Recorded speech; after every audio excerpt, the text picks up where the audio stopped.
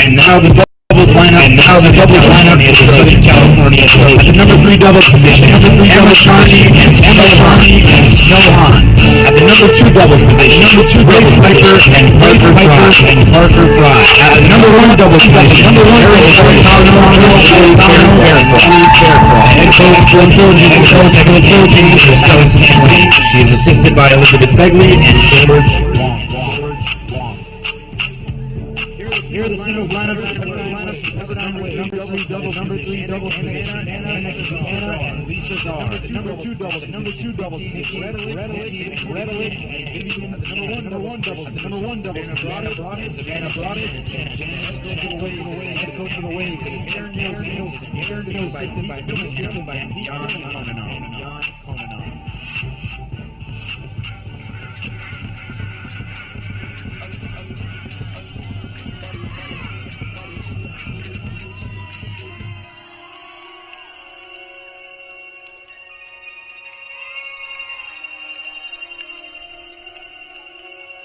And now that the high fives have been handed out, we say welcome in, everyone, and good afternoon. It is round of 16 Friday in this 2024 NCAA Tennis Tournament. We have so much fantastic action ahead on our Cracked Racquets YouTube channel. Of course, Alex Gruskin here. I get to steer the ship on broadcast number 1, but of course we'll have 2 feeds active here this evening as we cover everything happening across the country. Here on this feed, the schedule is as follows. We have rain delay in Charlottesville. That was a theme of weekend number 1, so I can't say I'm shocked to see it happen again, but of course, what a fun rematch that is in Charlottesville. 2-time reigning NCAA men's doubles champions Virginia. They get a shot at revenge. South Carolina came to Charlottesville in the Gamecocks' first match of the season. They knocked off the Hoops in a dramatic 4-3 thriller. Now, Virginia didn't have Iñaki Montez, their superstar senior, on that day. They will today.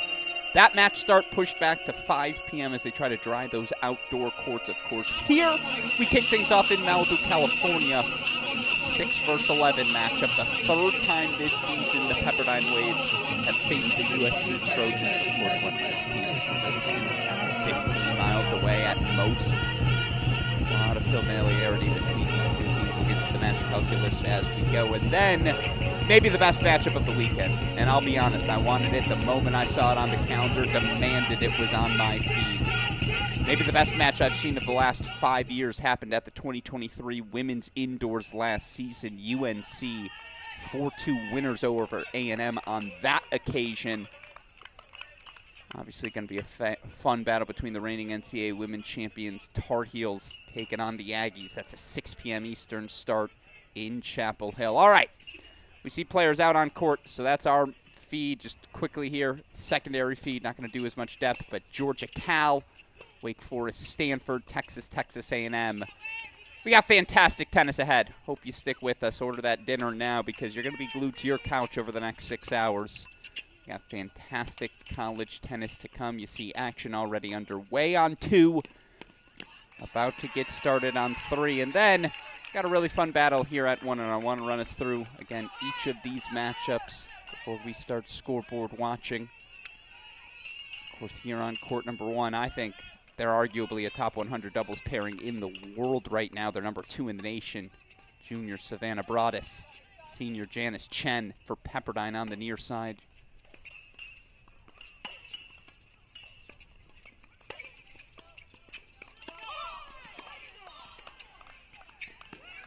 Oh, it's good to have the round of 16 underway. Now we're rocking and rolling. And again, we start every college match with the doubles point. 3 sets played simultaneously. 1 set, no ad scoring. Whichever team captures 2 of the 3 sets, they take a 1-0 lead going into the 6 singles matches. In our interviews, each head coach stressed,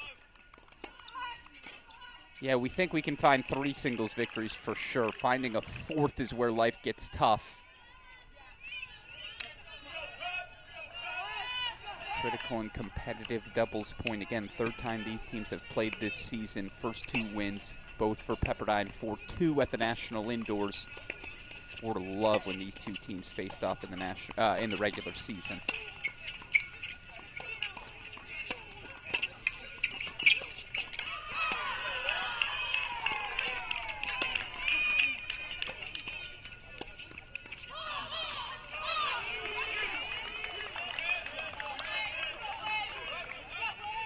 Serving on the far side for the Trojans, former #1 singles player in the country, All-American Erin Cayetano.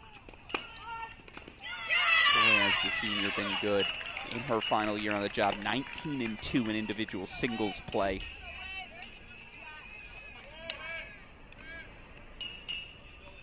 Partnered here with freshman Lily Faircloth, this duo was a late season switch, paying dividends for head coach Allison Swain. 3-1 overall at the top spot. Meanwhile, Chen brought us another fantastic season, 19-2 for them.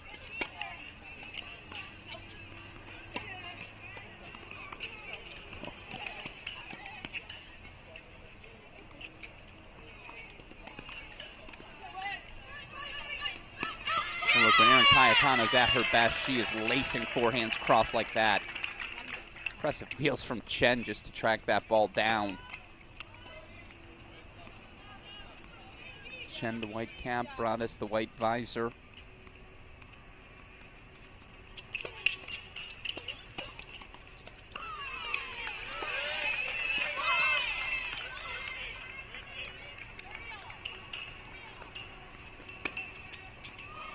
It's an opening hold for Erin Cayetano. So the Trojans hold 1-1 at 1. Let's head over to court number 2. Yeah, we caught him on a changeover. Better be a quick one. Pairing of Nikki Redelick, Vivian Young, 6 and 7 overall on the year. Again, Pepperdine's been so good at 1. Finding another set, 2 and 3.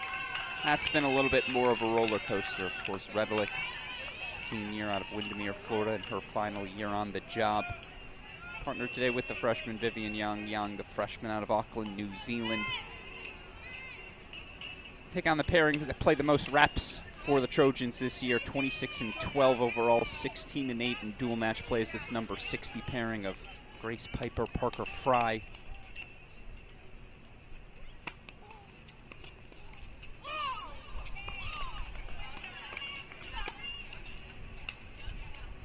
Fry, junior out of Rolling Hills, California. Piper, junior out of Somerset, England.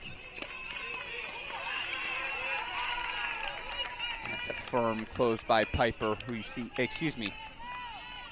by Fry, who you see there on the ad side. Piper, the heavily strapped right shoulder on the deuce.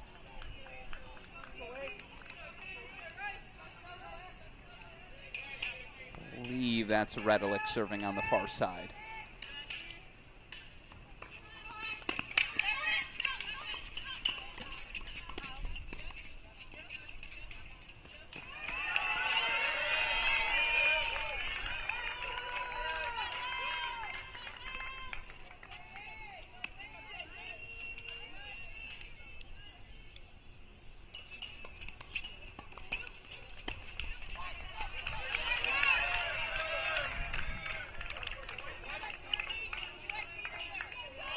Third time this season these two pairings have played. 1-0-1 is this USC team. They got a 6-3 win when these two teams played in the regular season at the number 3 spot. When they played at the National Indoors, it was at the number 2 position, was a 5-3 lead for Pepperdine. That ultimately went unfinished as the Waves had already clinched at the 1 and 3 spots.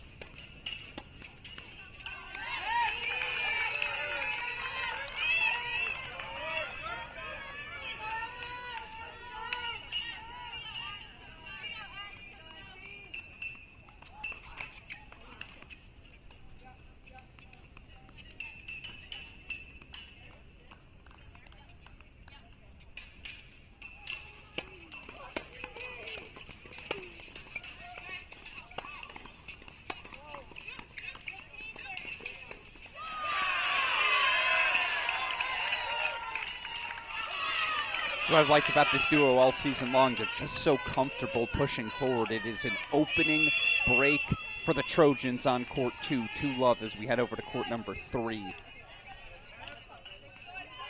Sophomore Emma Charney serving on the near side.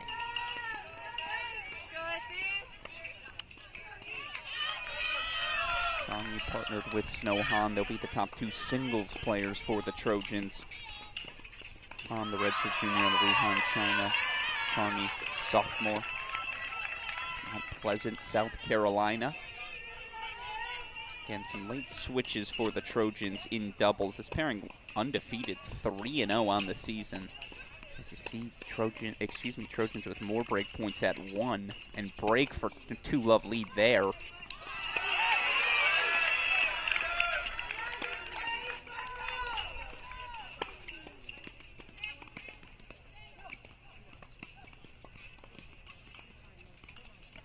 Oh, the hands from Czar is ridiculous. Snohan able to put it away on attempt number 2, so game point chances coming up for the Pepperdine Waves here. Lisa Czar partnered with Anna Campana. A couple of seniors on court for the Waves. Czar, the 5th year out of Stockholm, Sweden. Campana, 5th year out of Hillsborough, California. 4-1 overall in the season, but again, this 3-double spot, a lot of experimentation this year for the Waves.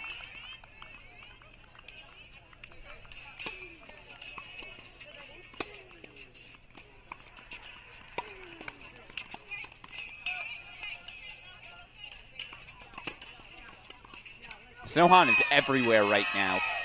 Trojans hold for 1 also. Let's go to a split screen. It's not a break till you consolidate, right? That's what the Trojans are trying to do early here on courts 1 and 2. Parker Fry serving for the Trojans on 2. Lily Fairclough serving on 1.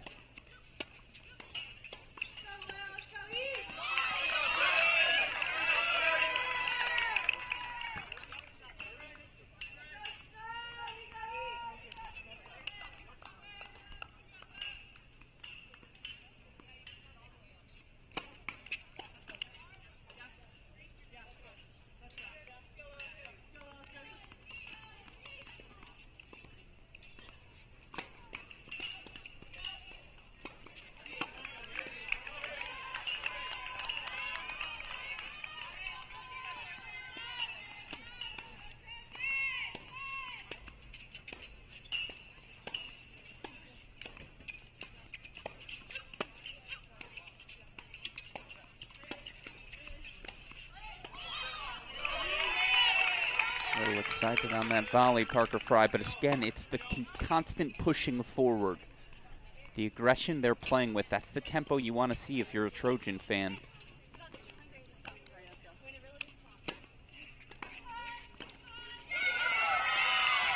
Savannah and JT have break points right back on 1.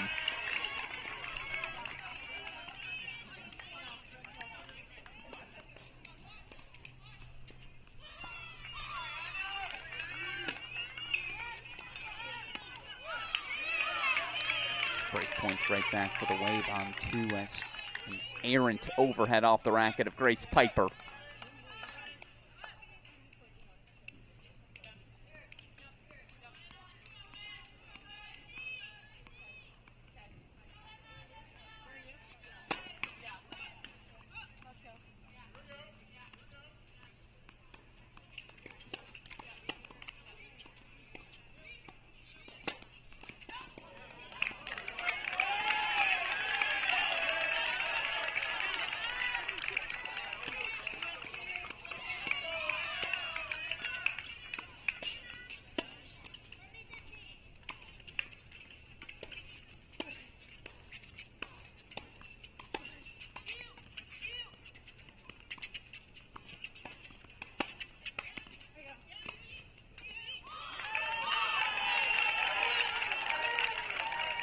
Fry sends it a little long, so it's breaks back for the Waves on courts 1 and 2. We've got ourselves a match. Welcome to the round of 16.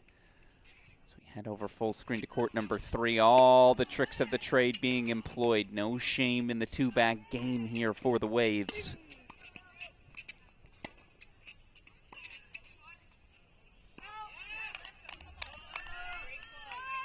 Anna Campana just an acknowledgement, hey, I'm not comfortable.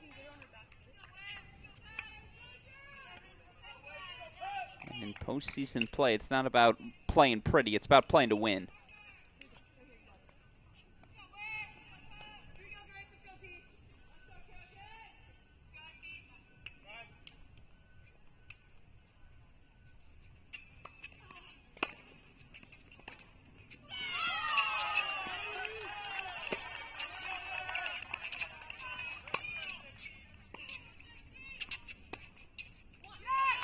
Snow Han is swinging. Now it's break point chances for the Trojans here on 3.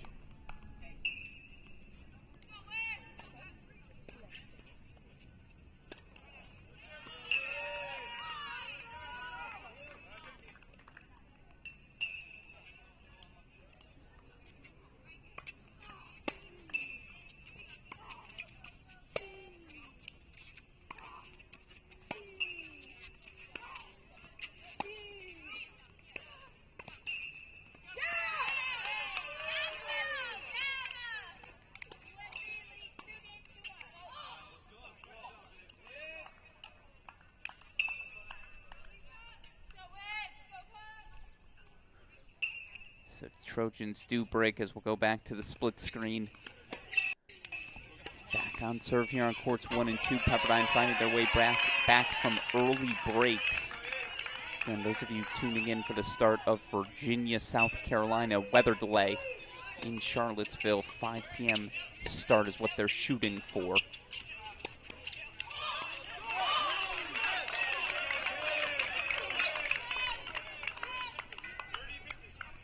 Fascinated to watch the freshman Vivian Young play today. Again, the lefty's going to be asked to step up, not just here at the number 2 double spot, 6 singles as well. That's been the spot you have to attack these Pepperdine waves at all season long.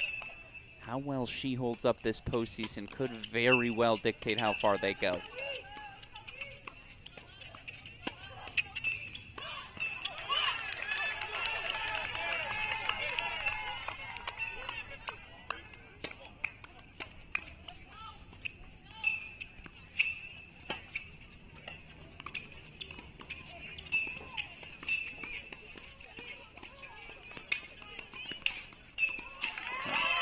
Great coverage from Broadus at the net. Better closing from Cayetano and Fairclough.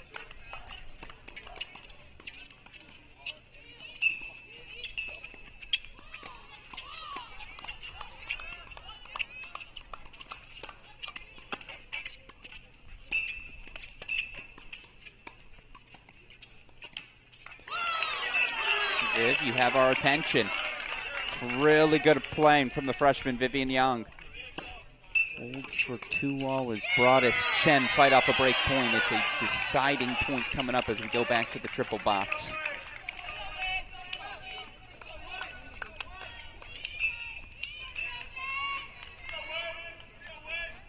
And it'll be the All-American Cayetano who says, "I'll take the return, please."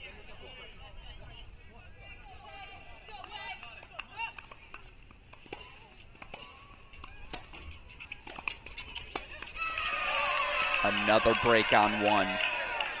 So let's take out full screen here.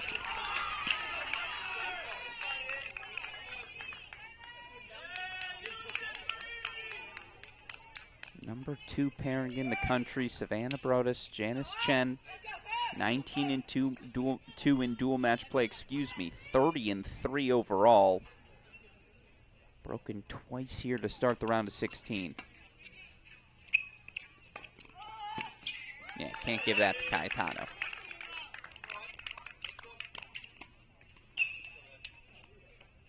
When given time, again, her forehand as big as any weapon we have in women's college tennis right now.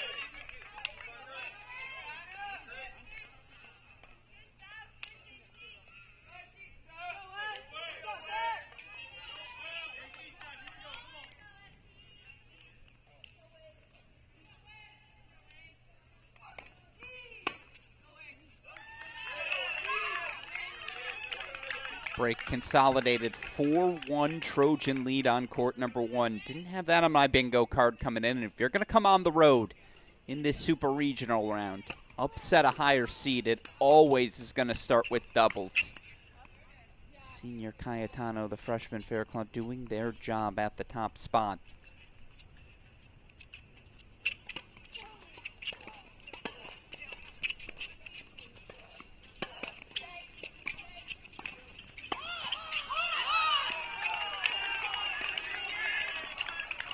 Such a good pass.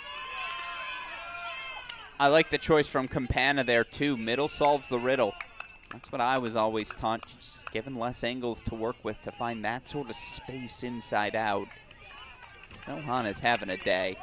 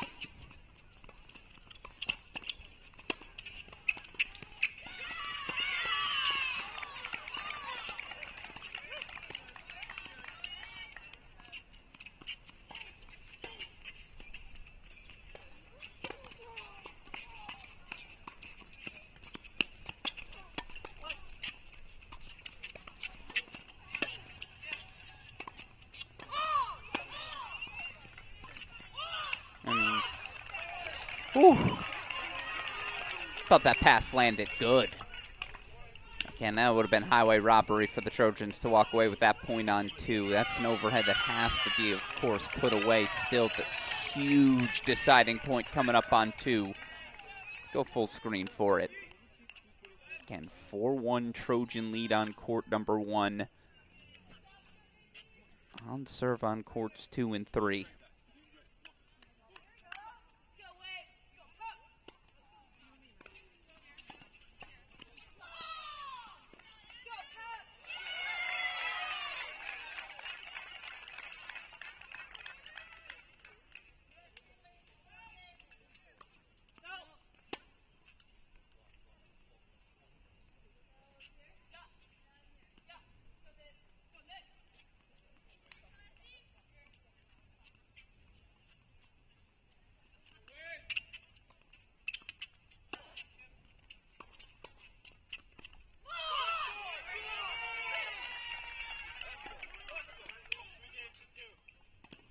It's a break for the Waves on 2, so a little momentum building, although the Trojans' breakpoint chance.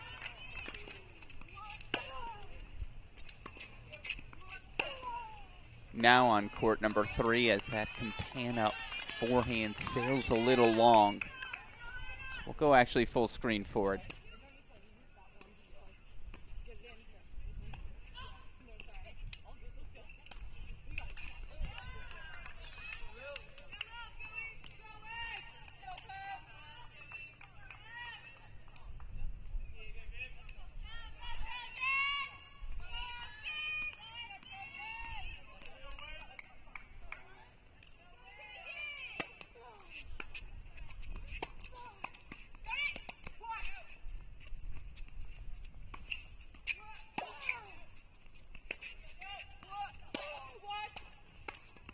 That'll work. Trojans break for 3-2 on court number 3.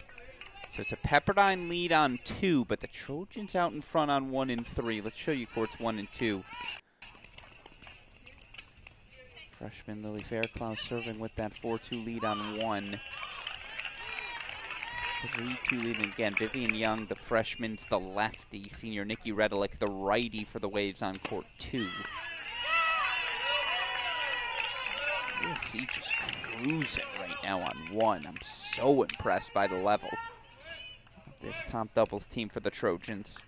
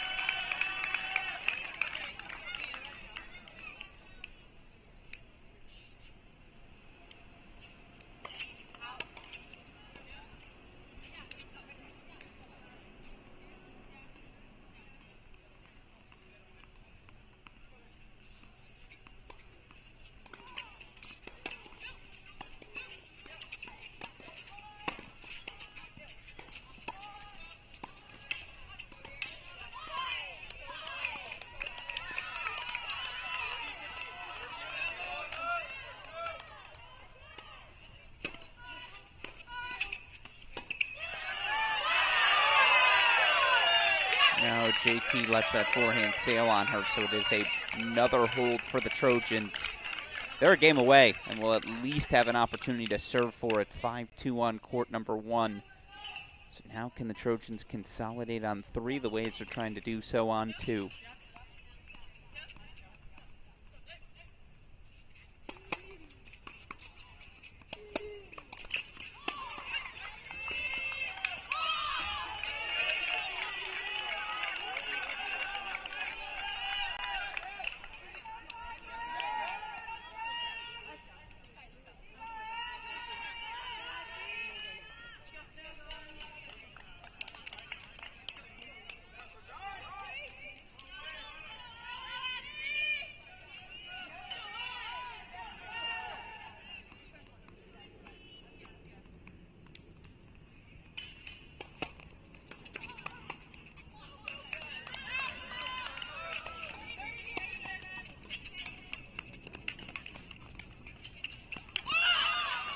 Waves hold for 4-2 on two.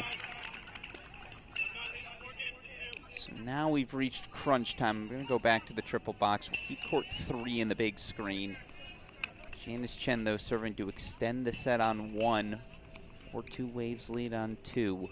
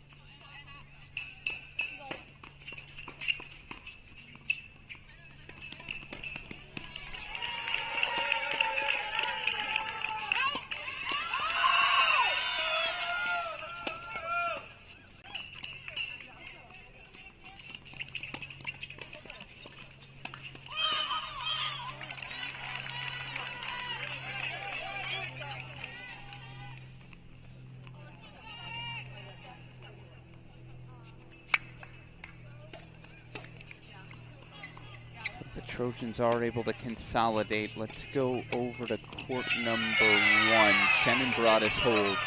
So USXC is going to serve for the set. We'll go full screen for it.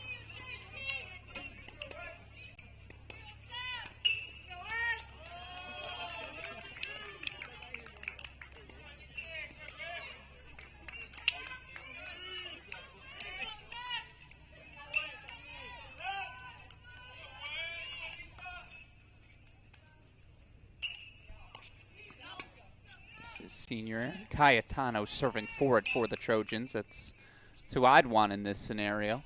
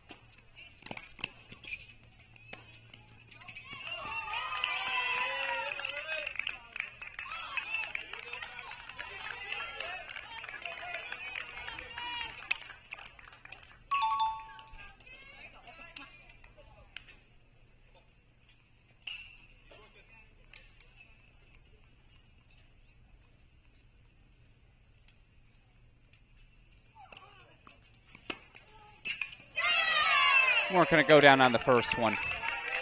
Match point fought off by the number 2 team in the country, Broadus and Chen. But again, if you're going to come on the road and earn a victory here in the round of 16, this is the sort of upset you need to pull off. Cayetano and Fairclough. 3 more looks at it. You've got 4 first serves in a row here.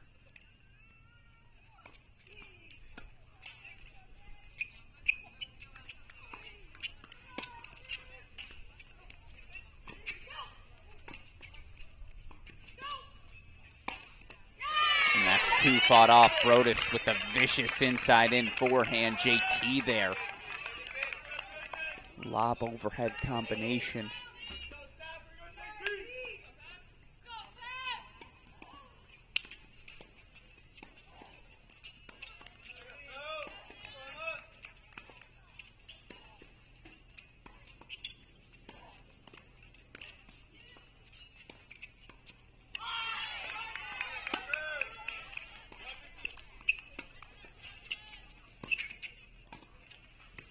Well then, now it gets interesting.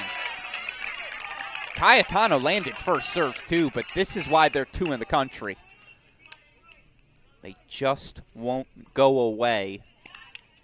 Deciding point, match point coming up.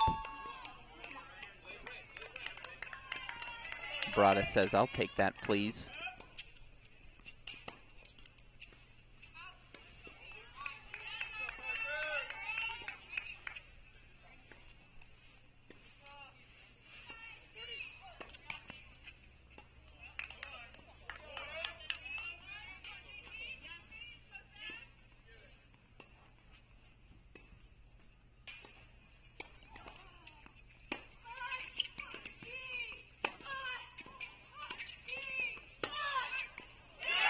They sneak it out. Cayetano Fairclough knock off the number 2 team in the country. 6-3 Trojan win at 1. That is impressive stuff. As you see, USC, the break lead on court number 3, Waves serving for the match on court number 2. Freshman Vivian Young, 15-30. I thought Broadus and Chen might sneak back into that one at 1. That was excellent, excellent depth off the backhand of Cayetano to keep that pressure on Broadus. All right, Trojans came to play today. Just one of the 2 remaining sets.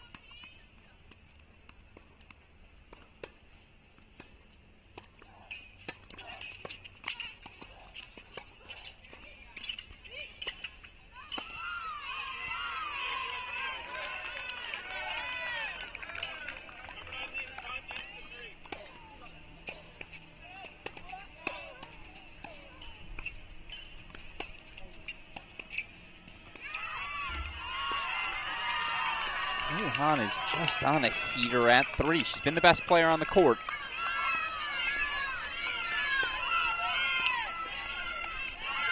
Trojans a point away from consolidating a 5-3 lead.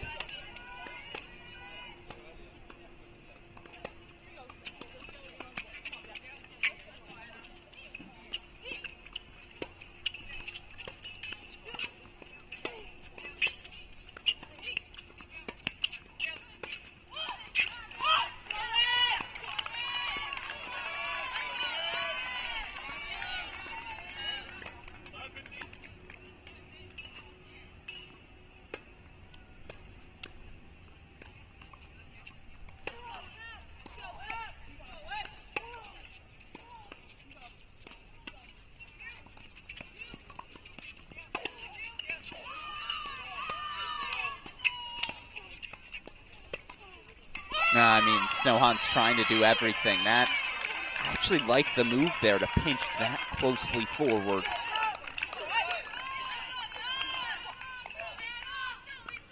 That's that, I suppose, on that instance, caught with her hand in the cookie jar, right? By the way, let us know in the comments who you got today. Trojans, Pepperdine.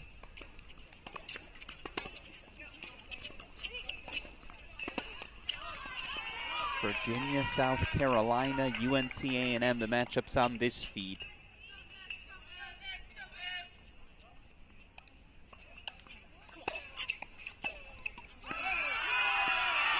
It's a Charney Hahn hold for 5-3, so the Trojans a game away there. Meanwhile, Vivian Young, as you saw, broken serving for the set. Momentum USC, no doubt about it.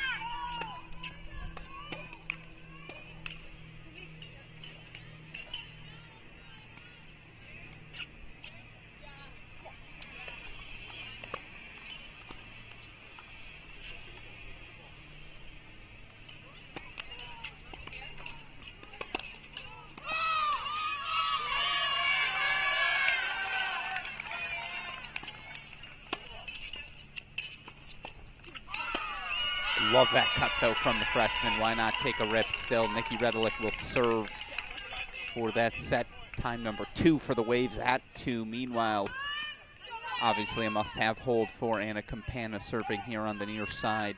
A couple of seniors on court for the Waves. If you're going to go down, I suppose that's how you'd want it.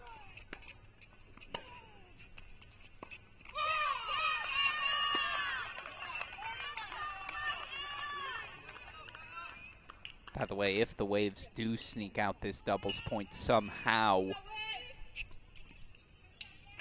again, given their struggles on courts 2 and 3, particularly relative to the now 19-3 in dual match play duo of Broadus and Chen, it would be a more massive momentum boost for the Waves.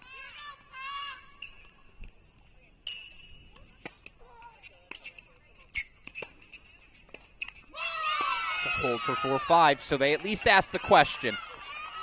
And I apologize, I don't remember in the serving rotation, will it be Hahn or Charney serving for it? We'll find out on the other end of that changeover. Back over to 2 we go. This is Redelic serving for the set for the Waves.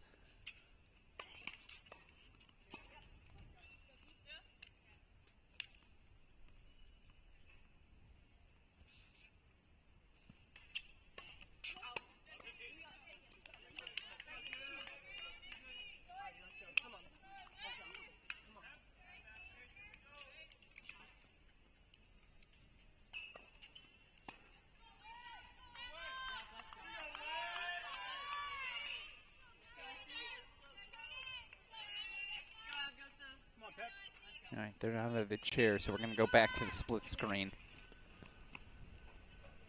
Looks like it'll be Charney serving for the doubles point.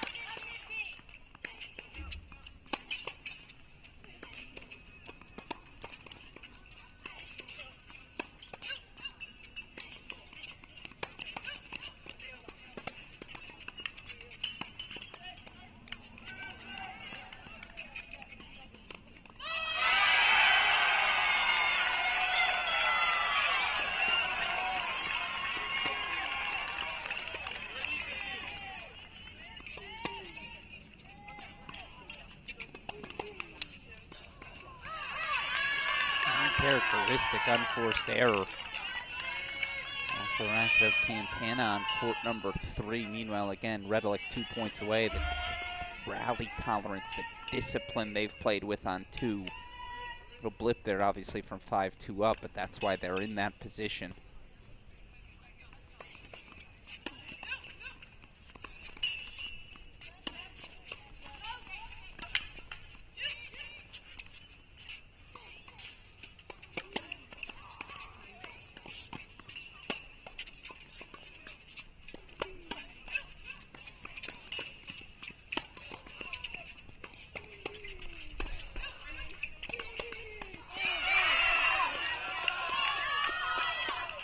Yeah.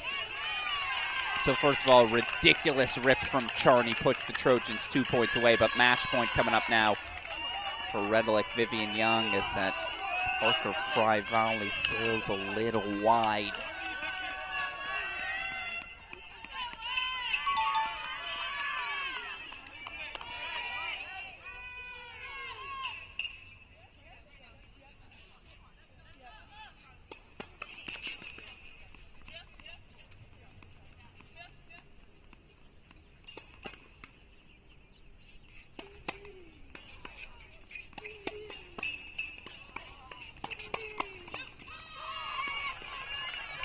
Ended with authority, Nikki Redelic in her final match in Malibu. Clinches with the forehand winner, 6-4. Her and Vivian Young take it. So we go full court to court number 3, our deciding set. 5-4, 30-all sophomore Emma Charney serving for it. Oh no.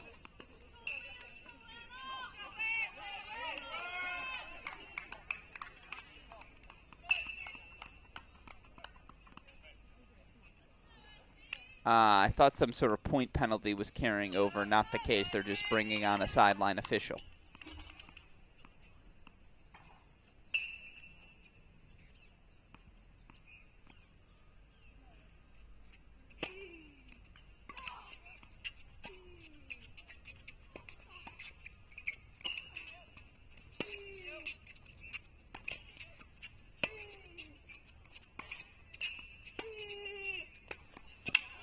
Charney leaves that lob short.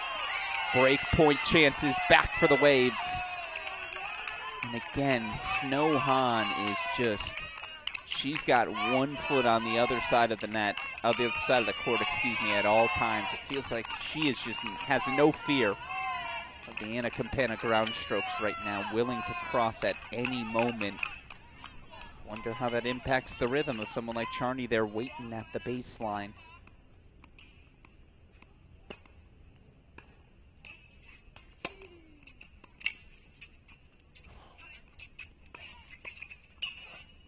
Well, that's ridiculous. For Campana to keep that return that low. Yeah, it's easy to say, Snohan, you're on top of the net, smack it away. You do, you smack the net. And so it is a waves break back for 5-all.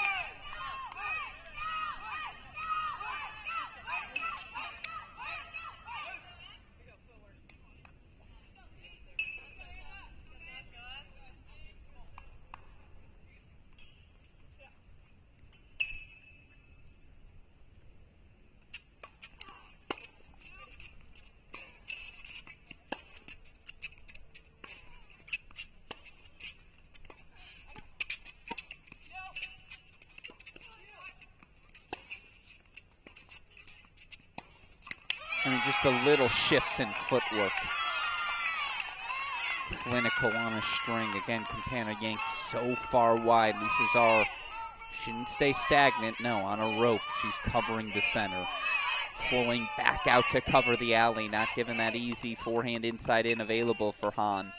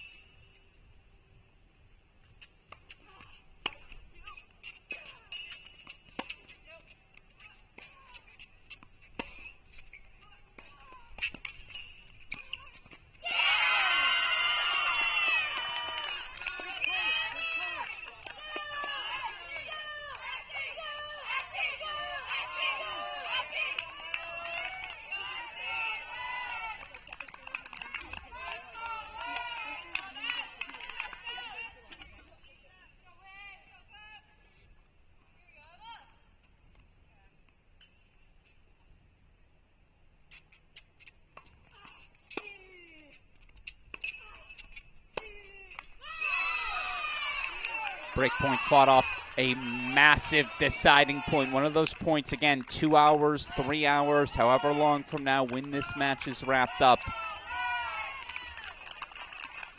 This is one of the 4 or 5 points that'll decide things. Deciding point coming up for Lisa Czar in the seniors' 5-all service game. Again, her final match after a top 10 career in Pepperdine women's tennis history. It'll be the sophomore Charney to take it.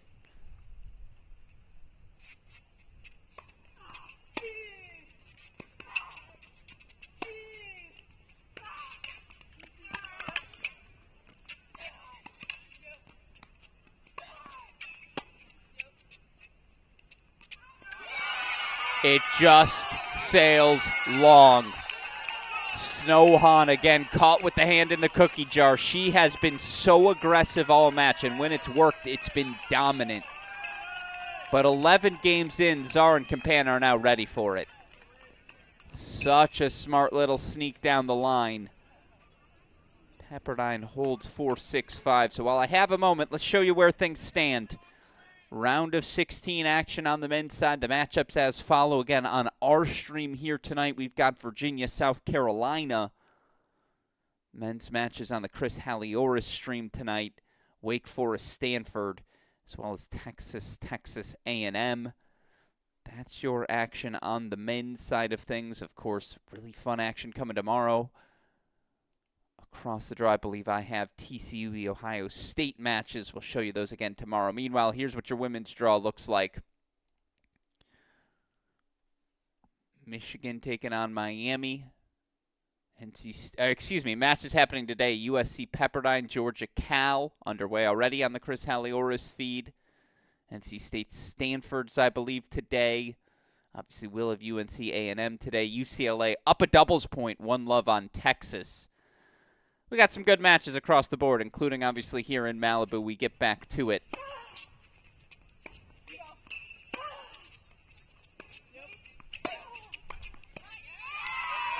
Lisa Czar, Anna Campana. They're down 5-3 in this set. 3 straight games, a hold, a break, a hold. Now at a minimum, they've earned themselves at least a shot at a breaker. Meanwhile, let's see if redshirt junior Snohan can find a little something here. Reestablish the tempo here for the Trojans at 3.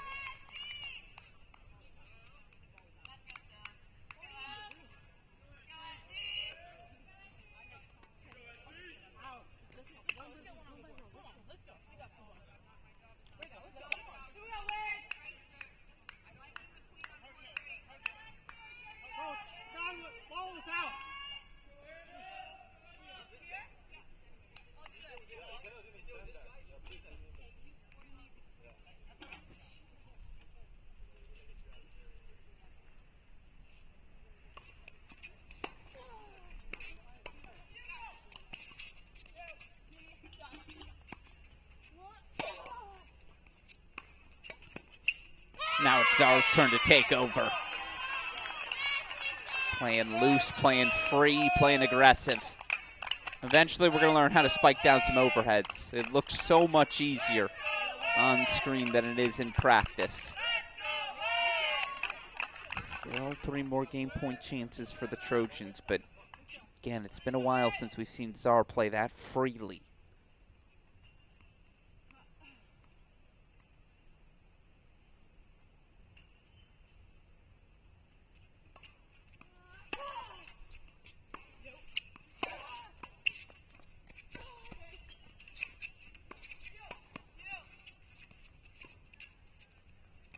It's absolute money.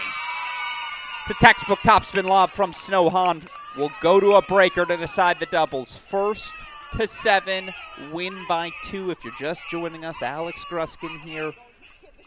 Virginia, South Carolina men's match start delayed by at least an hour due to rain. So we have been locked into this one from the start. 6th-seeded Pepperdine, 2-0 on the season against 11th-seeded USC, but the Trojans came out hot. Aaron Cayetano, Lily Fairclough earning a 6-3 upset, 6-4 upset of the top, number 2 team in the country, Janice Chen, Savannah Broadus. Pepperdine, of course, responded. Vivian Young, the freshman, senior Nikki Redlick, 6-4 win at 2, and now it comes down to the breaker here at 3. It's the seniors for Pepperdine, Anna Campana, Lisa Czar taking on sophomore Emma Charney, redshirt junior Snow Hahn.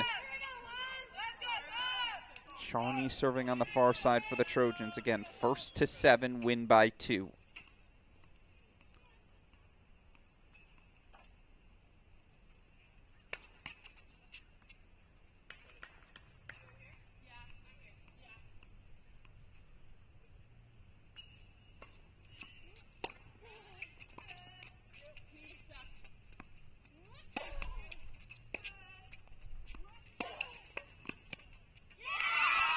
Been the difference. Snow Hahn in particular a little bit more comfortable just knocking off those volleys.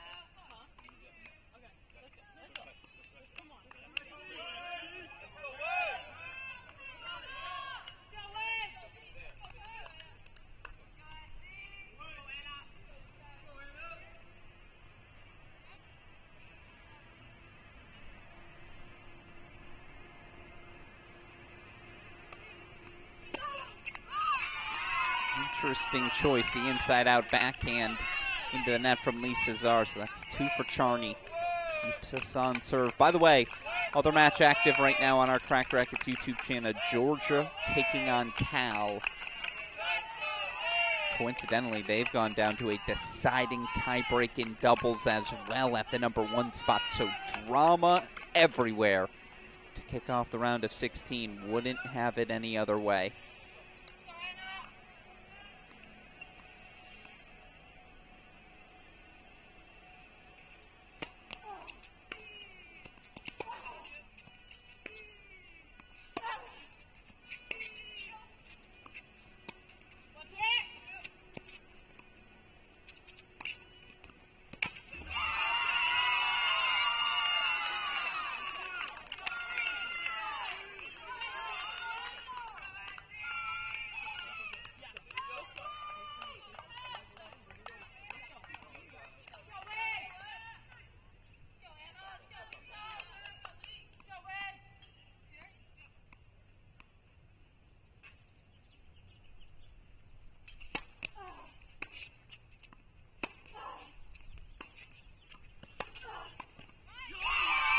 Really well done by the Trojans.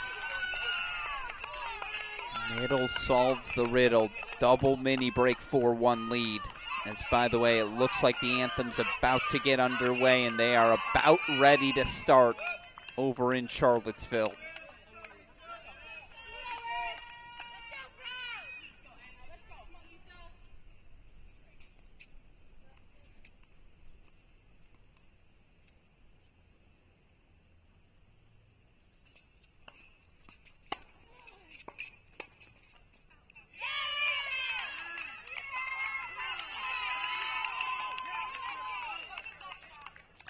Gotta be so impressed with, again, the freedom the Trojans have played with in doubles. Remember, this is the 3rd matchup between these 2 teams. No secrets. And, of course, 2 schools separated by fewer than 15 miles. You're going to see all these same players at the regional every year. At the individual events you want to play in the fall. Yeah, USC's dealt with a bunch of injuries all season long. They flipped their doubles lineup late in the year, but, man, more than anything, it's the execution of the Trojans here.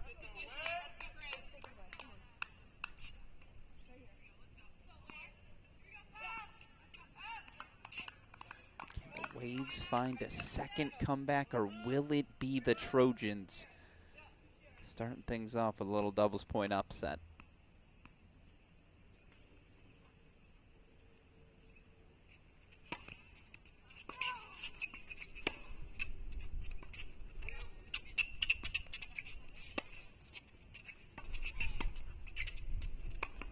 Yeah, that's much better. Snapped off by Czar.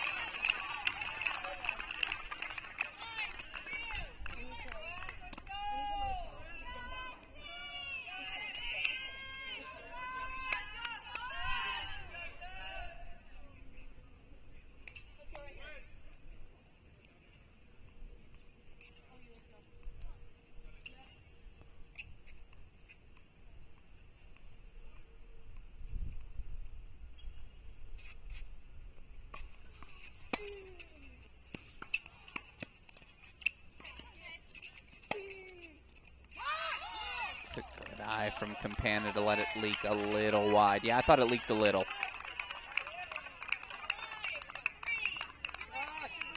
If you're a Macharny, you got to at least ask the chair, of course.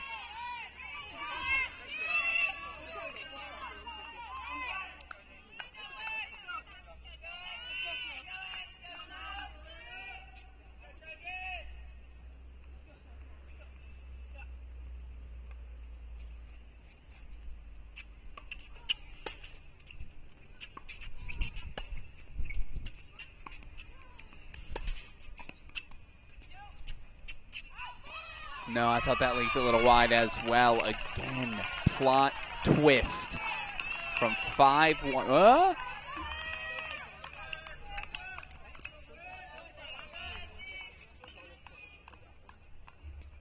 I don't think that's right. Fairly certain it's 5-4 unless there was an overrule.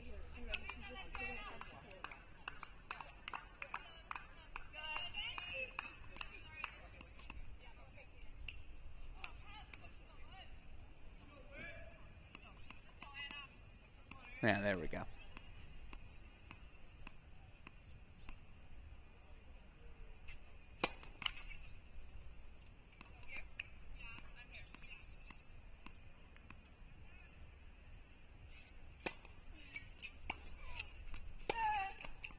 Now they're split in the middle. Much better from Lisa Czar. She's starting to get comfortable. It is 5-all in the breaker. Better now than never. If you're the Trojans again, got to get some sort of play call here where Snohan's moving, right? That's when they've been at their best. Charney moving the ball around from the baseline. The steadiness, the depth, allowing Han those opportunities to attack.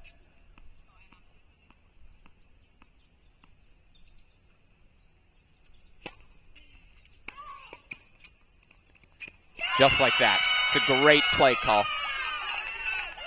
Just what the doctor ordered. Now it's a match point.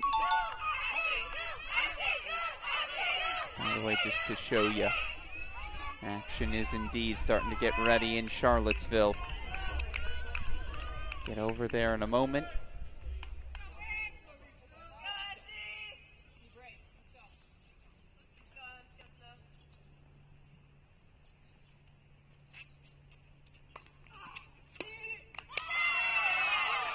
Six all on the turn. So again, we'll keep this in the big screen, but I do want to show you they are now out on court in Charlottesville, and a little bit of a lineup switch for the Who's. Iñaki Montez, the All-American senior. He's out of the lineup right now. Two-time defending NCAA champions are going to need him healthy. Of course, he's dealt with shoulder issues all season long.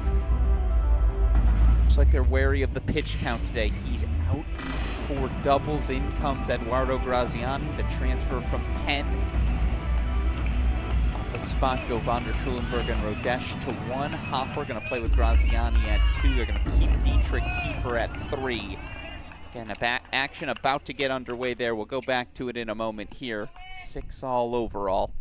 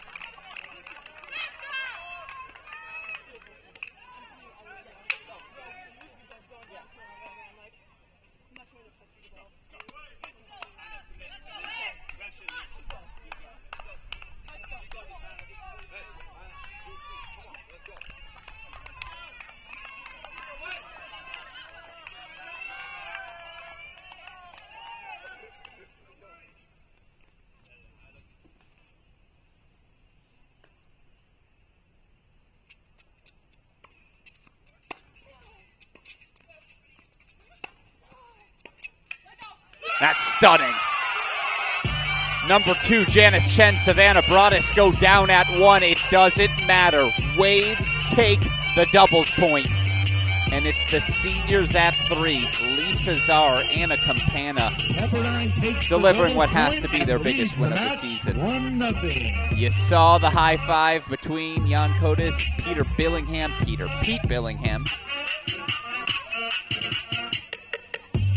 Doubles point stolen by the Waves.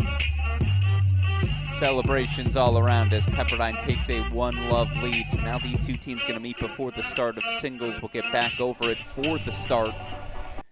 In the meantime, to Charlottesville we go. We'll start out in a triple box so I can introduce everything to you with help, of course, bringing our third match happening right now in Charlottesville.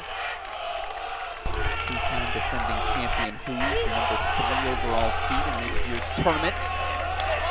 Getting a little rematch here as they take on a South Carolina team that has had as exciting a campaign as anyone, men's or women's, in the country. 11 4-3 matches. Already a win in Charlottesville this season. We got seniors everywhere here on court. James Story, Toby Samuel. And the seniors, Christopher Dash, Jeffrey von der Schulenberg. Yeah, I know, it looks like it's raining. It must not be. We're ready to play tennis here in Virginia.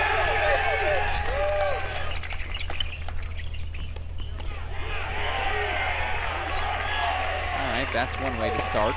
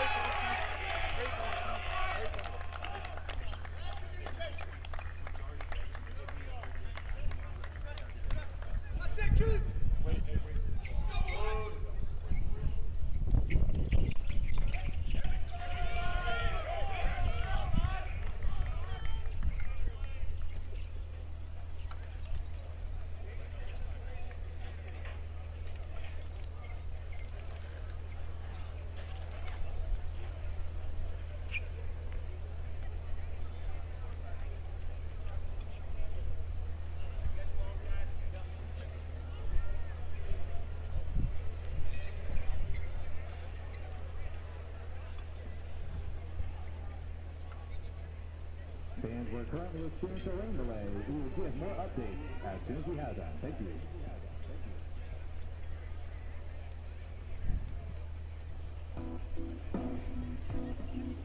Well, of course, that's the case.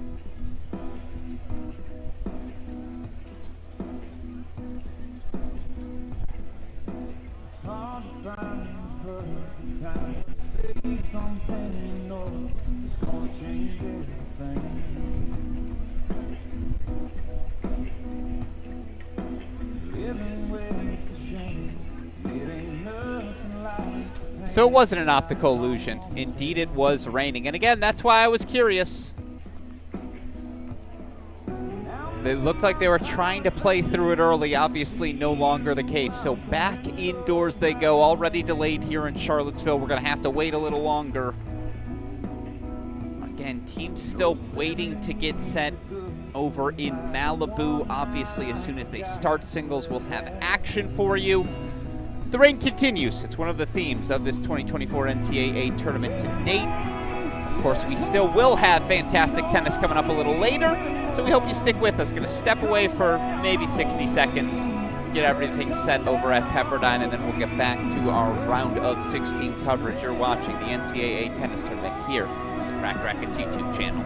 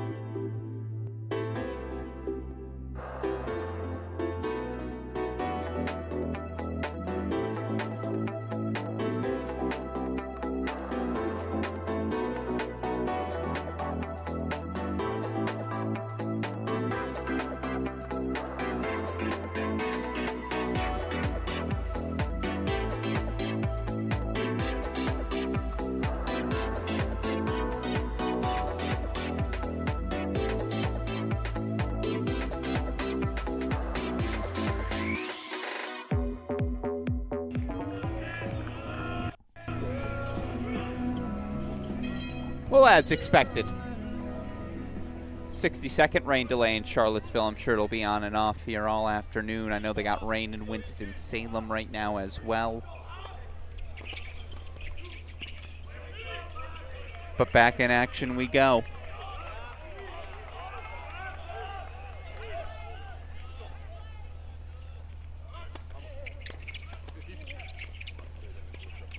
Of course, this Virginia team, again, two-time NCAA champions, 24-5 overall in the year entering today. South Carolina 19-14 on the year. Lost senior All-American Connor Thompson at the start of the season. Been some serious ups and downs, but boy, are they playing their best tennis to end the year. FCC tournament finalists. Last weekend, they go to Raleigh, North Carolina, upset 14th seeded NC State 4-3. Can they find a little more magic here today? Certainly going to need it to beat the Who's in Charlottesville twice this season.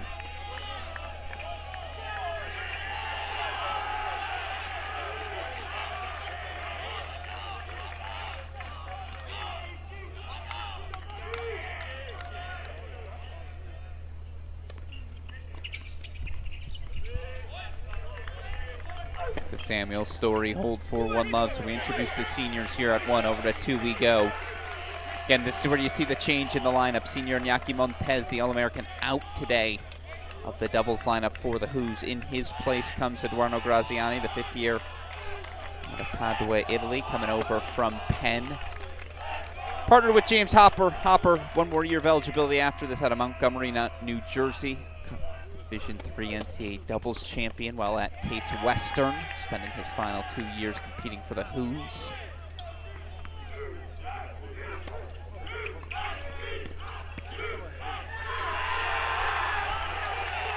And there you see a big fist pump from Hopper. Graziani trying to bring the energy in the absence of the senior.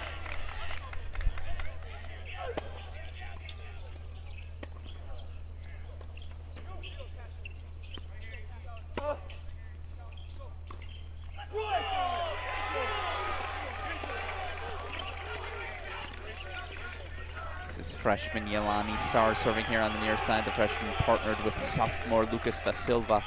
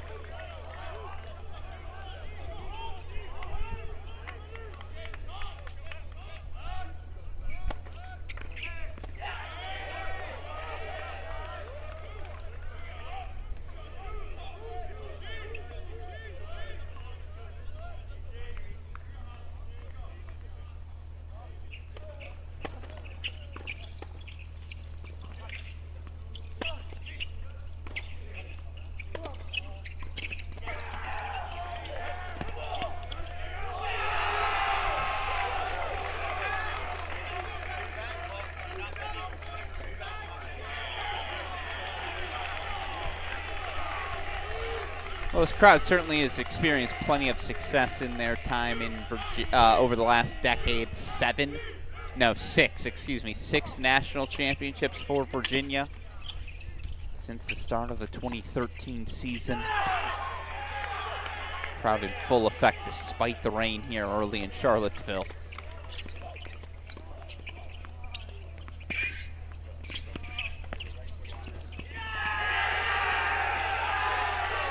Hopper Graziani find the line, and there's a James Hopper fist pump. And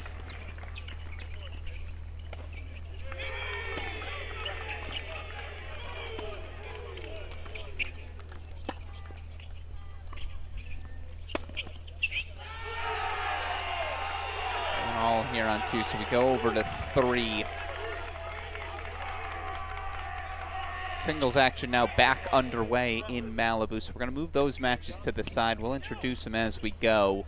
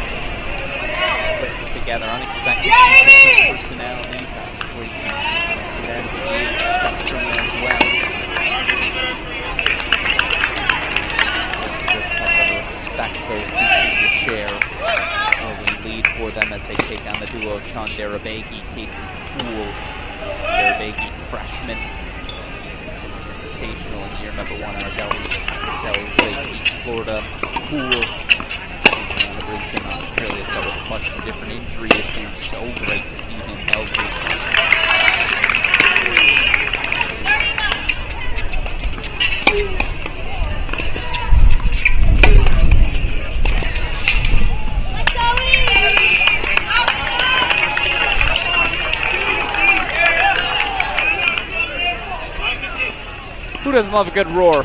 Darvegi Hool hold for 1-all.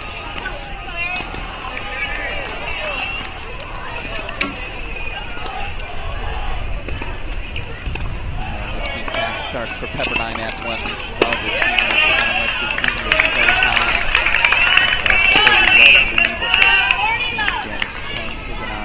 sophomore Emma Charney again. Trojans after dropping the doubles point. They have to have one of those top 2. First half will go 1 and 2 in the top 3, sweep 4 through 6.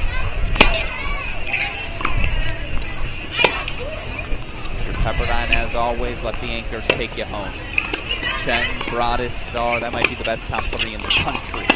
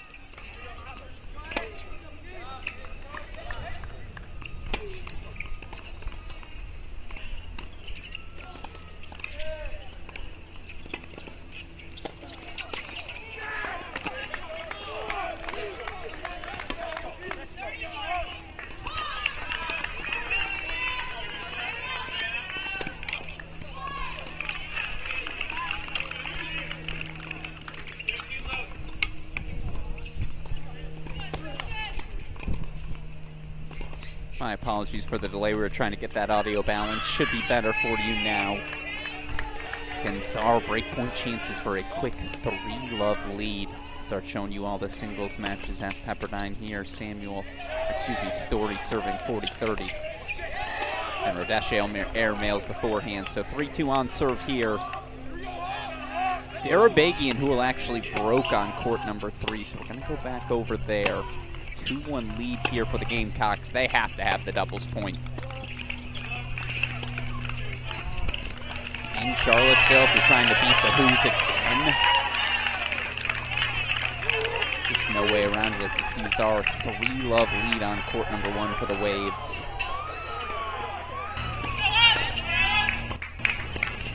Broadus, a 3-love lead as well. The junior has lost fewer than 10 times in dual match play in her career. Another ridiculous season, 17-4, as she takes on senior Erin Cayetano. Cayetano getting strength on strength. She's 19-2. I think that's the swing match for the Trojans. If they're going to find 4, Cayetano's the one to look to. Uh-oh. Here comes more rain.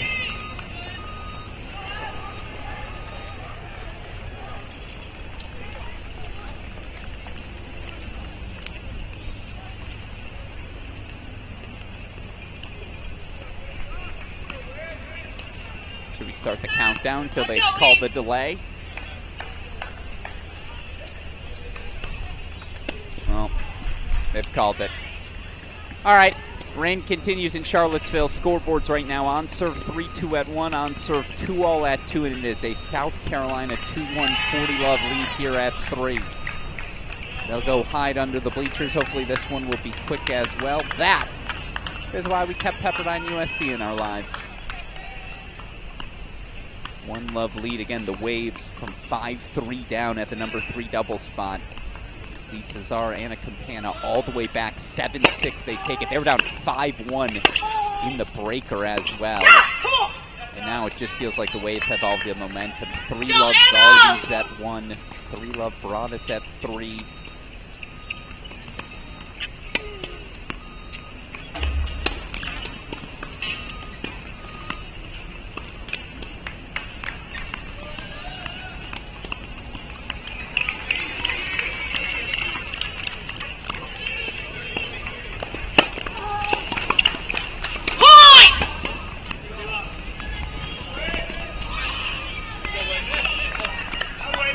By the way, the proclamation, just play indoors in Charlottesville. I get that inclination. We all want to watch tennis, but it's the outdoor championships.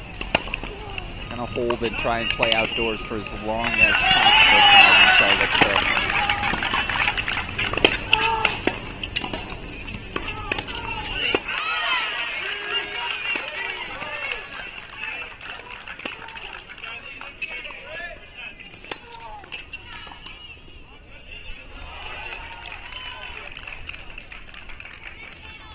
See Janice Chen 2-1 lead here now on court number 2. Again, Waves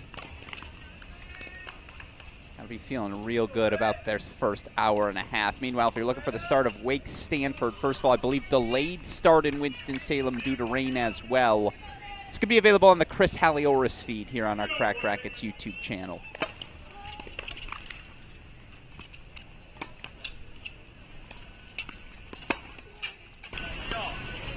Here again, junior Savannah Broadus.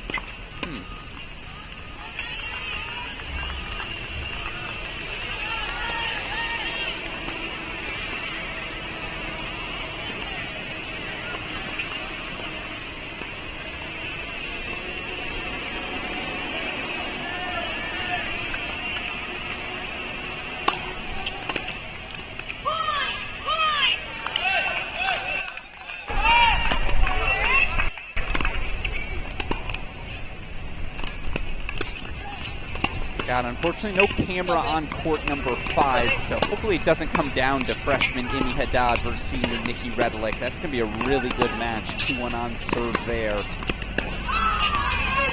Oh, you see it there actually on court number 5, so no camera for court number 6, Vivian Young versus McKenna Koenig. Change our logos accordingly.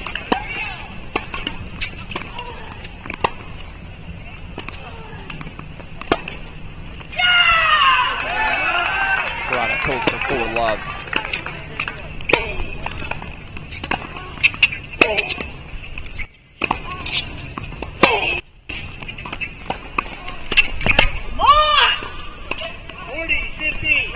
I think it's at the bottom of the lineup where USC is going to have to attack. That's where Pepperdine has, dare I say, been relatively attackable. 15-5 at the 5 spot, but 9-5 at 4, 13-10 at 6.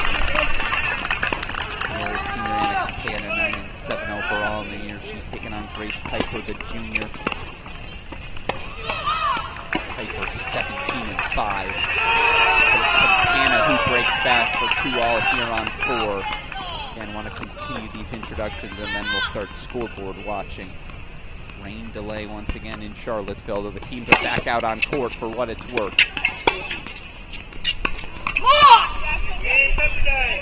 Suzuki Redlick holds for 2-all. Redlick 11-3 overall in the year. The senior gets her court time in, and unfortunately her teammates up top, they just win too quickly, so she hasn't been able to finish a lot of matches. But playing her best tennis to end her career, she's taking on again freshman Amy Haddad. Head coach Allison Swing called the freshman the secret weapon in their lineup. She's been out with injuries for much of the year. Obviously available, playing her best tennis. The rest of the country will be put on notice.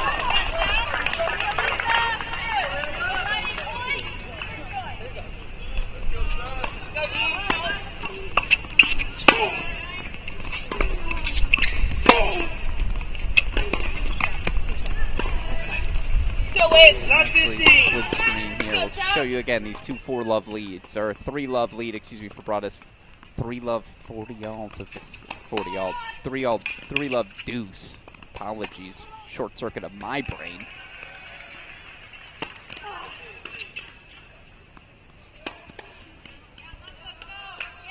Czar sends it long, so Snohan gets on the board.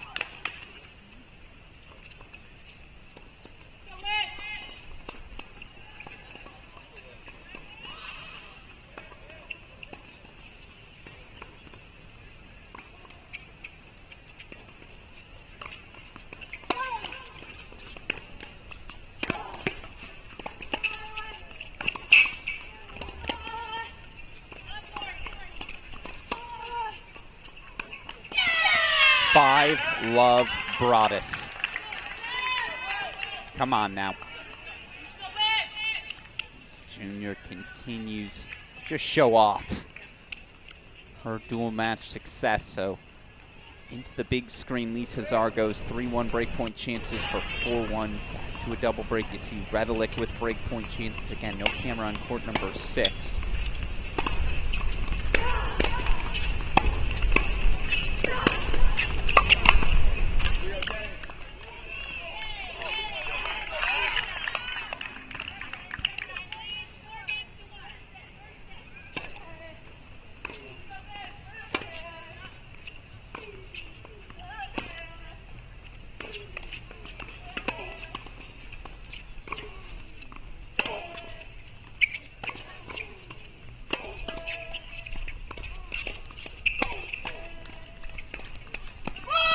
Just Nikki Redelick out in front by a break. So Pepperdine with breaks at early 1, 3, and 5. Again, monitoring that scoreboard on court 6, 2-all deuce between Young and Koenig. No camera on that court, unfortunately, for us. Meanwhile, in Charlottesville, players are walking back out on court.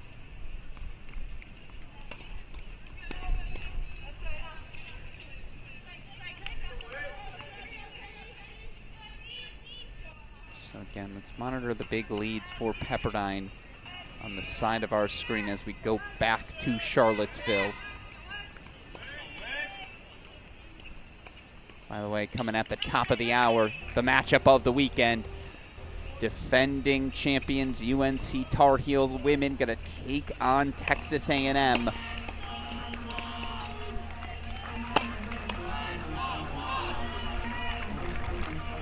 This is the only break lead in Charlottesville right now. Freshman Sean Barabegi, junior Casey Houle, 2-1 40 love lead on the pairing of freshman Dylan Dietrich, the Eagle. Senior Alex Kiefer.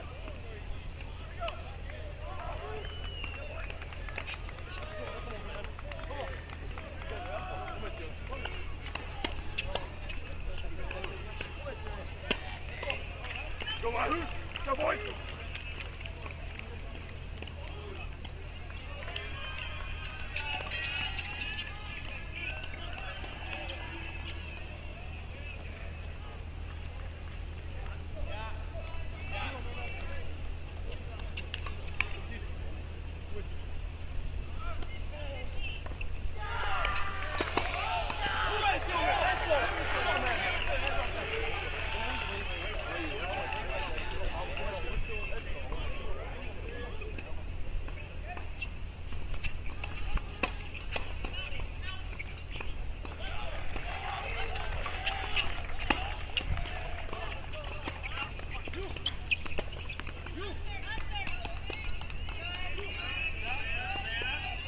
Well then,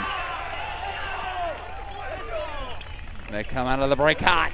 And it's always nice to have an All-American in your corner. Virginia does, of course, and former #1 doubles player in the country, top 20 doubles player in the world, Tret Huey. That's, by the way, ooh.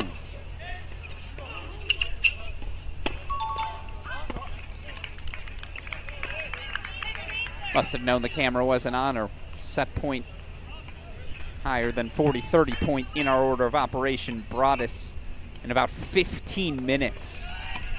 This will happen to senior Aaron Cayetano at times, but it hasn't this year. Set point chances for Broadus for a bagel.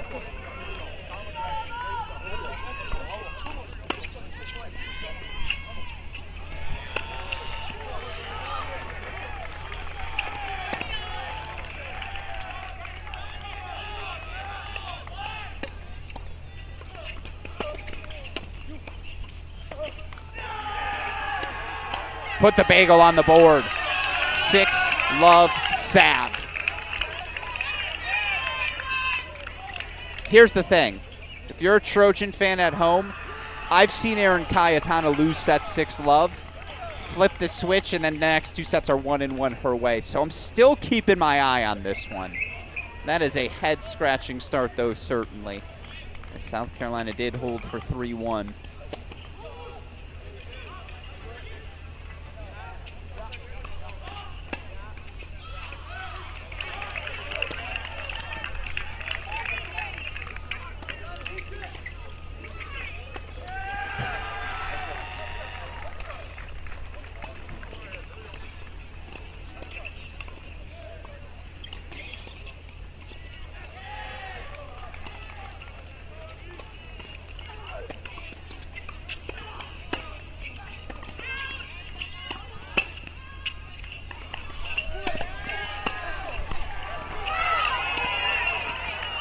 Sideline official confirms the call. Let's go over to 2.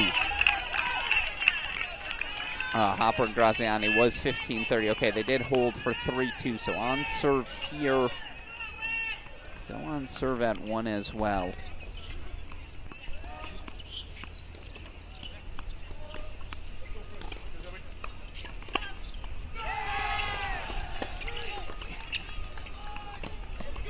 That's how you spike a volley. To date back to a conversation we were having earlier, so. It's looking like you'd expect men's doubles to look on courts 1 and 2. Court 3, the only one with any sort of pace for us to follow. We'll go back over to it.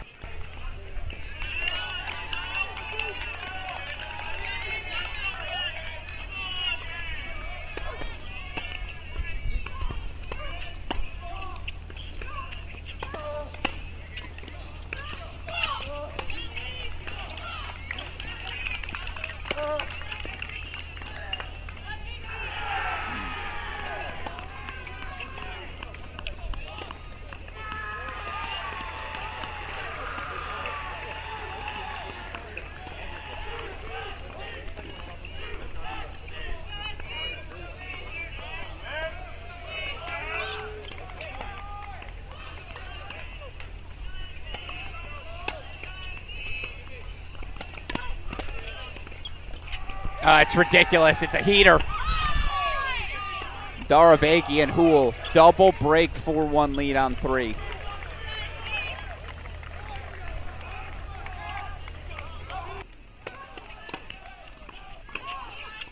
As you see Grace Piper break point chances back on 4. Lisa Czar closing in on another opening set for the Waves. 5-1, 30 love on 1.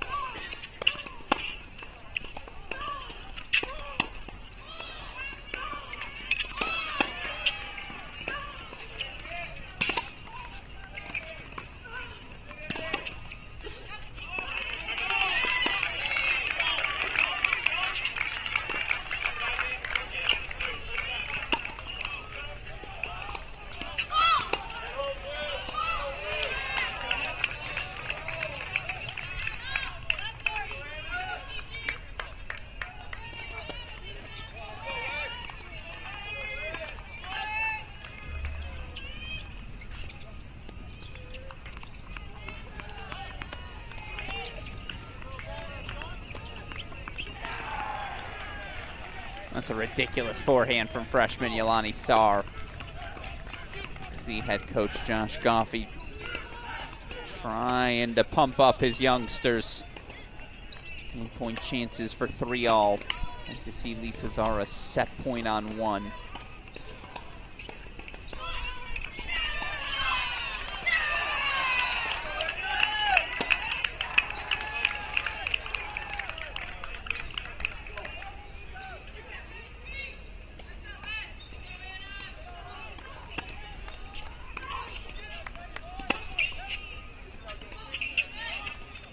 South Carolina holding for 3-all. Lisa Czar does take an opening 6-1 set for the Waves, so that is quick sets on 1 and 3. That's why that doubles point was so significant, especially to win it without the number 2 pairing in the country of Brodison Chen. Waves hitting the gas pedal.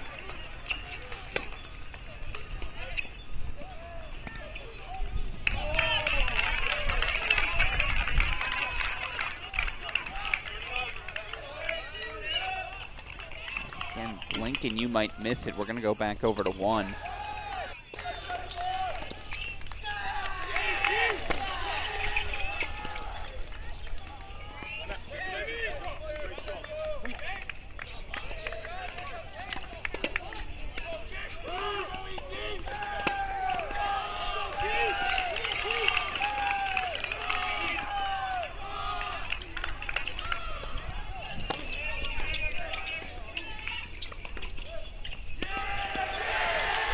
Almost has to be that good, has to be that aggressive.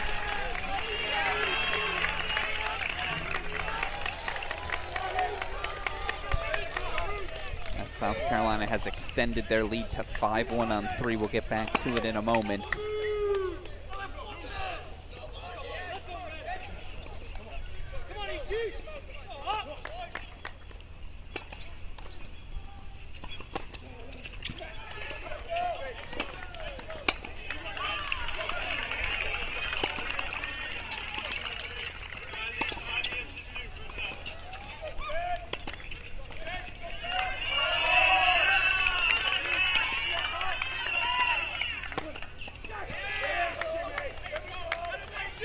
How you fight off match points, set points, find a couple of first serves.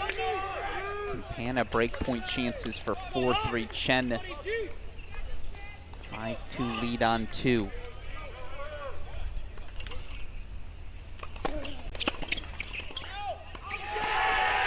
Virginia gets a break. So Rodesch and van der Schulenburg will serve for the set at 1. 5-4 lead as we race over to court number 3.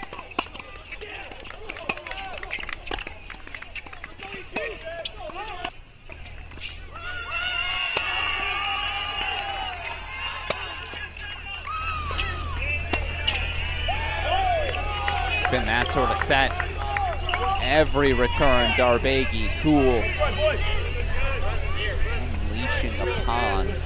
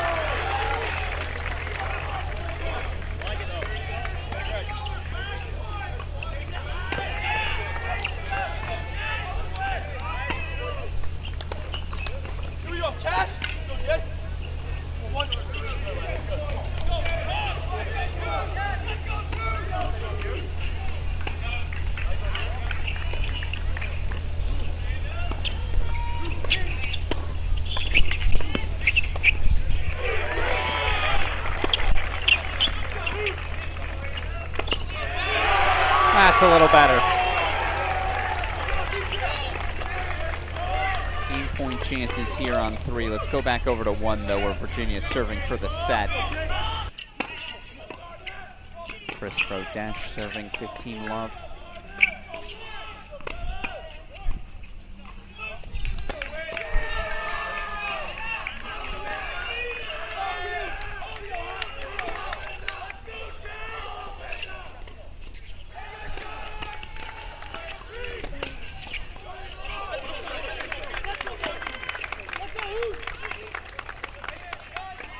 Hopper and Graziani may have just been broken by Saran De Silva.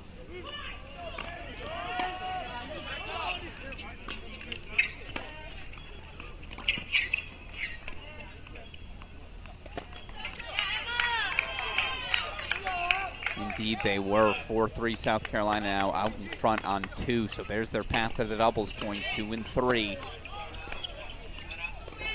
Woo! What's that for a forehand cross?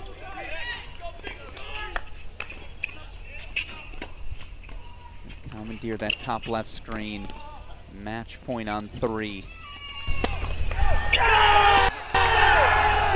And Darabegian, who will close it out 6-1, so there's a set.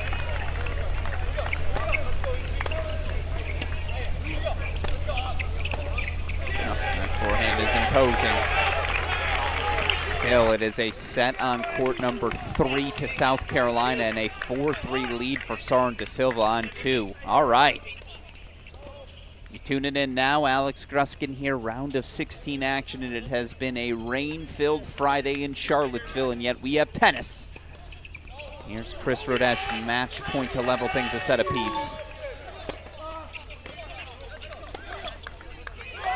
That's how he ends it. It's his final match in Charlottesville. It's a final match in Charlottesville for a special class of seniors. 6-4 set to Rodesch, van der Schulenburg, so it'll come down to court number 2. And again, senior Iñaki Montez out of the doubles lineup today for the Hoos. dealing with shoulder issues all season long.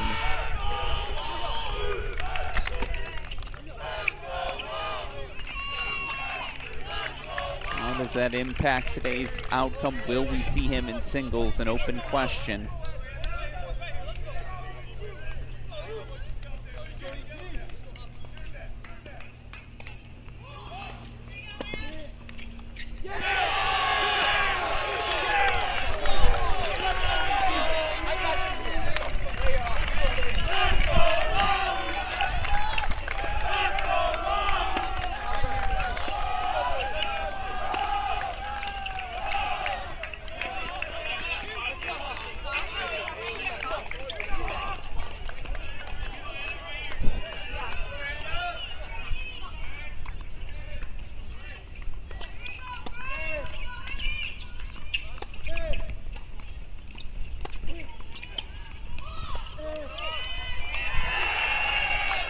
No home court, lead court bounce for Hopper there. The forehand leaks a little long, so game point chances to consolidate the break for the Gamecocks.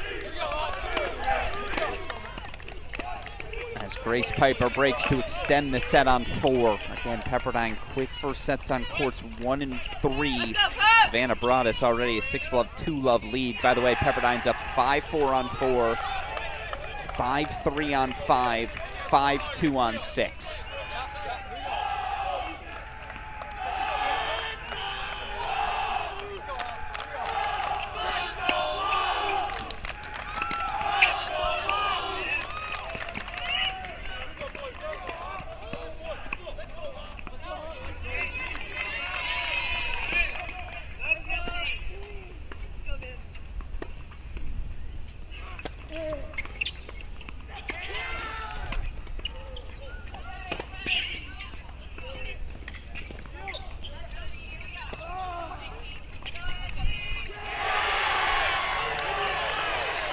Great defense, and the crowd's going to get warned. Can't do that again.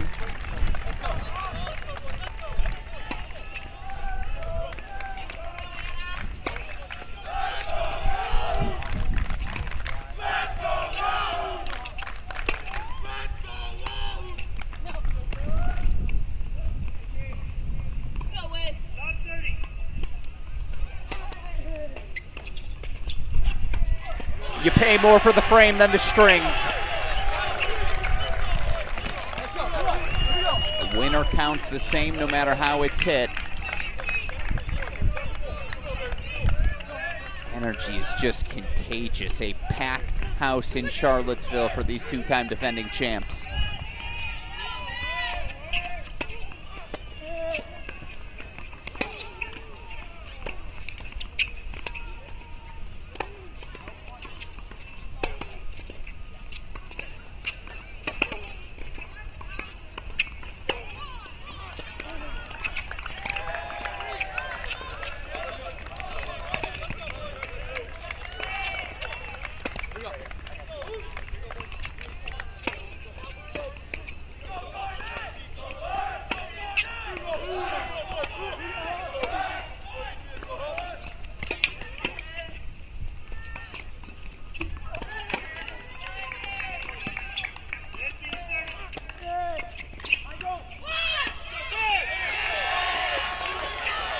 Good call by Hopper to let it leave.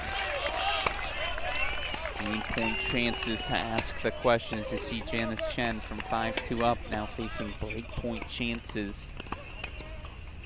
Sophomore Emma Charney does break to get back on serve. Can the Trojans get anything going out in Malibu?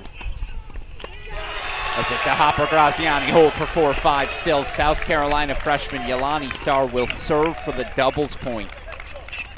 The Gamecocks trying to keep their roller coaster 2024 going. Meanwhile, over to court 5 we go. Freshman Vivian Young, a 6-2 Pepperdine first set at 6. So they've already gotten courts 1, 3, and 6.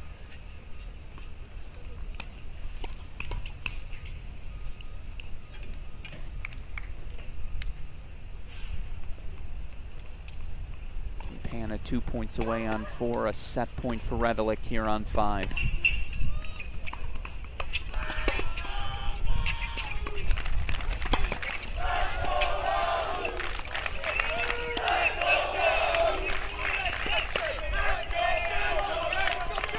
4 first sets for Pepperdine. Set point for a 5th on 4.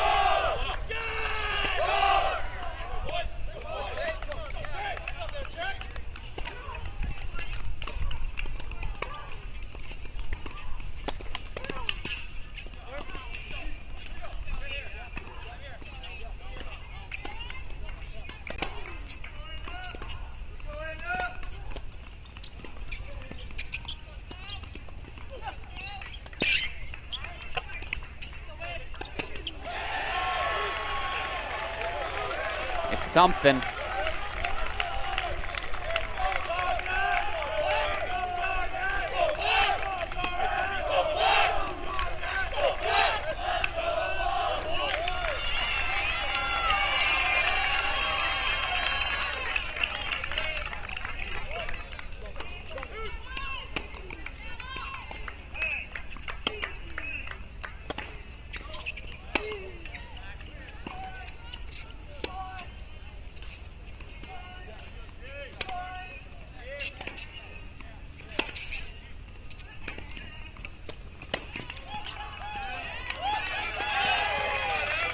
Match point, Gamecocks for the doubles point.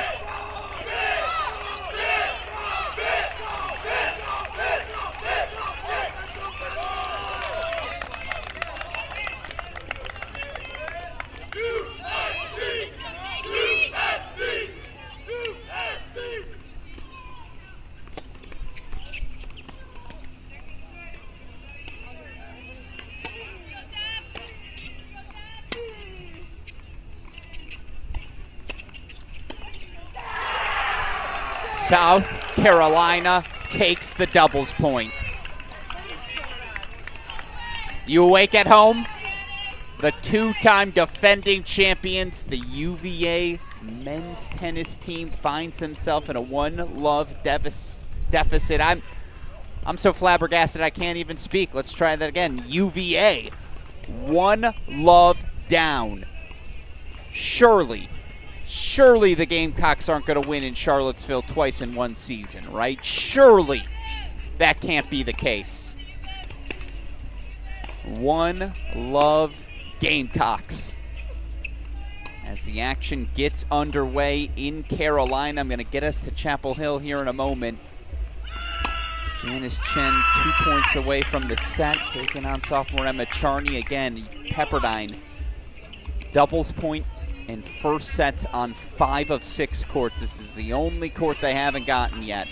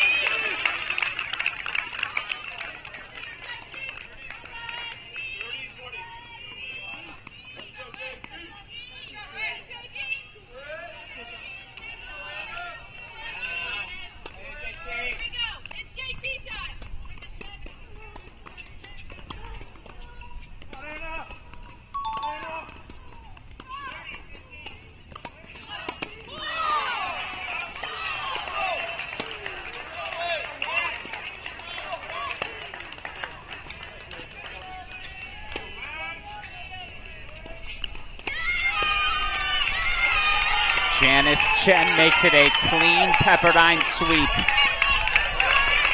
They get all the first sets. Waves closing in on another quarterfinal, and now we head to the matchup of the moment.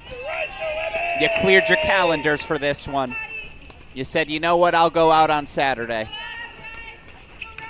Number 4 UNC, your reigning NCAA champions, taking on 13th seeded A&M, a team since the addition of Carson Brandstein. They have national championship talent. Let's rock and roll in Chapel Hill.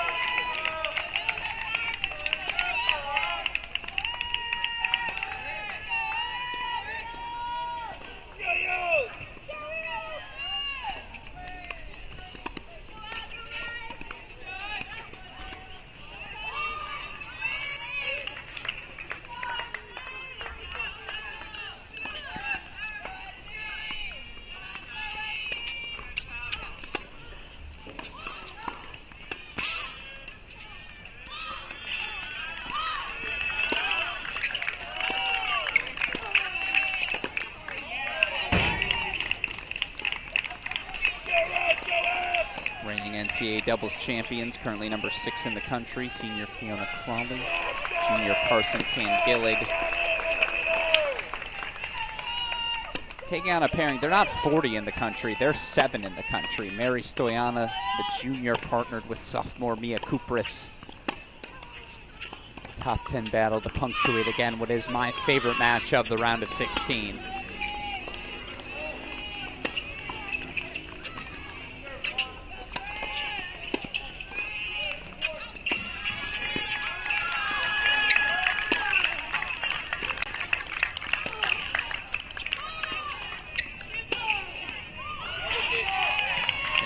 Hold for Stoyana and Kupris.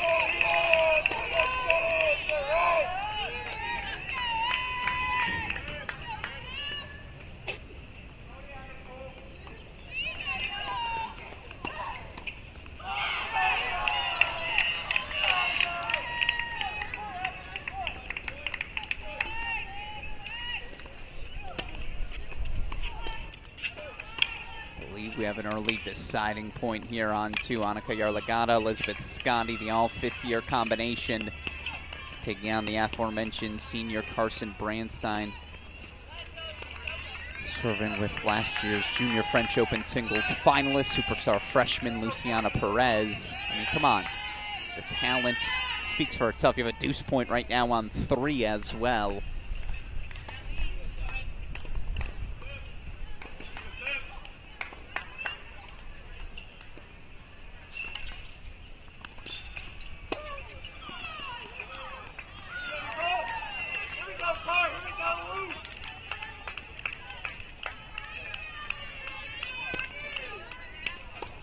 There you see the opening hold. Love Aggies on court number 2. It looks like One Love Aggies on court number 3 as well. So in a couple of deuce points early again, Aggies are going to come into Chapel Hill, knock off the reigning NCAA champions. You feel like this is a must-have point for them here on court number 2. I'll take us to 3 in a moment, complete our intros.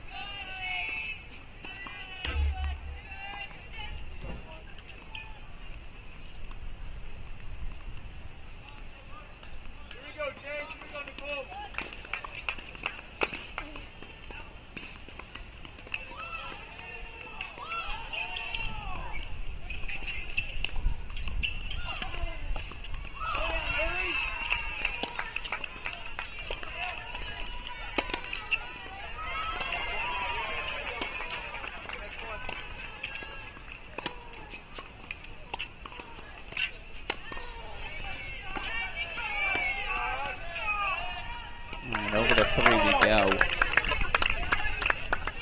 Looks like A&M serve first on all 3 courts. All I'm saying is they're going to need that sort of luck. Win all 3 coin toss. You need to kind of win 3 flips of the coin when facing these UNC heels. You need those sorts of breaks to go your way. Again, they got top 30 doubles teams everywhere and experience everywhere. Senior Riley Tran. 5th-year Abby Forbes. Fun pairing here is junior Jeanette Morales. Sophomore Nicole Kieran.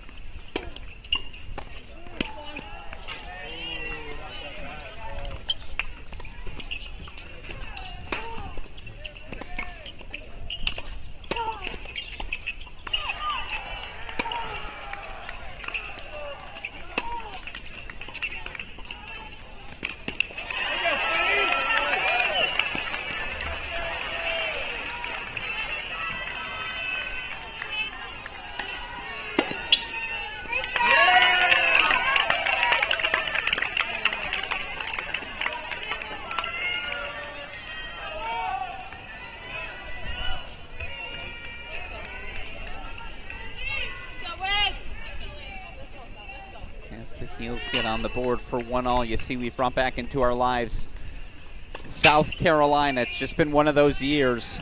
19-14 overall, 11 4-3 matches.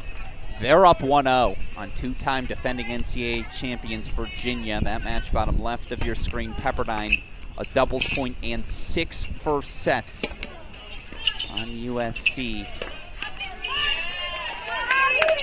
And part of our obligation here to show you all the matches. We've got another stream going, as a matter of fact. Chris Halioris has Wake Stanford, Georgia Cal. Going to keep this in our big screen again. Action-packed doubles point, certainly going to be fun.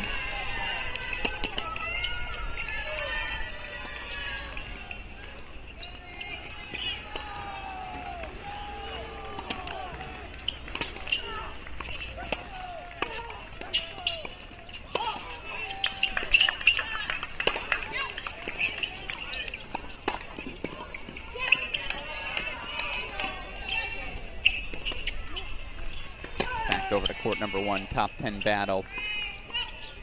Crawley Tangelic holding for 1-all. Now love 15 here. This is Mary Stoyana, I believe, serving on the near side.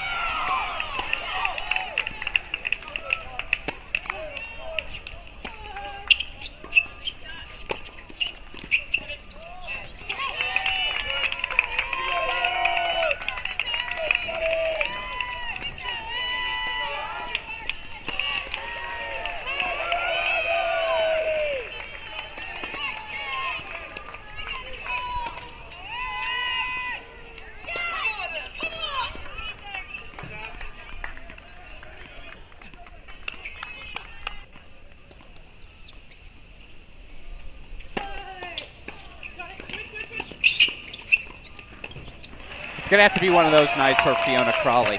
One of those matches where she's the best player in the building. And even with all the talent on A&M, even with all the talent on UNC, she's certainly capable of it. Laces the forehand line.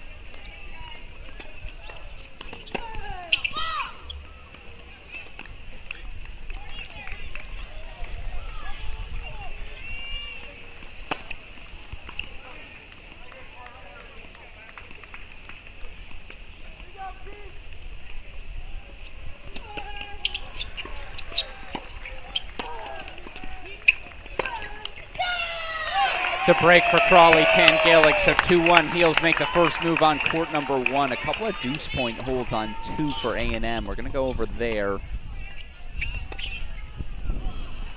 Meanwhile, Toby Samuel, the early 2-love break lead. I'll tell you what, if South Carolina does pull off the upset today, he's a must-have at 1. A couple of All-Americans, he and Chris Rodesh doing battle there.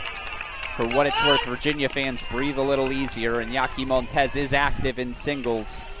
The All-American up a break early, 1-love 40-15 as he takes on junior Casey Houle.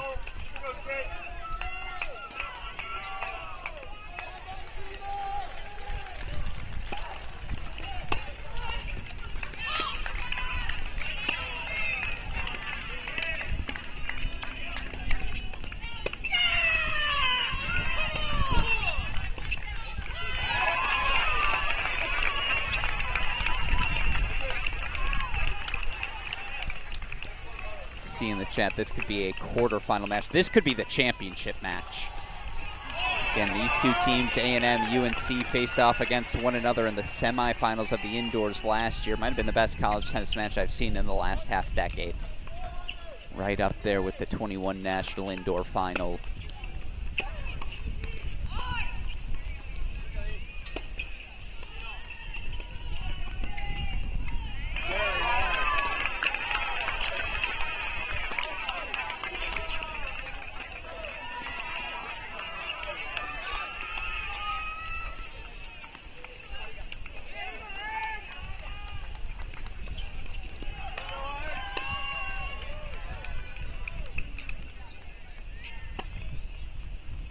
Tar Heels, by the way, up a break 2-1 on court number 3 as well.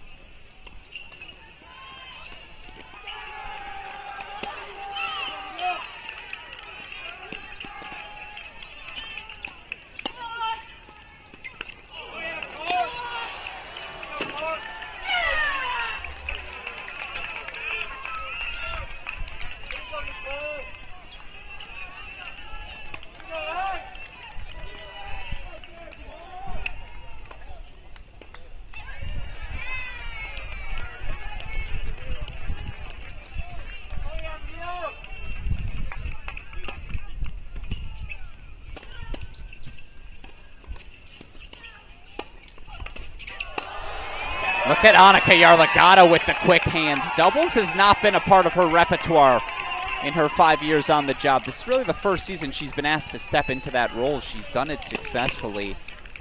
2-all there. Let's go over to 1. And that might be rain over the head here in Chapel Hill. We've been dealing with it in the Atlantic Coast all evening. All day.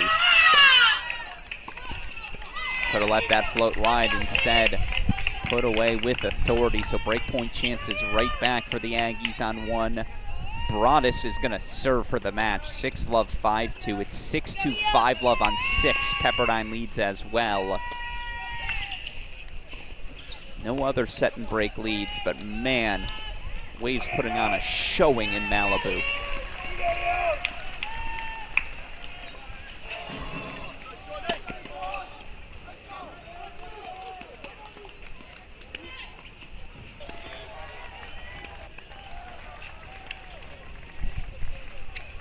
I mean, that's rain. That's active rain.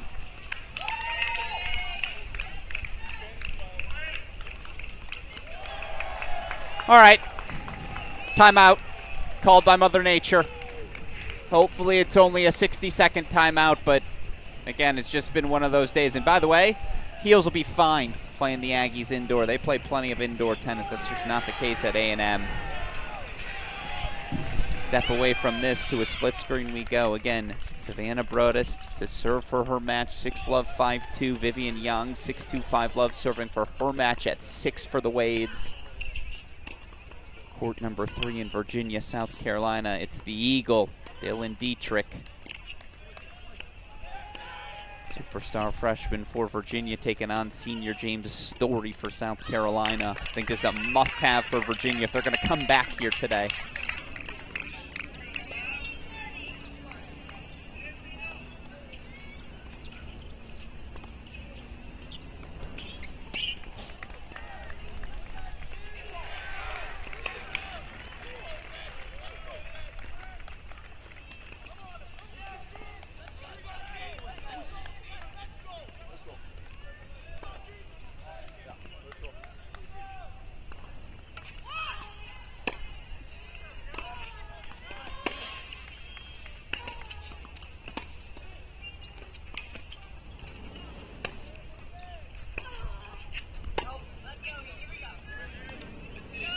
I've seen Erin Cayetano get hot. I've seen her rip off 11 games in a 12, 13 game stretch.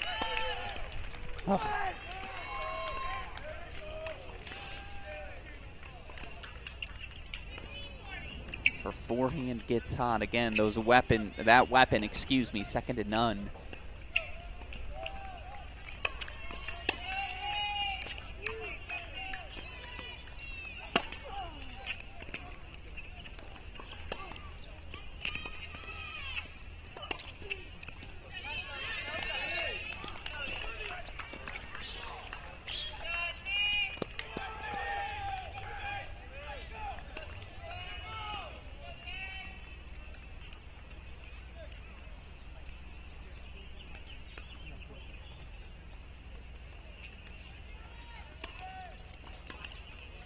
Let's actually do this. We'll put Pepperdine in the big screen. Let's give you a little extra Virginia action right now.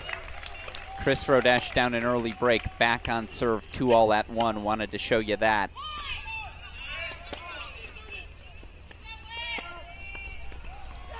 Meanwhile, freshman Sean Darabagi, 3-love lead on senior Jeffrey von der Schulenberg. I will say, if South Carolina's going to pull off the upset, I think doubles 1-4-5-6. They already got the doubles piece. 2 and 3, you'd heavily lean the way of Virginia, but 1-4-5-6. I think those are the 4 spots you're looking at if you're South Carolina. If you're Virginia, you can win anywhere. You're Virginia.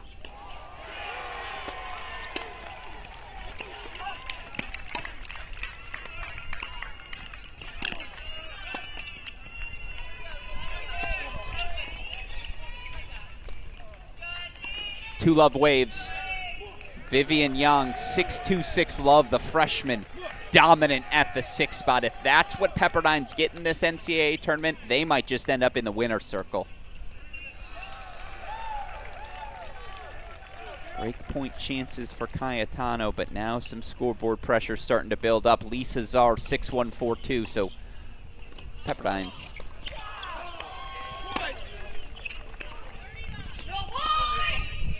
holds away as Broadus does sail that.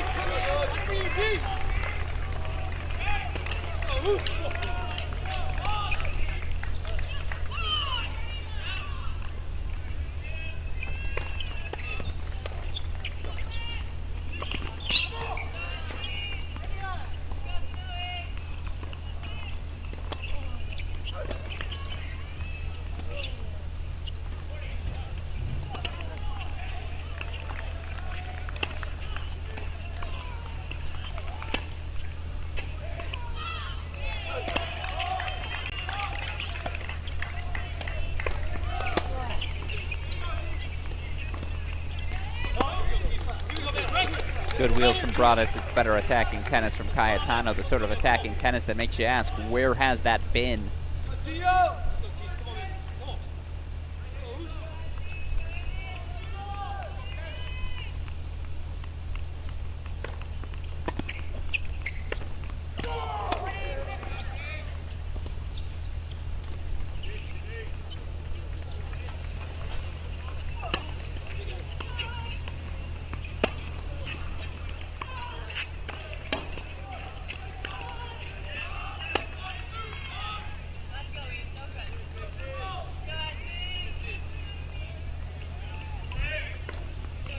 Cesar now 6'1", 5'2".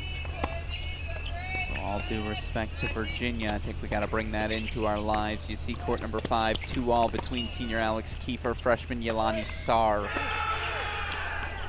Absolutely a winnable match for South Carolina freshman.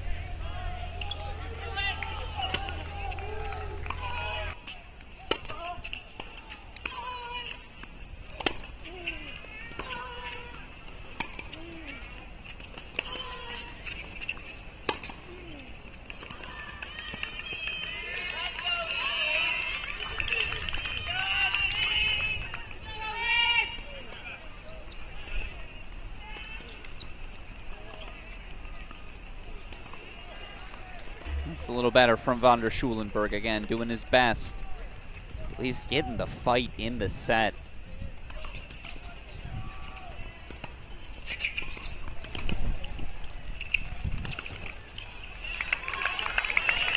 Love 30-15 for Darabegi. By the way, the only court we haven't shown, Mons Dahlberg, sophomore for Virginia, 3-love lead on South Carolina sophomore Lucas da Silva. It's a hold for Cayetano. Still, Broadus going to serve for the match again, and that might be serving for the quarterfinals, by the way, as well as Lisa Czar, 3 points away.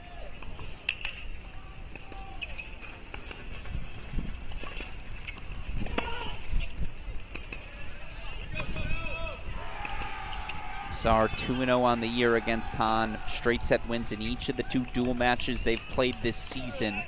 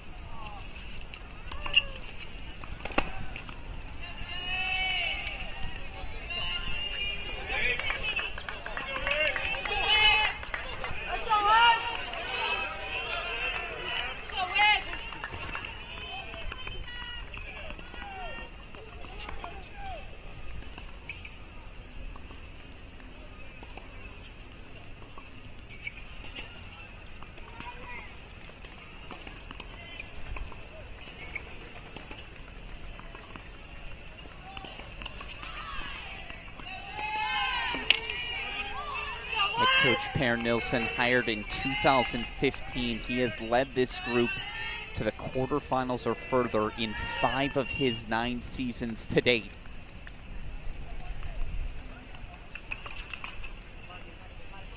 He is 6 points away from a 6th. I mean, quarterfinals in 4 of the last 5 tournaments for these Waves. Runners-up, of course, in 2021.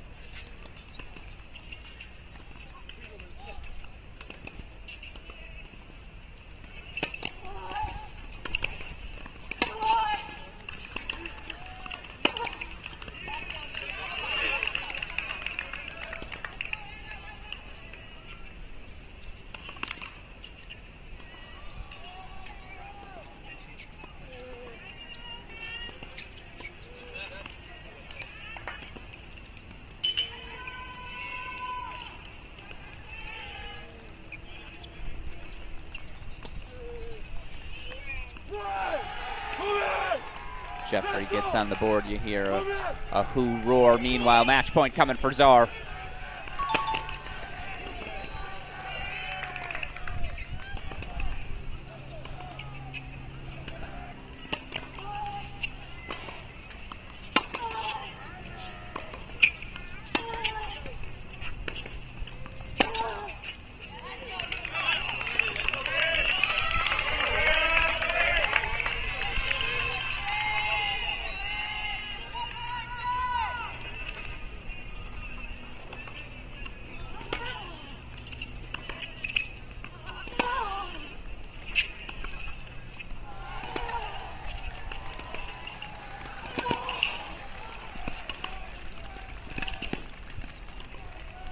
Almost snuck one there up the line for the pass. Instead, match point number 1, Fonoff, still another to come. Broadus from 5-2, now 5-4, love 30. Now again, 6 first sets for Pepperdine. They're feeling fine. They're closing in on another quarterfinal. Feel like it's when, not if at this point. Weather delay in Chapel Hill for those of you looking for the start of UNC A&M. Tar Heels up breaks at the 1 and 3 doubles, excuse me, the 3 doubles spot. Break point chances back at 1 for the Aggies.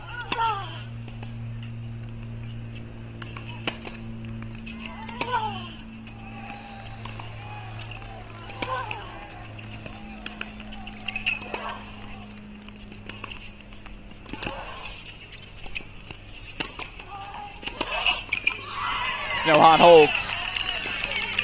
Pressure back on Zar, over to Broaddus we go. She land that volley or did it leak wide? By the way, Mons Dahlberg, 5-love who lead on court number 6. James Story out to South Carolina. South Carolina break leads at 3 and 4.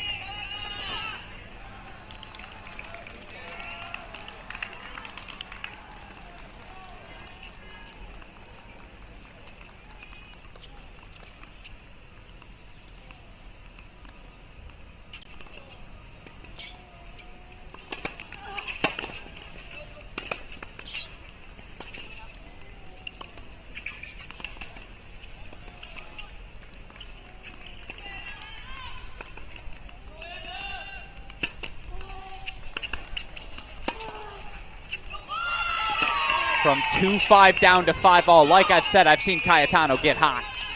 Now again, I think a lot of that was a byproduct of some loose service games from Broaddus.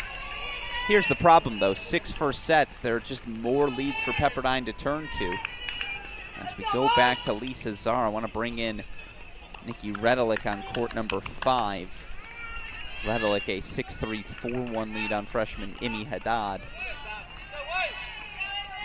So we got some time with that, so let's make that second screen a who's screen.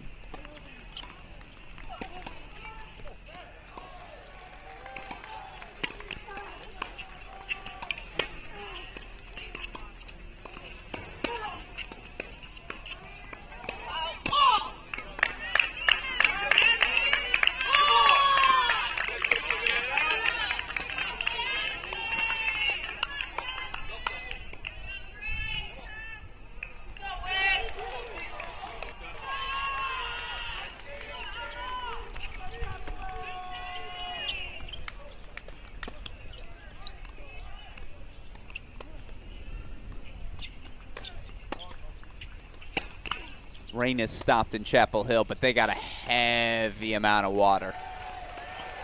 It is going to take some time to dry things up if they want to play outdoors.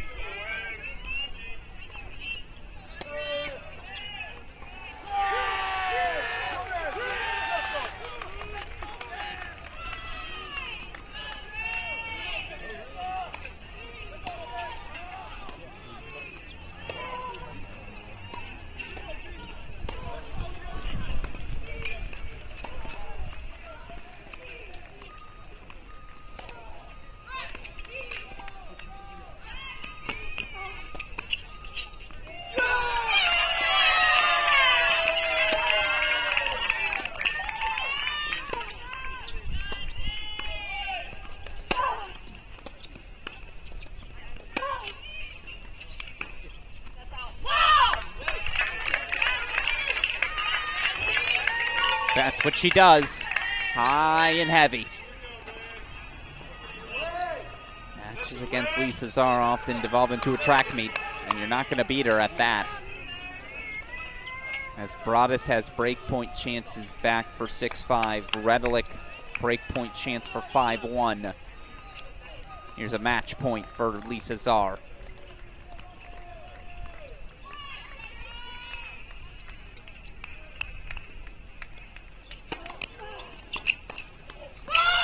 Three love waves. Lisa Zar saying, Malibu, give us some noise. They can see the quarterfinals now. 3 love waves. As Imi Haddad did hold for 4-2. Let's go over to court number 3. Broaddus breakpoint chances to give herself a 3rd shot at serving for the match. Again, Pepperdine was down 5-3 on court 3 at doubles. They were also down 5-1 in the breaker. A 7-6 win there for Lisa Zar. Anna Campana Pepperdine never looked back.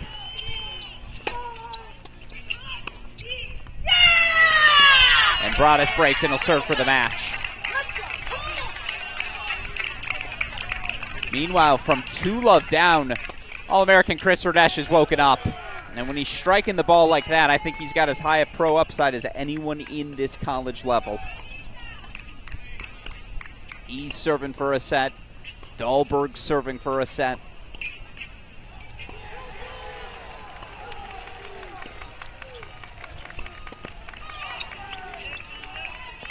Yes, they've started drying out those courts in Chapel Hill.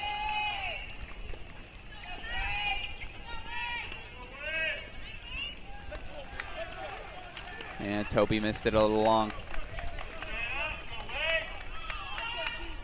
Look, every team's going to drop a doubles point at some point in a national championship run, or everyone but 98 Stanford.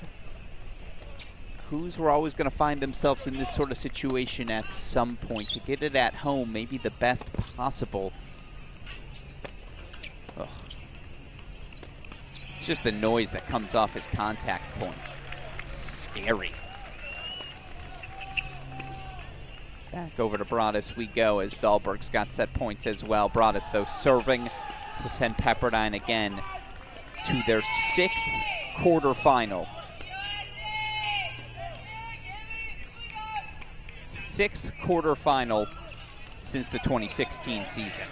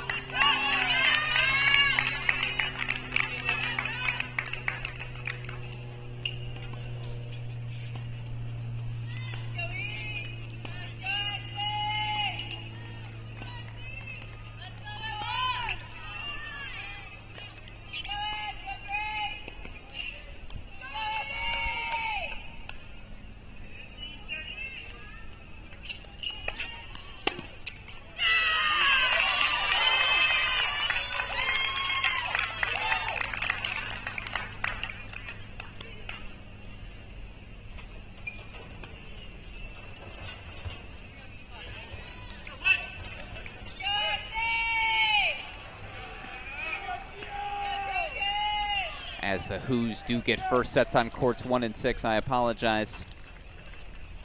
Get those courts out of our lives. Darabegi 5-2, Story 5-2. That's where we're going to go as South Carolina looks to respond at 3 and 4.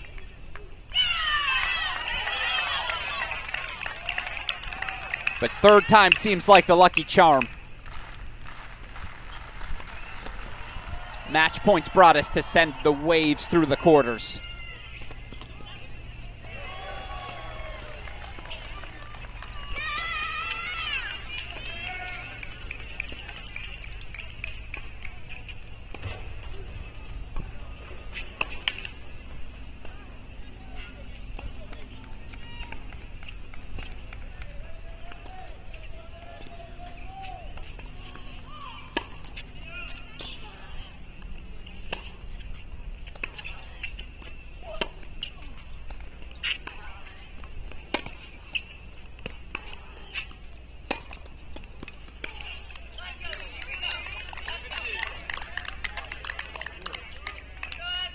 As senior James Story takes a 6-2 first set over the Eagle.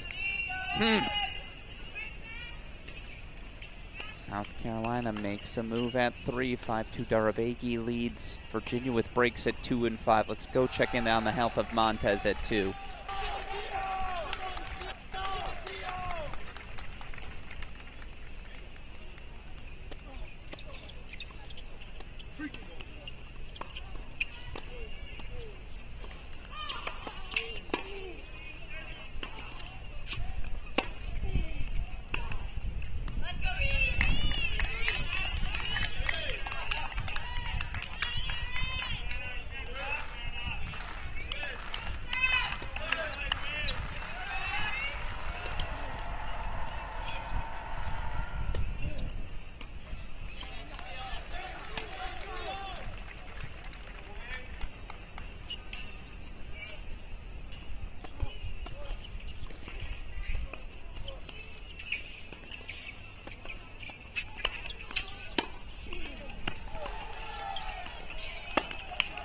Sav sends Pepperdine through.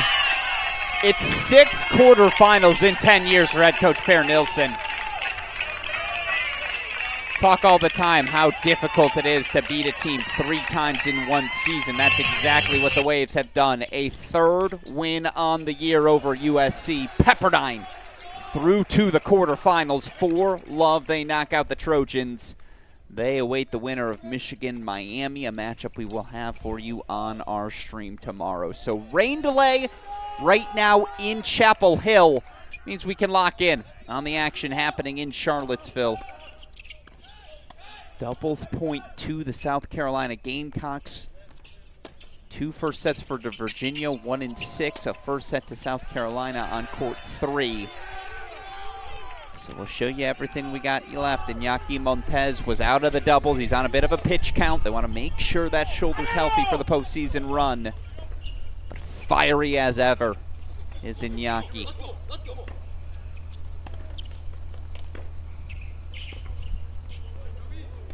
He's got set point chances for a 3rd first set.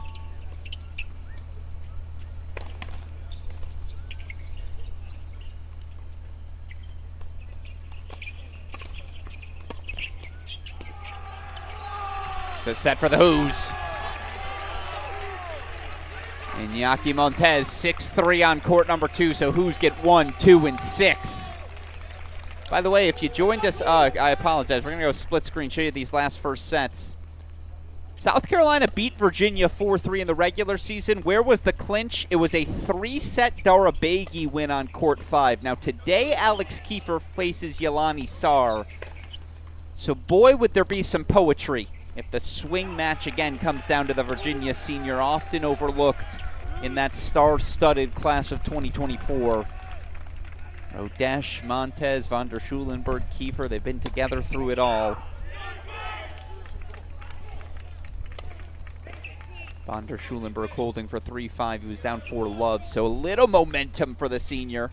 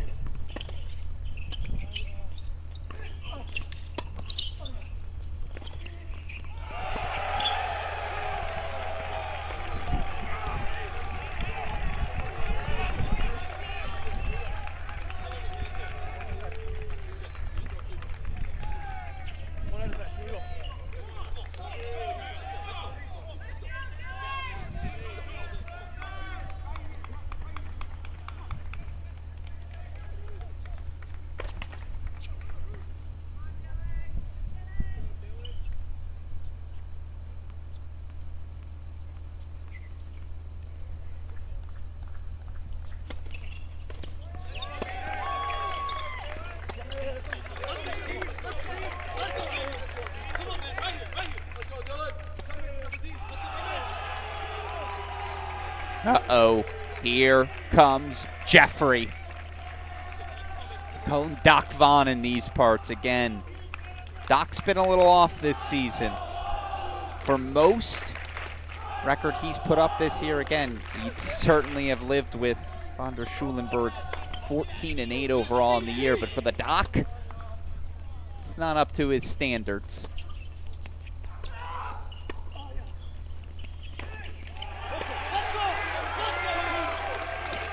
And he held that grunt a little long, didn't he? Break point chances back for Van der Schulenberg.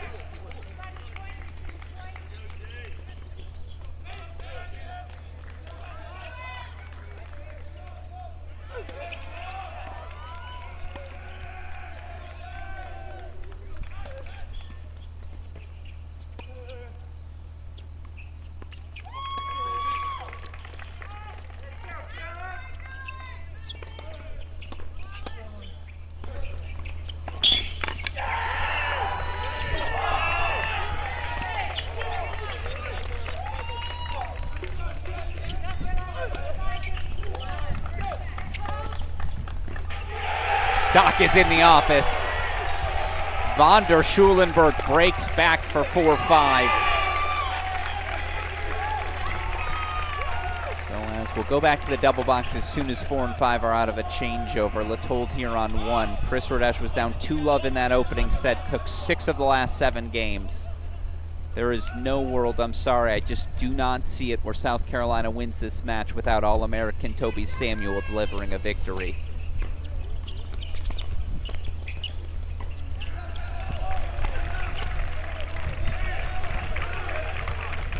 Man, is that forehand electric.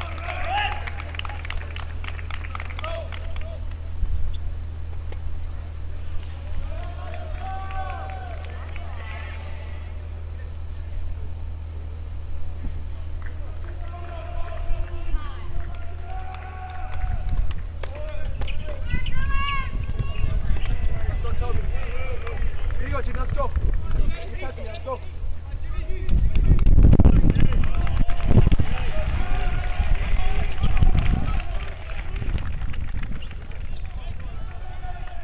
Here, a little wind. Obviously, they dealt with that rain on and off early throughout the course of doubles.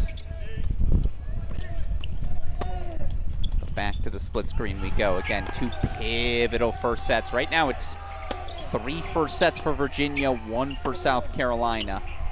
You see the freshmen Darabegi and Sarr, 5-4 leads at the 4 and 5 spots.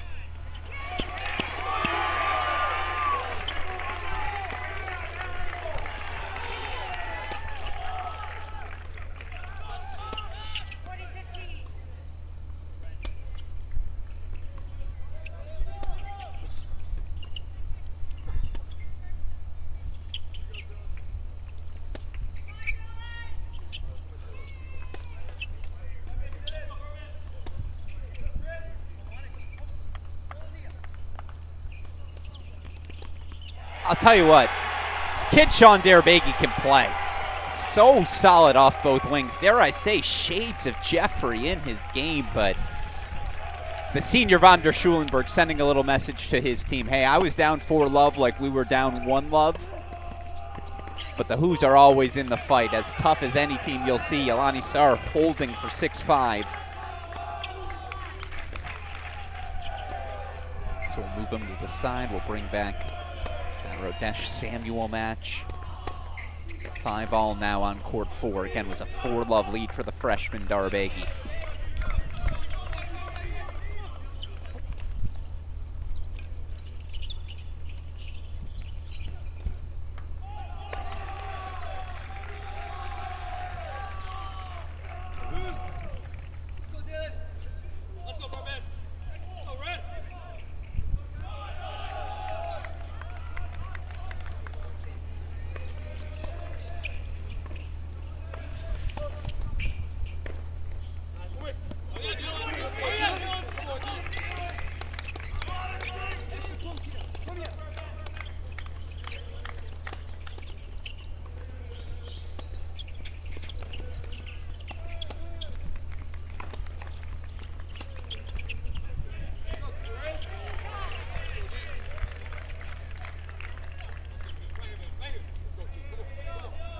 As you see Kiefer running out of the chair, let's go back to the split screen.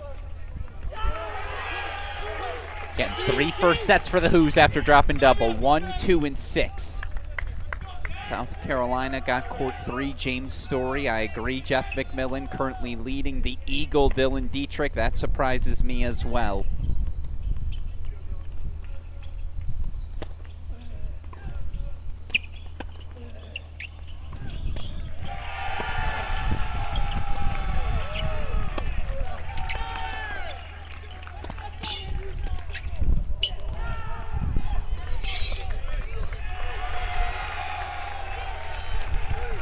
Jeffrey's got the one thing every tennis player searches for right now, momentum.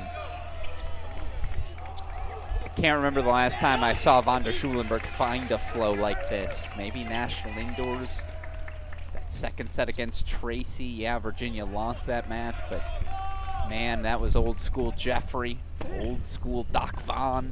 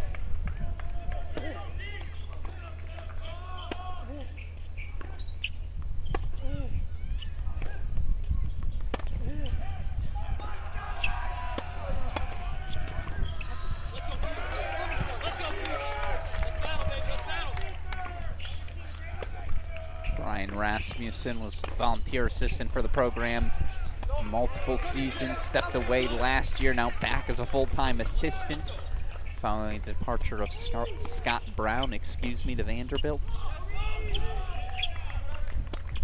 A few words for the senior Kiefer trying to work his way back, 15-30.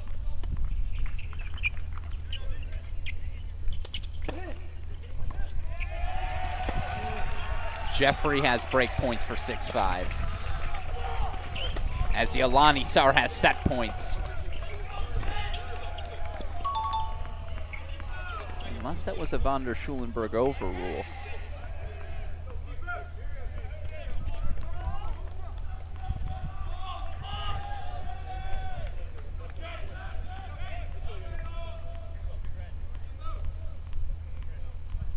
No, it was not.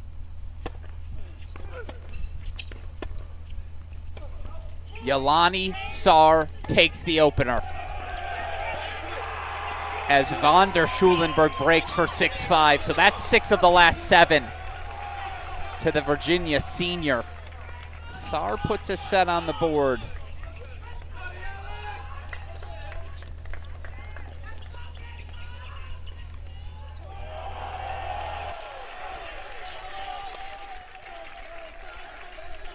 I apologize, we're actually going to make that bottom court 3. The Eagle, Dylan Dietrich, now up a break in the second, 3-1. And now he's starting to flap those wings.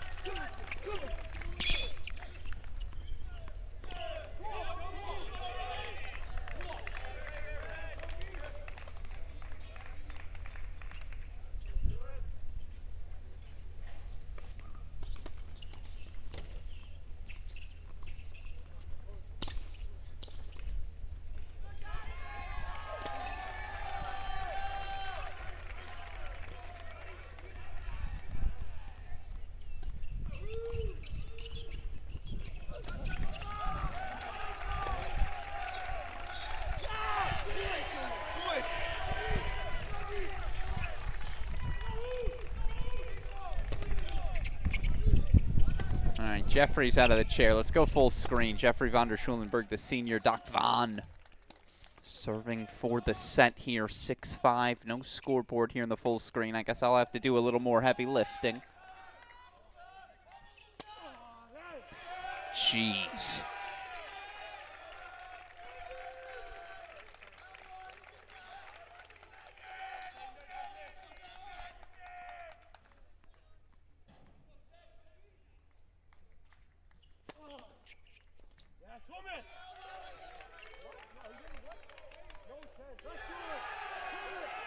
And I think the ref threw in a little drama there as well with the call. That had sass behind it. I like it.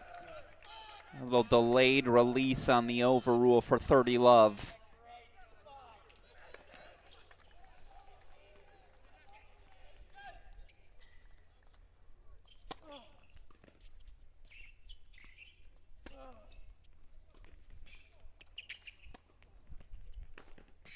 Yes! Come on now. Sean Darabagi says, give me one more for the highlight reel this set.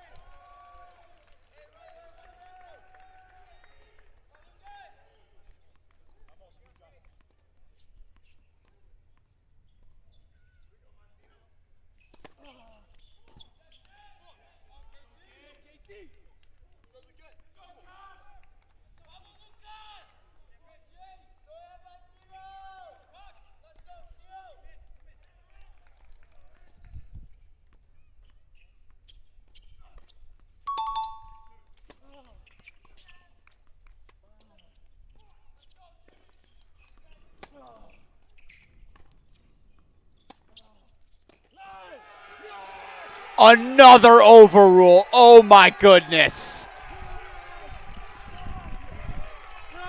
Little bump of the chest from the senior. Doc Von delivers first set number 4. That is a frustrated freshman, Sean Darabagi. Couple of overrules in that final game. Von der Schulenburg gets the opening set, so back to the triple box we go. Where haven't we hung out? Honestly, let's go hang out with the top 3.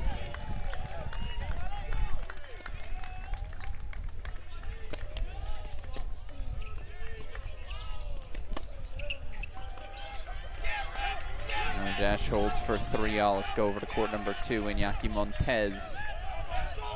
And on Casey Houle.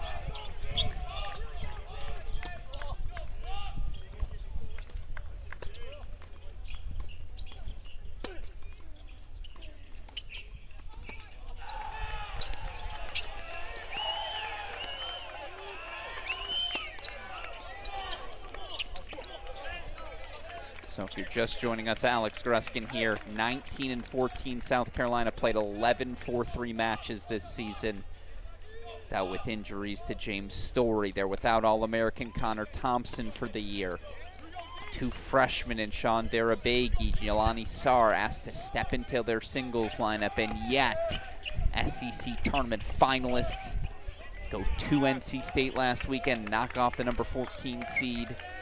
They got the doubles point, wins at 2 and 3. Iñaki Montez pulled from that Virginia doubles lineup, not the case here in singles, and as such, Virginia 1, 2, 4, 6. All first sets for the Hoos. Dietrich up 4-1 in his second set as well.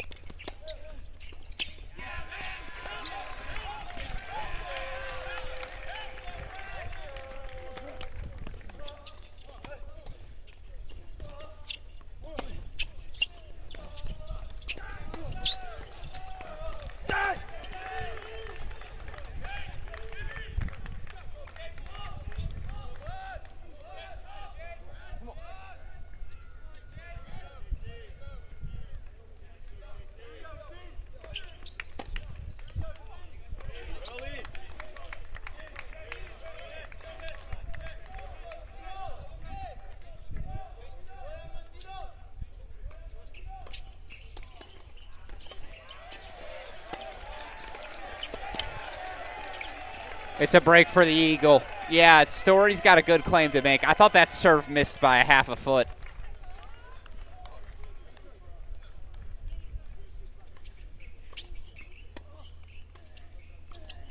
He's got to challenge that, I think, a little quicker. So Dietrich will serve for the split. Jeff McMillan earlier pointed out how surprising it was to see. Oh. Okay, I thought there was an overrule coming. Pointed out how surprising it was for Dietrich to be trailing Story. You look at the record so far this season, Dietrich 19-5 in year 1 on the job. Story again dealing with injuries, but 12-11 on the year. Ugh. Silly. Samuel holding for 4-3.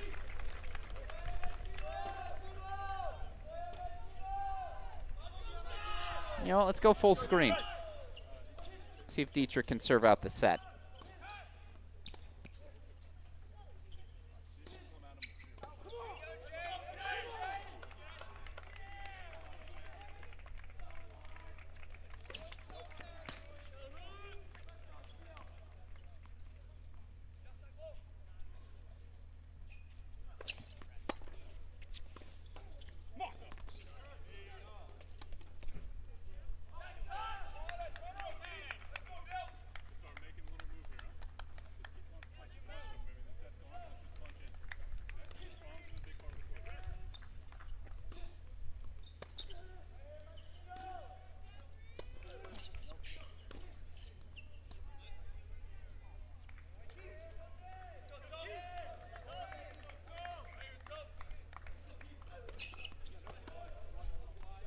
Yeah.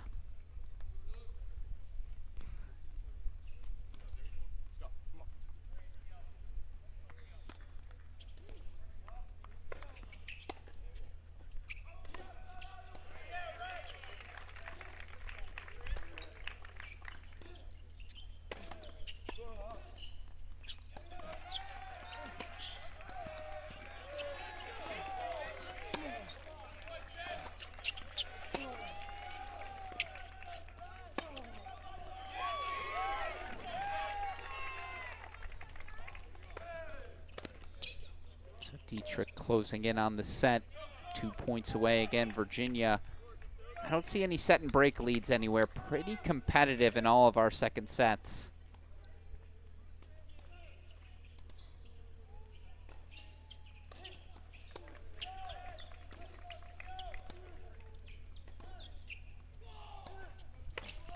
Oh my God. It's just a missile. Just once I'd like to pop a serve like that. Play doubles with someone who could hit that sort of pace frequently, and again, it's just different.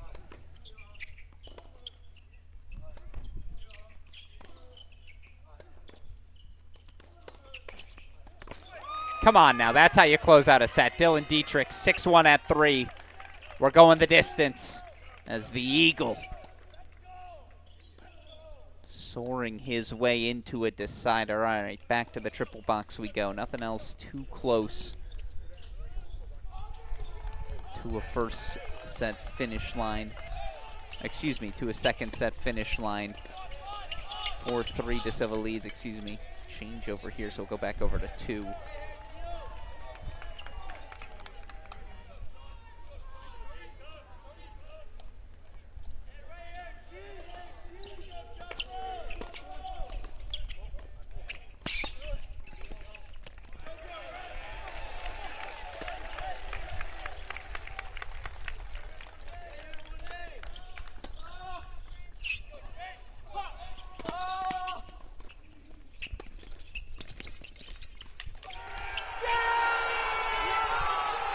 I mean,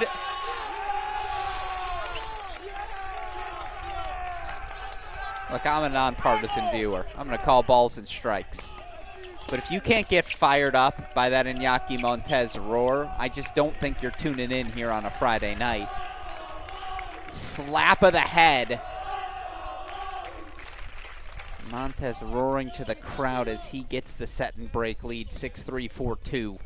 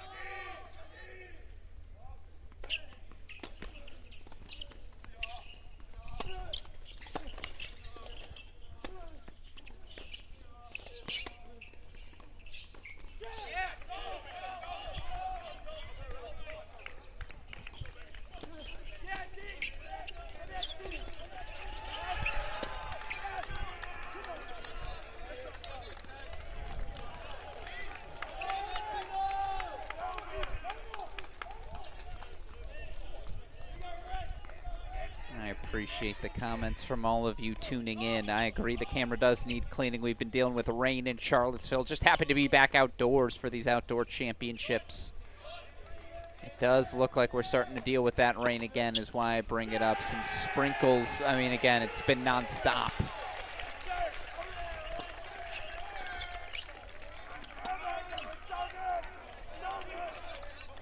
Meanwhile, courts are dry now in Chapel Hill, or at least they're finished squeegeeing. Just finishing up the finer points. The good news is we might get that match on its own. Under the lights, deservedly so. Might be our match of the weekend. The number 4 UNC women hosting number 13 Texas A&M. I mean, it's raining. That is rain.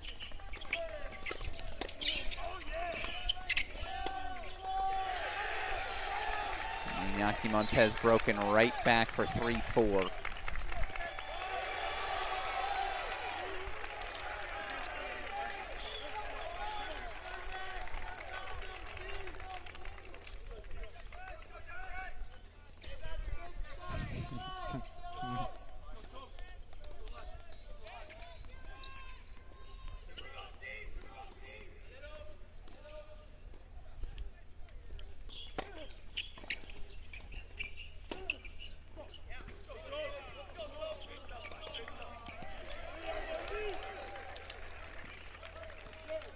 I'll tell you what, there's a world in 5 years. Toby Samuel's a top 100 player in the world, and I'm calling him the most underrated player of the 2020s. The All-American's just been so steady. And dare I say exceptional from start to finish throughout his career. Oh, I see Annika Yarlagata out on court in Chapel Hill, so they're starting to move a little bit, starting to play some tennis.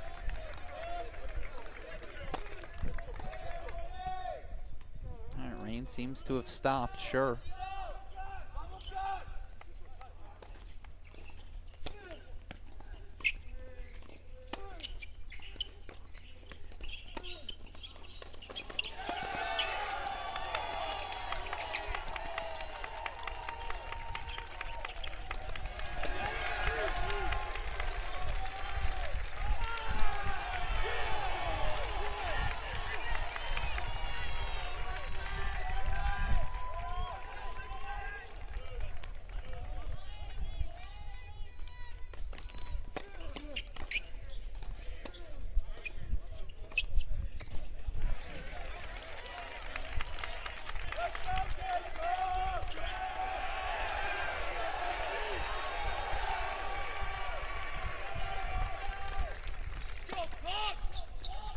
Should be pointed out South Carolina,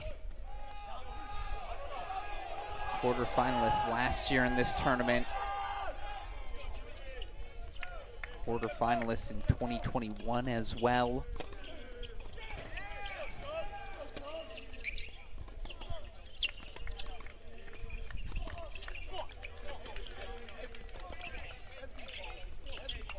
All right, now comes the rain again. By the way, Chris Rodesh, it looked like he put the finger out. It wasn't the finger out, it was the flat palm.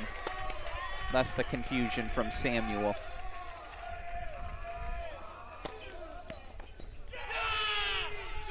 To Samuel, hold for 5-4 again. I just see no path. No path for South Carolina that doesn't run through the All-American. It's just it's sunny yet raining. I thought this only happened in Michigan. I mean, they're going to have to stop play, right? This is a full-on spritz.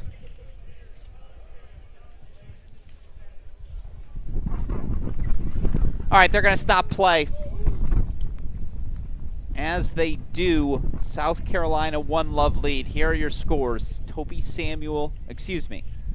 Let's try this again. Here are your scores. Chris Rodesh, 6-3, 4-all Virginia lead at 1. Iñaki Montez, 6-3, 4-3 lead at 2. Dylan Dietrich, 1-love lead in the third set for Virginia at 3. Von der Schulenberg, 7-5, 1-all Virginia lead at 4. Yelani Sarr, 7-5, 2-1 at 5. That's your 1 South Carolina lead. Lucas Da Silva, 4-all in the second, though he's down a set to Virginia. Mons Dahlberg at 6.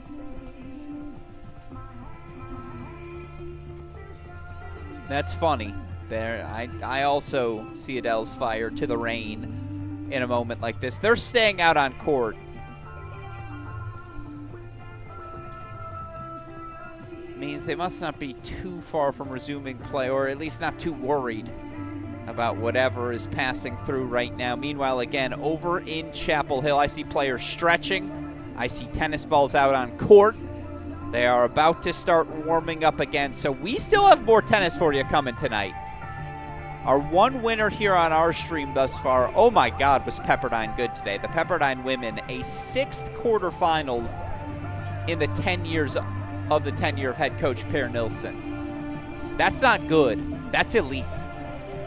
So they're through to the final site. I know through to the final site as well. UCLA women knocking off Texas. First time since 2019 we won't have Texas in the quarterfinals or at our final site. In fact, now feels like a good opportunity. Let's show you those draws. This is the women's draw, which would help if I click the right button. You know what? Here we go. Here are your draws.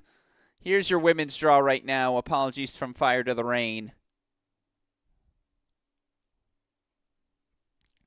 Women's draw as follows. Again, Pepperdine through. They await the winner of Michigan, Miami. That'll come tomorrow. Georgia, Cal. In fact, that match might be finished. I saw it was through the finish line. It was 3-1 Georgia when I last checked in on it. Looks like the Bulldogs must have pulled through as Chris Halioris has veered away from his coverage there. Yes, indeed, in the end, Georgia grinds their way through 4-2 winners over Cal, a match that ended up just as fun as expected.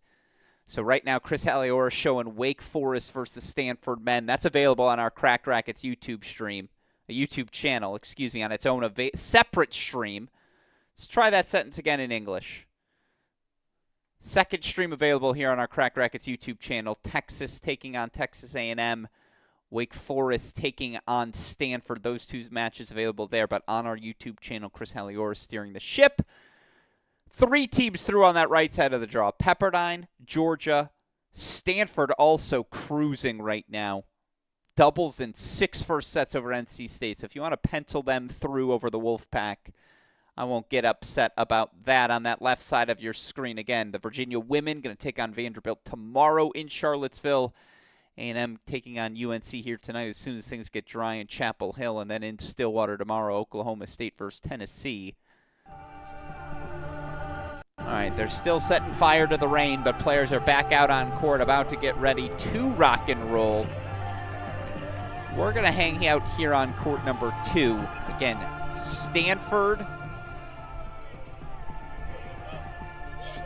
Wake Forest, Texas A&M available on the Chris Halioris stream on our Cracked Racquets YouTube channel. But the fire to the rain has ended. No more Adele. Back to the tennis we go.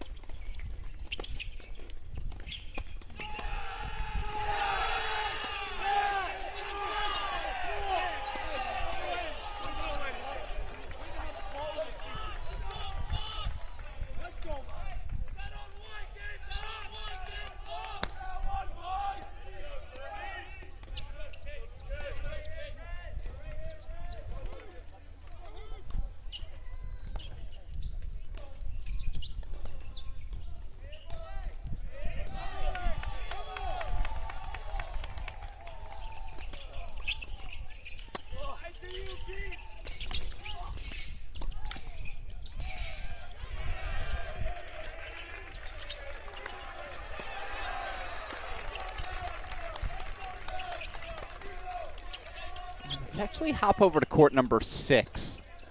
Lucas Da Silva seems to have found a little rhythm, and of course Da Silva was the hero in the second round, clinching that 4-3 victory over NC State. I think I see more sprinkles back in our lives, but they're going to play through it. Credit to the UVA.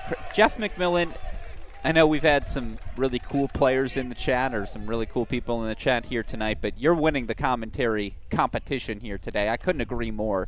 This crowd sticking through the rain, massive tip of the cap, respect to the Charlottesville tennis community.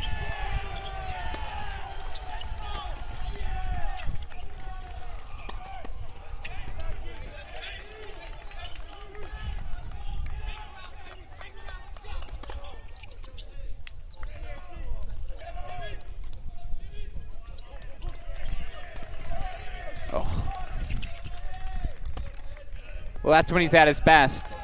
When he's using that forehand to control the tempo of the game, tempo of the match. Tempo of the point is what I was looking for. Dietrich extended his match to 3. South Carolina going to need at least 2 3-set victories to advance to the quarterfinals. Can they find a third set here at 6? As Toby Samuel forces a third at 1. I apologize, I missed it. Unforced error by me, won't happen again. Blame the rain. So they already forced a third on 1.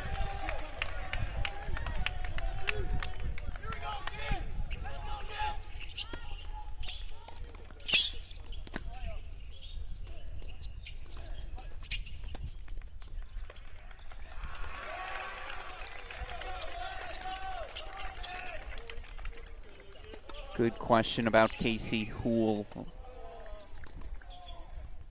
What's up with his serve here today? Again, Casey Houle's been dealing with injury all season long. He and Montez. To have Houle at all available for this postseason run, part of that was him just telling Coach, look, I'm ready. I can give you 110% competitive effort even if the weapons aren't exactly where they want to be.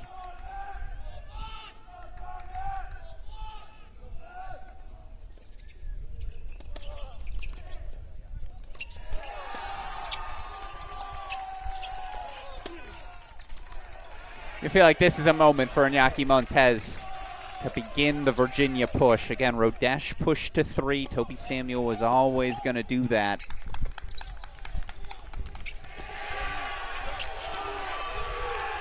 Dahlberg with the volley for 40-30. Dietrich already up a break in the third at 3.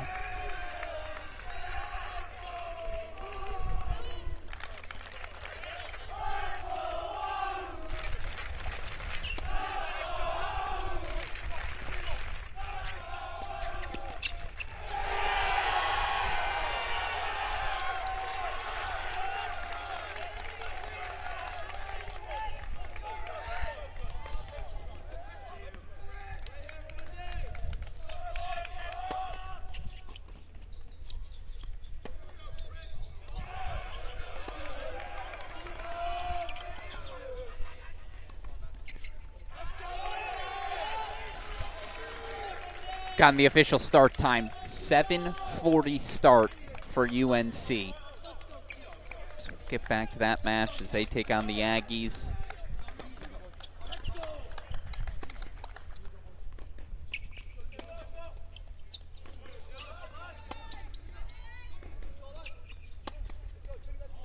And missed it a hair wide, so back to a split screen we go.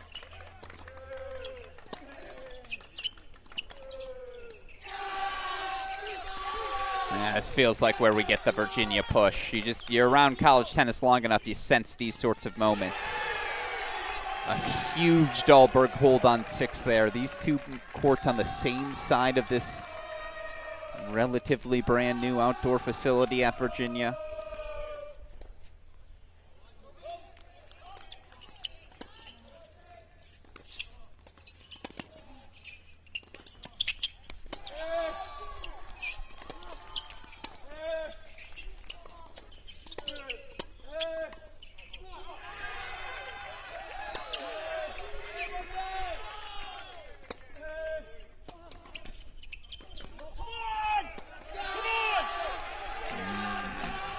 Call confirmed by the chair. Houle doesn't like it.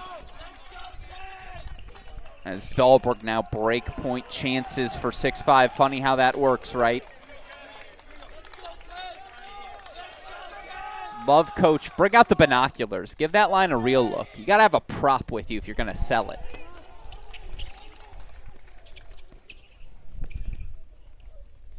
As Monzi breaks.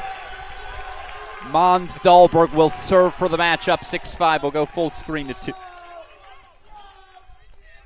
Love 30 here now. Montez 2 points away.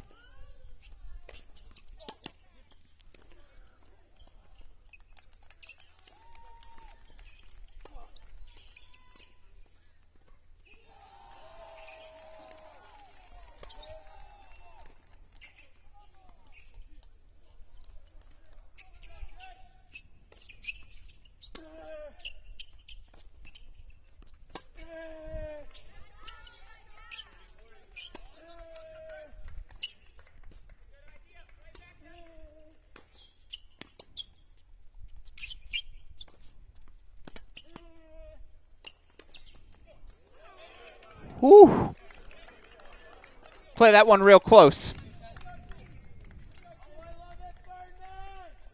Again, that Houle shoulder, he's just not able to extend into the serve the way obviously he would like to. Still, the fitness is there. The legs are there.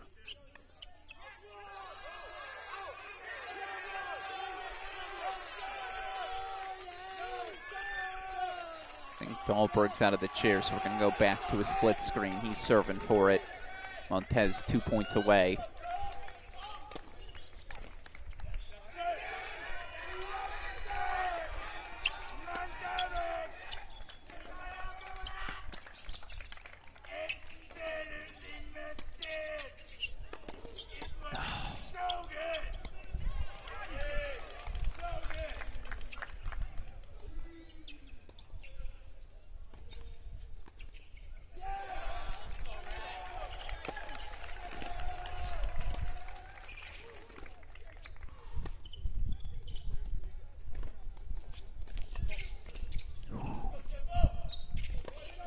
Monzi sneaky with it.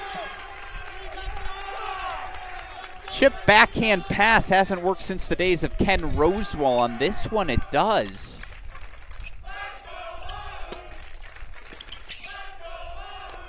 And now Inyaki's got a match point.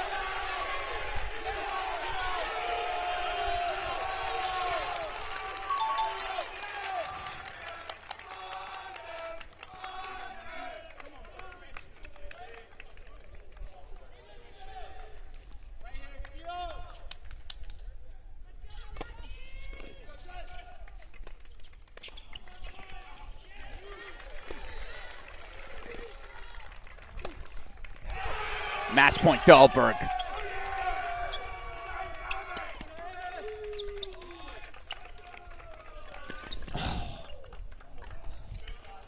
Uh-oh. Uh-oh. From behind, you saw the heavy tape for Montez. Did he tweak something there? Uh-oh. Makes this match point that much more critical. Mons Dahlberg levels things. The sophomore delivers 6-1, 7-5 at the number 6 spot.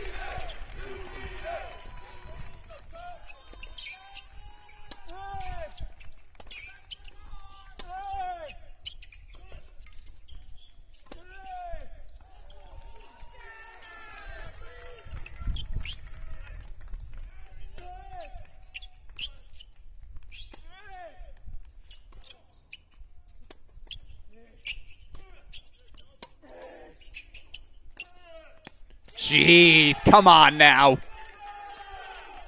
Captain clutch on the other side. Casey Houle finding the forehand. Holds for 5-all.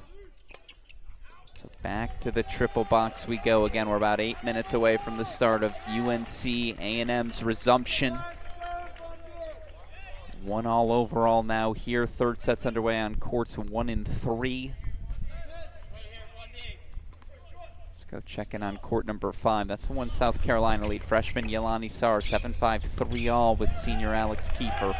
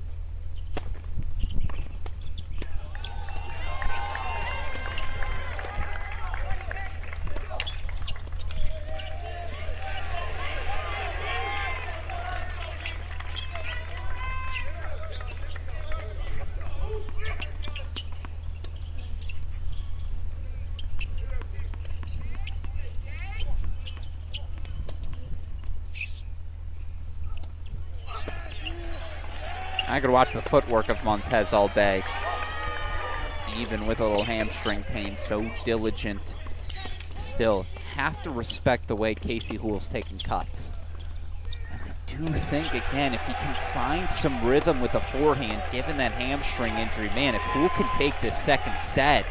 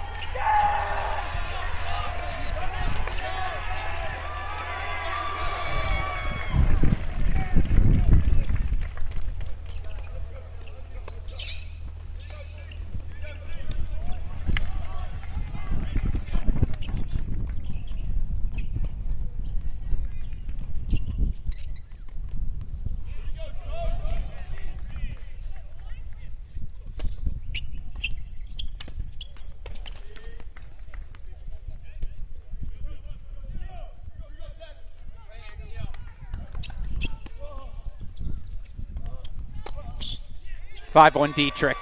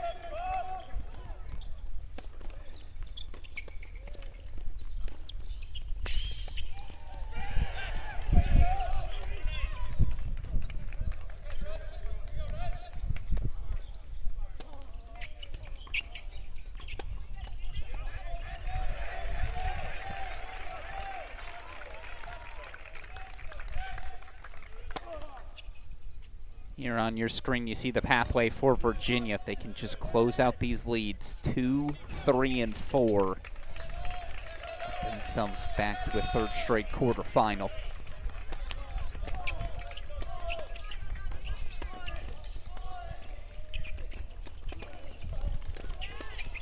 And yes, I say third straight. This team, of course, back-to-back NCAA champions. They got knocked out in the round of 16 freshman season of this 2024 senior class. My trivia question for all of you tuning in, can you name who knocked out the Trojans, knocked out the Who's in 2021? There it is. Would help if I didn't screw up the question, right?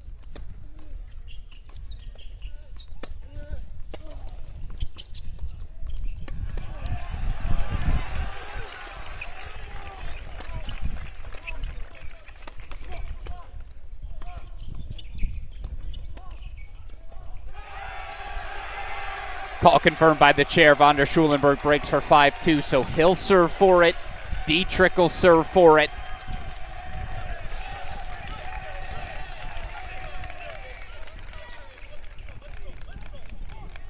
And the Tar Heels are starting to walk out to court as well, so we're going to get to it.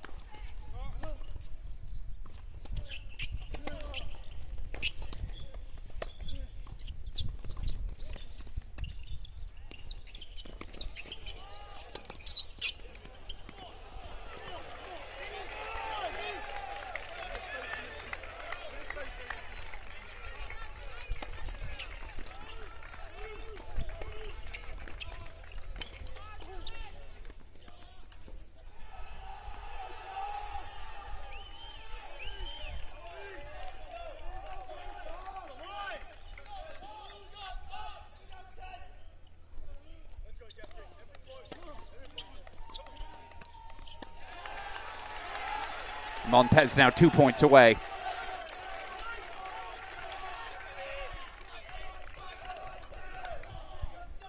As they've officially broken the huddle.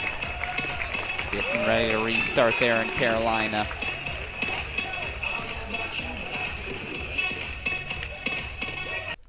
You hear the music's jamming there, so we'll keep that audio to the side for now.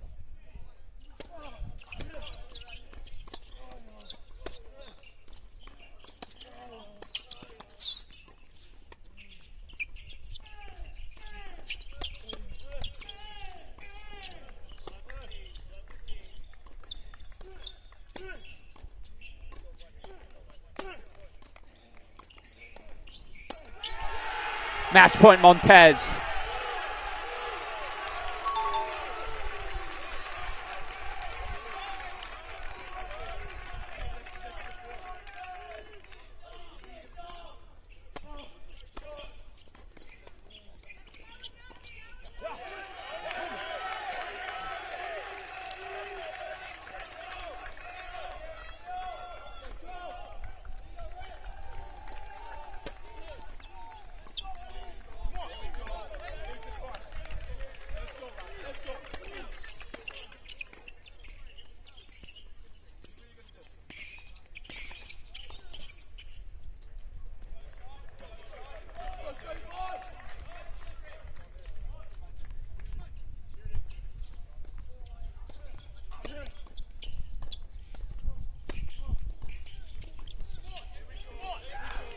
Two more match points fought off by Casey Houle.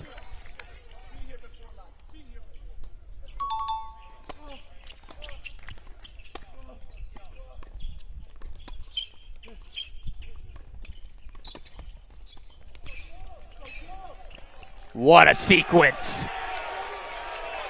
Doc Vaughn with a couple of backhand gems. He's 2 points away. Can Montez get over the finish line again? The freshman Dietrich, 5'2", 15 love, serving for it.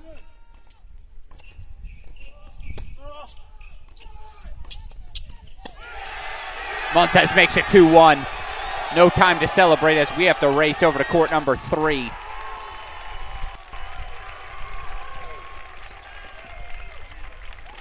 Who's can see the finish line now?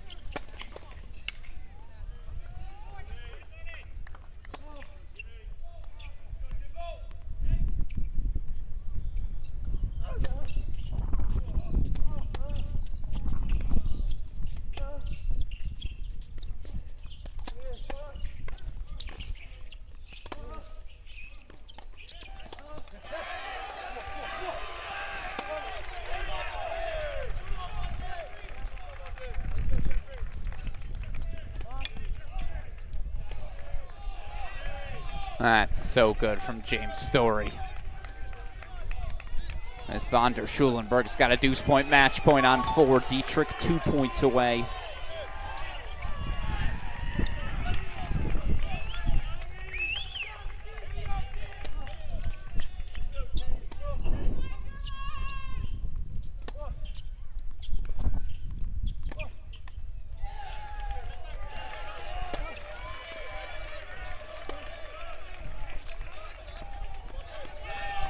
Breakpoint chance for Story. Darabegi does break to extend the match, so let's bring the heels back into our lives. We'll keep them bottom left for now, but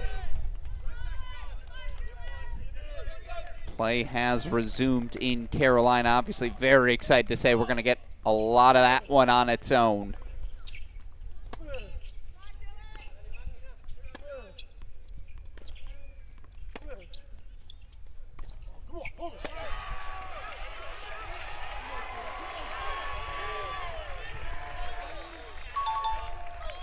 Match point, Dietrich.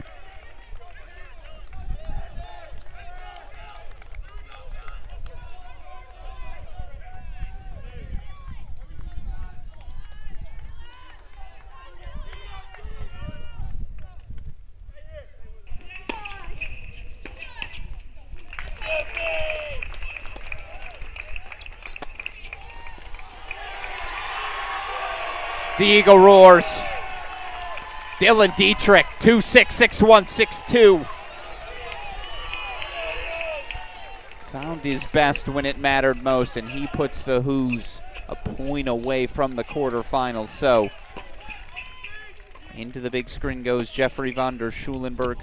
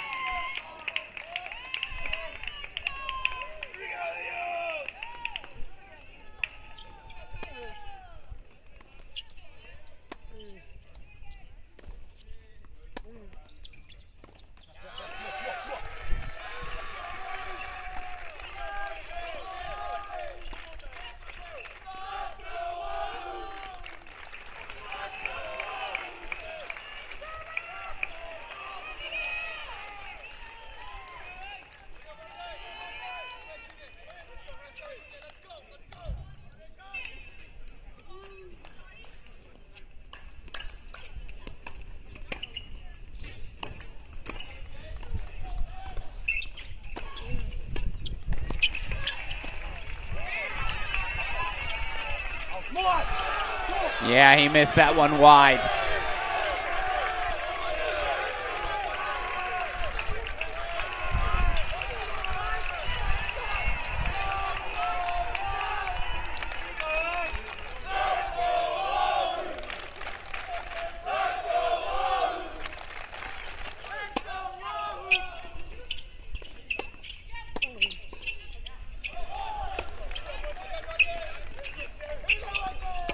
Remember, freshman Sean Darabegi had a 4-love lead. 12 of the last 16 games going the way of senior Jeffrey van der Schulenberg.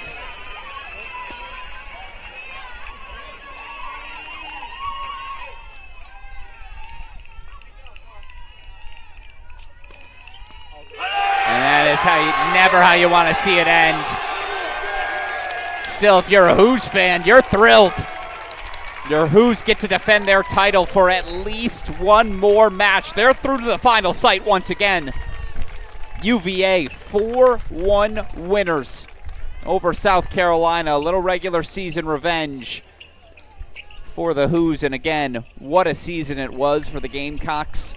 19-15 overall to end the year. But remember, since January, they've been without All-American Connor Thompson, Toby Samuel, James Story. Just about everyone on their roster dealing with different injuries throughout the season. To even get to the round of 16 SEC tournament final, a testament to the job of head coach Josh Goffey. But all right.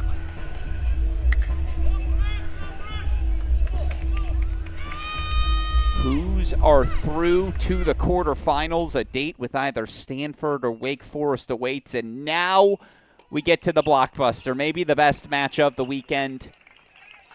Might end up as a top 3 match of the tournament. Reigning NCAA champions UNC. I believe they got 4-2 leads on courts 2 and 3. They've got a break lead here on 1 as they take on 13th seeded Texas A&M. This match delayed by rain for about an hour and a half.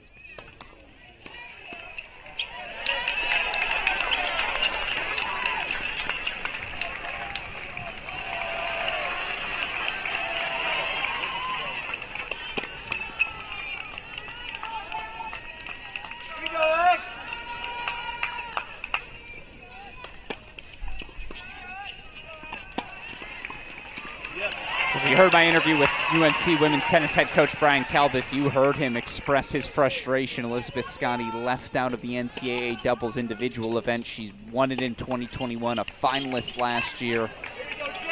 Maybe taking out some anger today here on court number 2. 5-2 lead for the Heels. I believe it's 4-3. Heels up a break on court number 3. We go over to 1. Deciding point here, 3-2. And Crawley finds the line again. When this match started 2 hours ago, I said it. I think Fiona Crawley has to be the best player in Chapel Hill today.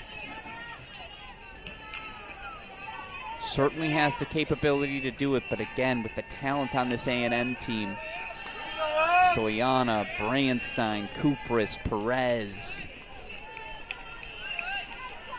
Nicole Kieran, no disrespect, was so good at 1 for Texas last year. Has been excellent in the top 3 for the Aggies this season.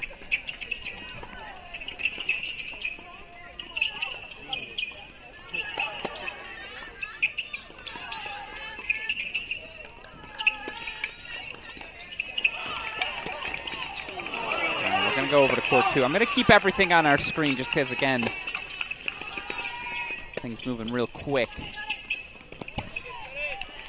But here's Scotty Yarlagadis serving for the set, the match, I should say, here at 2.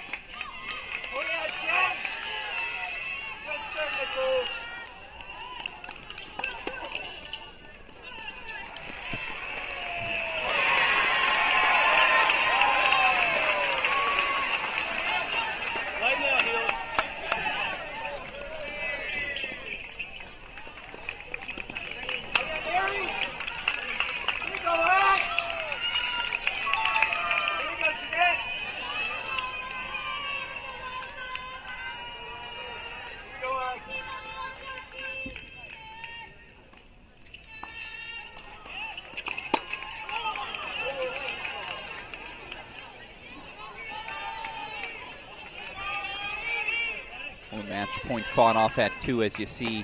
A&M has leveled things now 4-all at 3. Crawley, Tangillick still holding on to their break on court number 1. Not sure what the conversation's about here. Oh, maybe the serve was long? Aha.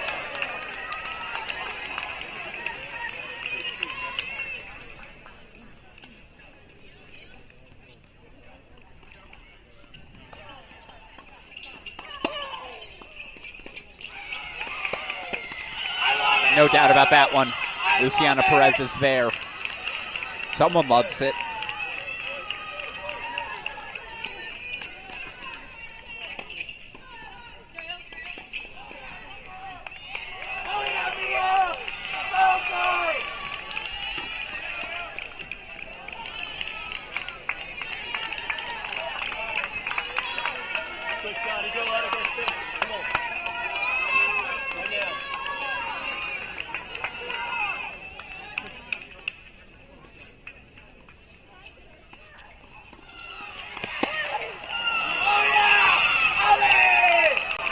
A&M fights off match point still. The Heels will serve for the set on the other end of the break, of the changeover. From 5-2 though to 5-4 it goes. Let's go back over to 1. In fact, let's go full screen to it.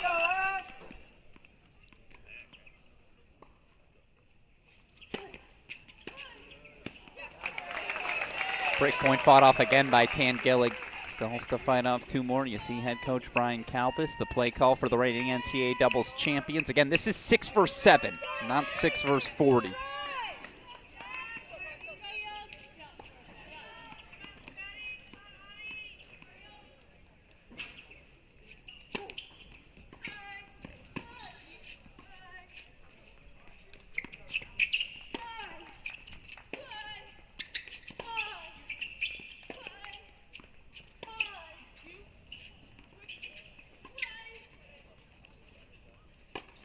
Fantastic over, had a little 360 from Crawley as they're out of the chair, so we're actually going to go to a split screen.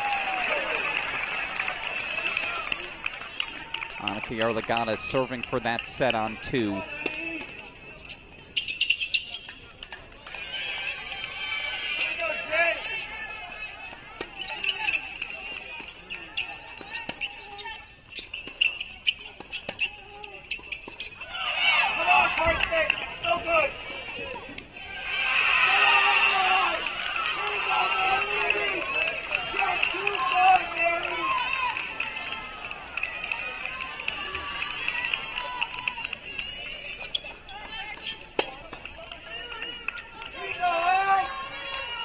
Excuse me. Crawley, Tangillick were broken 4-4 all. And now that sails as well, so we're going to go back to the triple box. 5-4 A&M on 3. On serve on 1. Now Love 30. A&M leads here on 2. You knew this one would be close.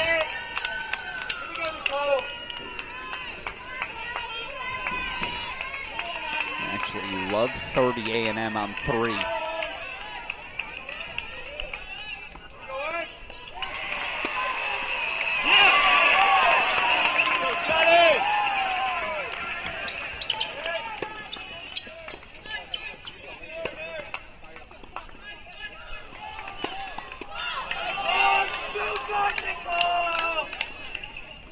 Now we go to this split screen. Match point Aggies on 3.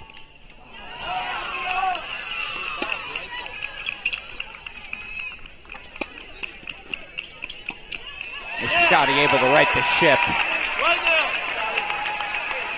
A couple of sound poaches. I remember in 2021 when, again, she was so uncomfortable doing that now. As good as any doubles player we have in the country.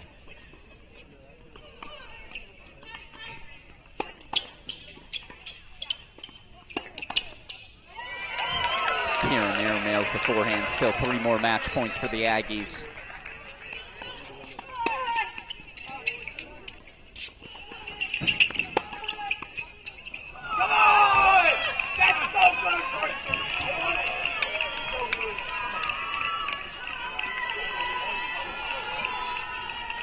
Break points on 2. Match points on 3.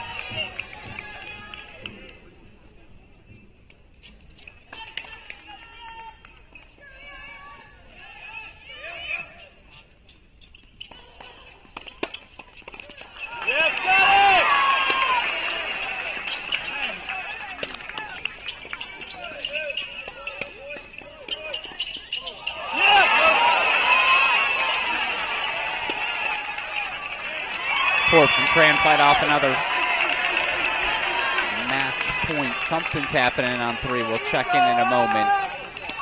Deciding point, match point on 2. Tar Heels kind of need it.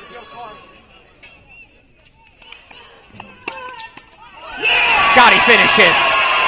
6-4. Scotty Yarla got to take it at 2. Let's go full screen here on 3 for this match point.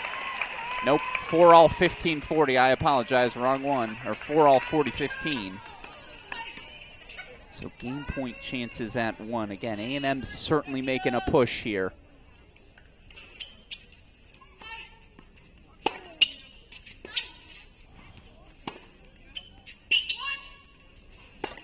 Kieran finishes it though.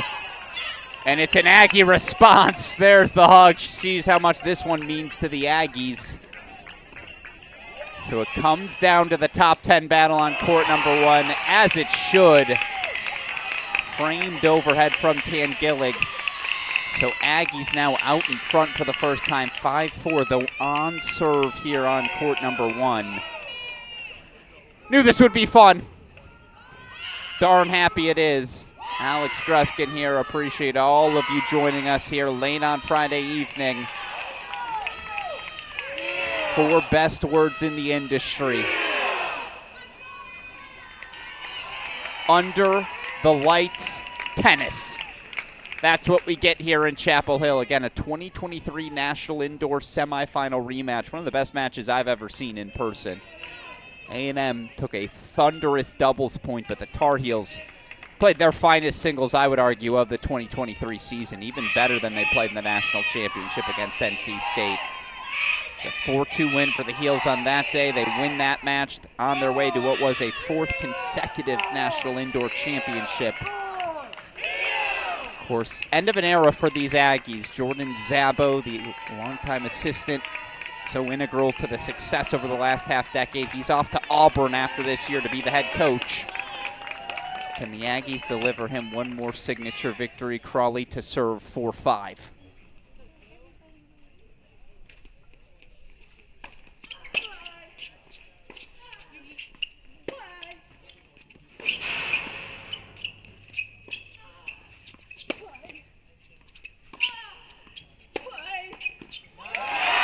I'm nervous, I'm not even playing.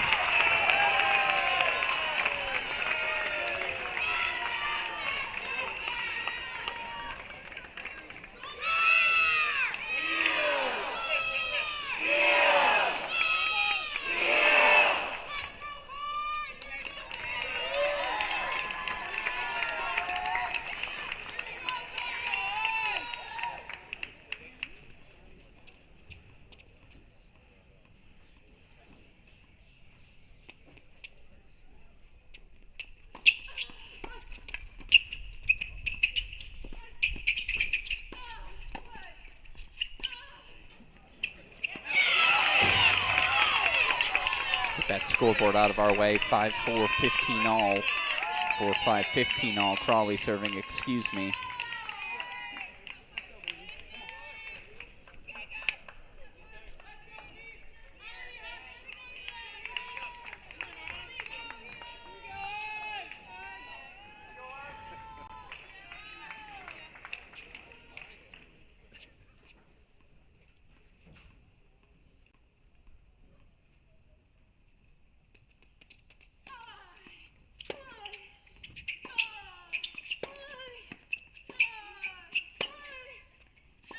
Oh, that's so good. I mean, for both players holding their ground on those forehands.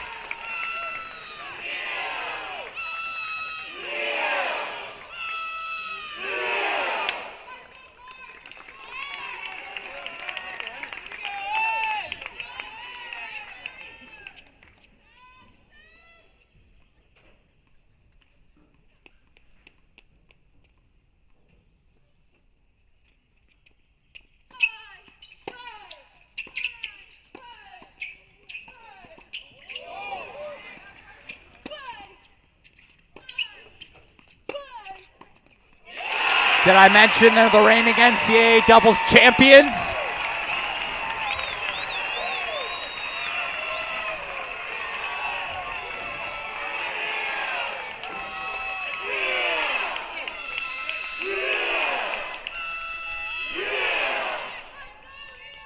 Carson Pangillig with the Sports Center worthy highlight. Game point chances for 5-all.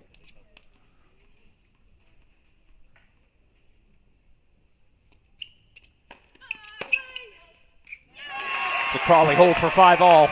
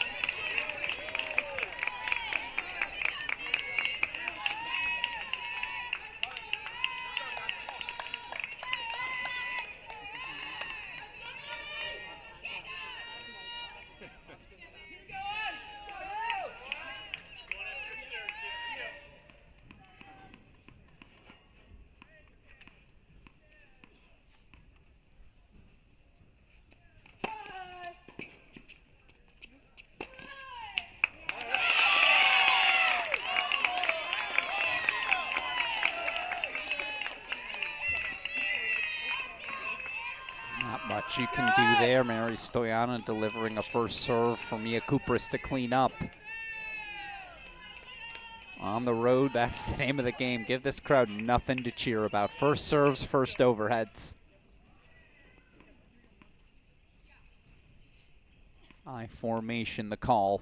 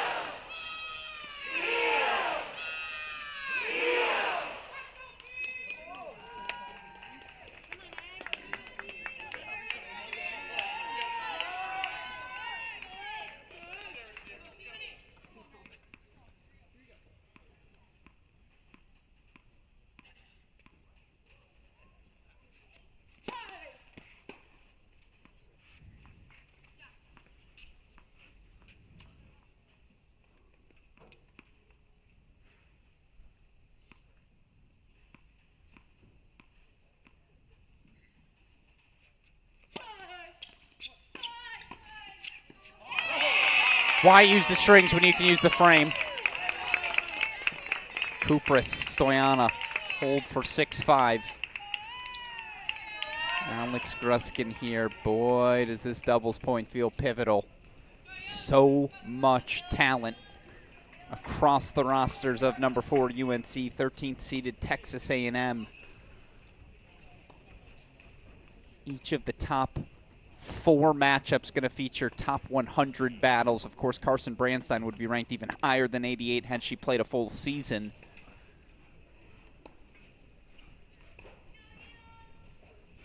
Of course, you look at the records overall this year. UNC coming into this ACC regular season champions, ACC tournament champions, 24-3 overall. Won 11 in a row coming into this. Of course, for A&M, a little bit of a slower burn. Only had Brandstein for the last month. 24-7 overall, though, went 12-1 in conference play, lost in the tournament final in Athens to Georgia. Would have loved to have seen that match on a neutral site. So hard to beat the Bulldogs in Athens. Of course, they knocked off Cal earlier today, 4-2, to advance to the quarters. How do the reigning NCAA Dubs champs respond? 5-6 deficit. Carson Tangillig, the junior, serving here on the near side.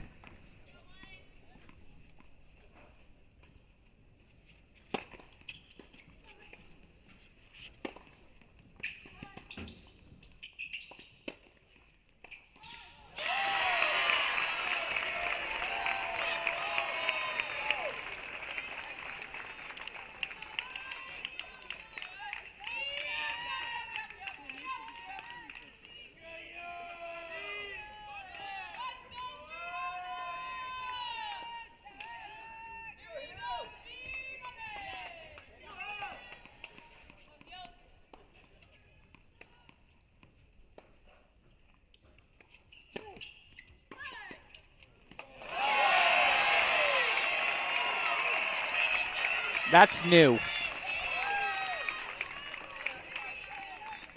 Given all the Tar Heels' success this last half decade. I've watched a lot of Fiona Crawley.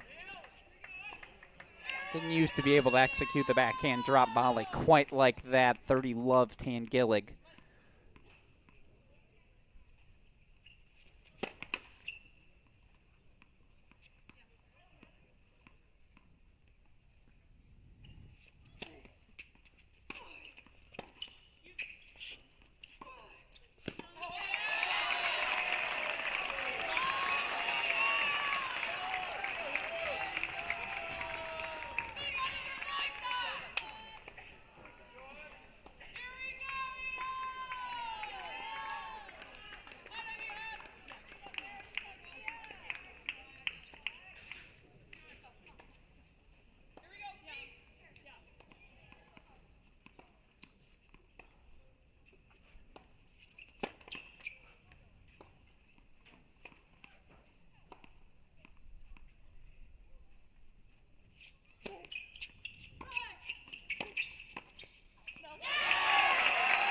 Go to a breaker. 1-7, win by 2.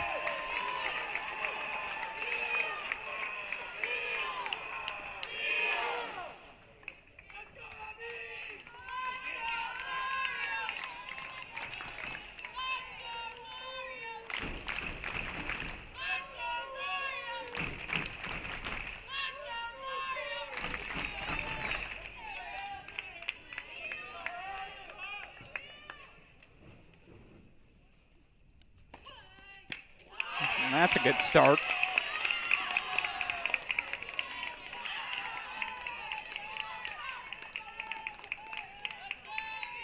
Of course, earlier today we saw Pepperdine 5-3 down at the number 3 doubles position. 5-1 down in the breaker. Earn a 7-6 set at 3. That kind of clinched the momentum. They ran away with it in their 4-0 win over USC.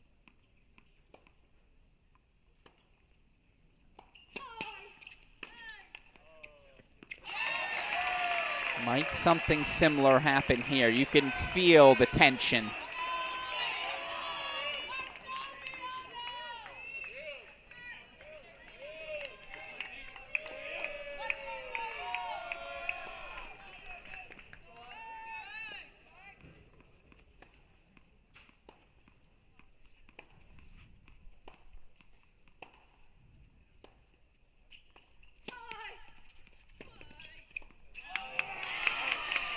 That land good? I think it did.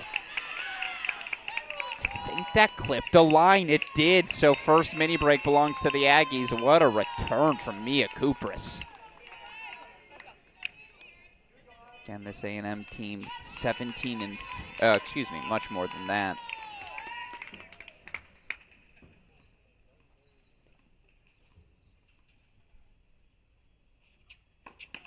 (24-5) overall on the year are Kupris, Stoyana.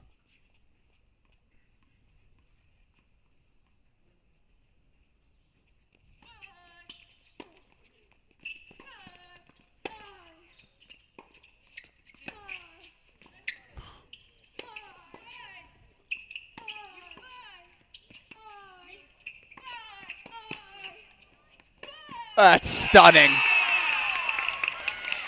That low backhand volley to drive it with that sort of depth. Are you kidding me?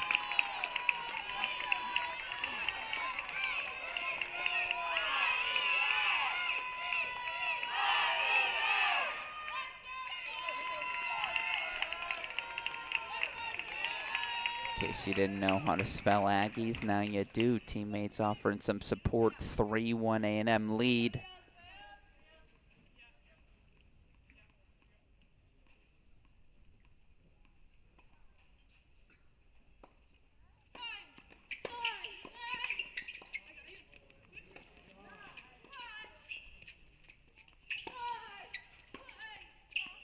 Middle solves the riddle.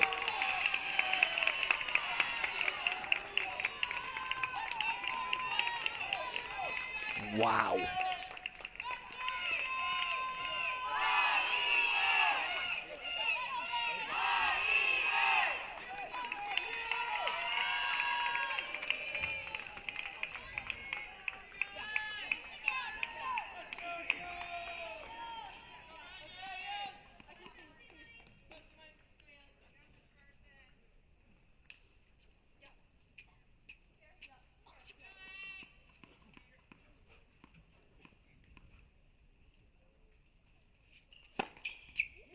That's a good response.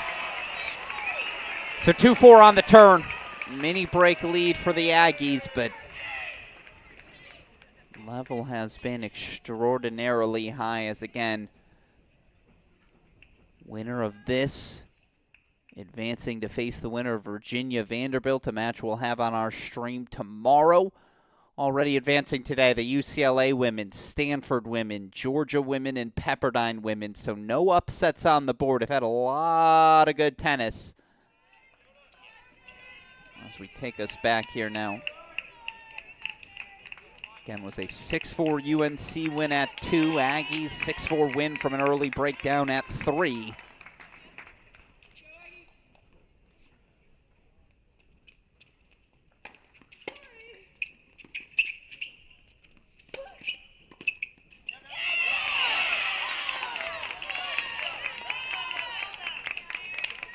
Now 5-2 Aggies.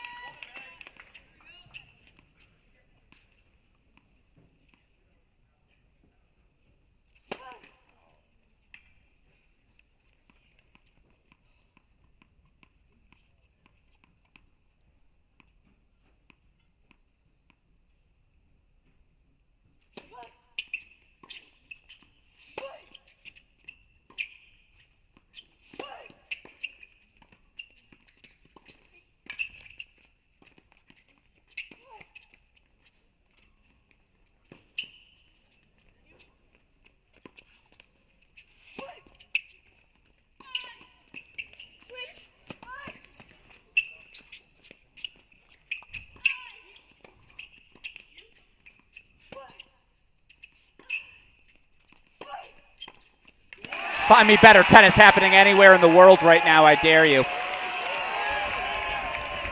Can't match the passion, the energy, the tension.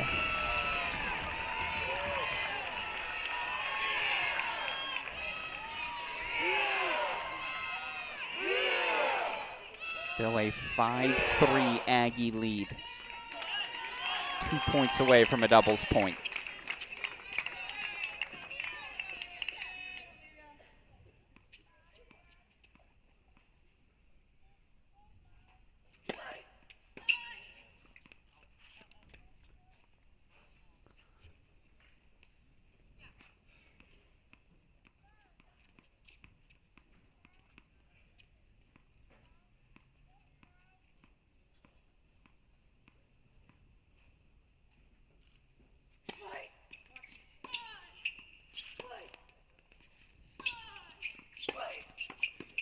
Yep, Carson was ready. That first Cooper's forehand sat up a little light. Carson saw that, pinched over. It's a great move, great recognition. It's tight, isn't it? All the way around. Back on serve, though. The Tar Heels still trailed 4-5.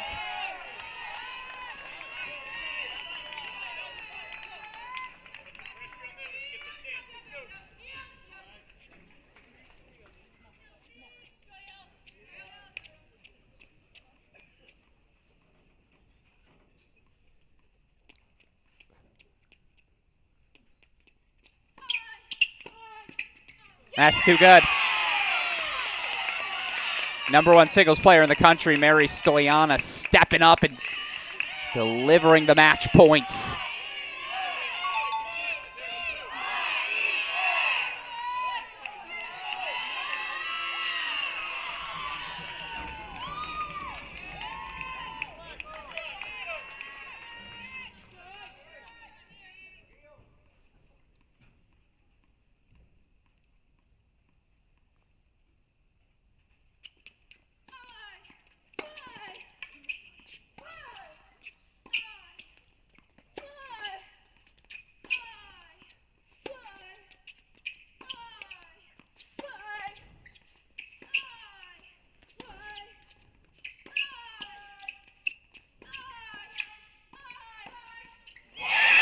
Doubles point to A&M.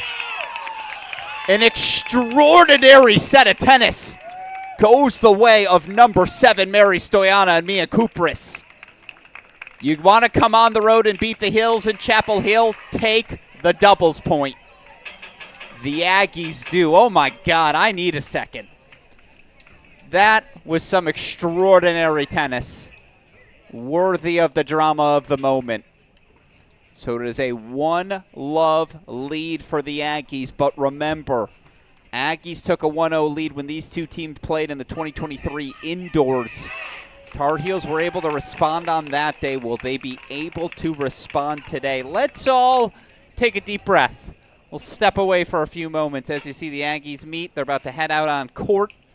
We'll get you back set here for the start of singles as well, but that's the start the Aggies needed. Again, if you're going to come on the road, knock out the defending NCAA champions, you have to take the doubles point. The Aggies do in the most dramatic of fashion. 6-4 win from Kiernan Morales at 3. Stoyana, Kupris, 7-4 breaker to clinch the win at 1. We'll get you with matchups, the start of singles on the other side of this break. Gonna step away for a moment. Don't you dare go anywhere. More action on the Chris Halioris stream. Wake Forest up a doubles point, but Stanford 4 first sets in singles. Texas 1-love up on Texas A&M men as well. All that round of 16 action still to come. You're watching the NCAA Tennis Tournament here on the Cracked Racquets YouTube channel.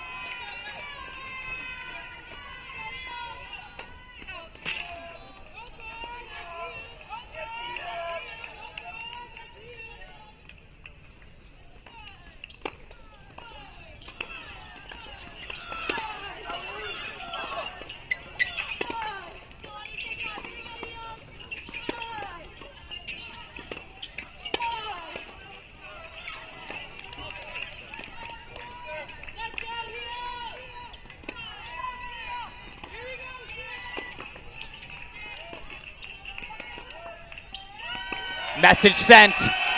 Welcome back in, everyone, to what promises to be a barn burner of a singles session in our final round of 16 match of the evening here on this stream. Alex Gruskin on the call. Number 4 UNC drops a dramatic doubles point to number 13 Texas A&M. How do these two teams respond here at the start of singles? Well, senior Elizabeth Scotty's come out roaring, and in what has been her best season on the job, Scotty's yet to drop a dual match.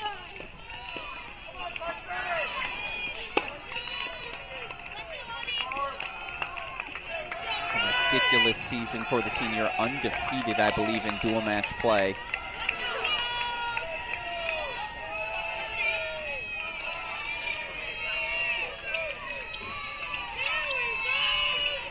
(13-0) overall, but tonight she gets the number 1 player in the country, junior Mary Stoyana.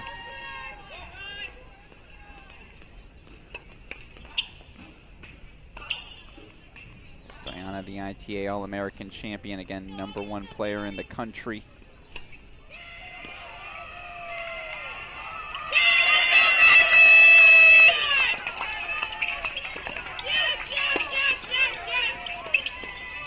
(30-3) overall in the regular season was Stoyana.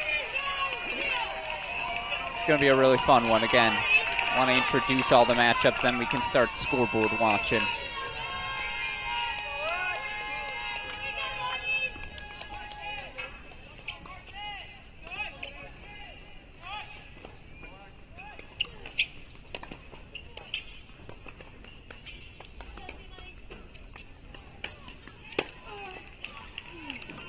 Ridiculous. And that's what you can expect, that sort of power tennis from senior Carson Brandstein, back for her final weeks on the job. Senior, number 88 in the country, out of Orange County, California, taking on senior Fiona Crawley. Crawley back up to number 6 in the rankings, the senior from San Antonio, Texas. Another sensational season, 18-4 overall. That puts her at 141-18 overall in her career.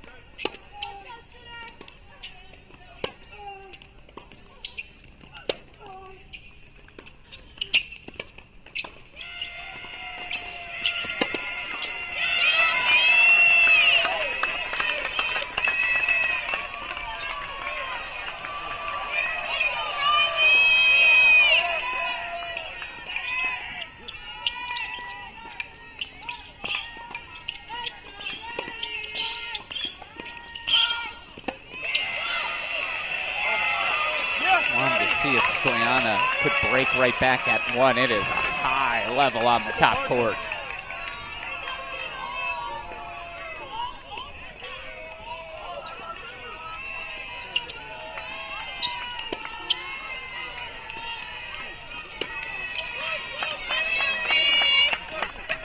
Got to be the game plan for Fiona Crawley tonight. Get Carson Brandstein into the outer thirds. You cannot let her hit with her feet set. Too powerful off both wings.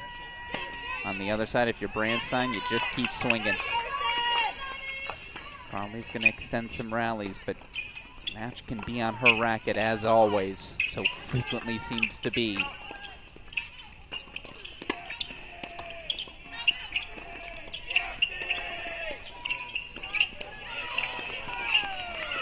Falling down as she makes the call. Love 30 becomes 40-30 for Crawley.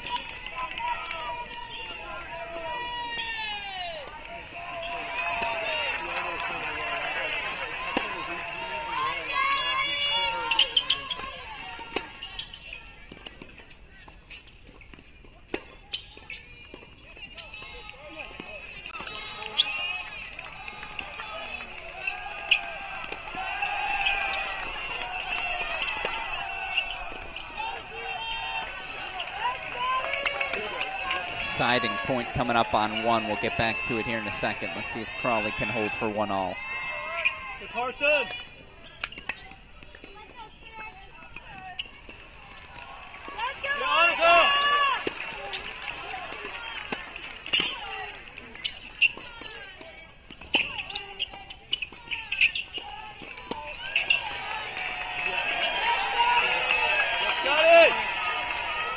Scotty holds for 2-love. Crawley pushed to a deciding point.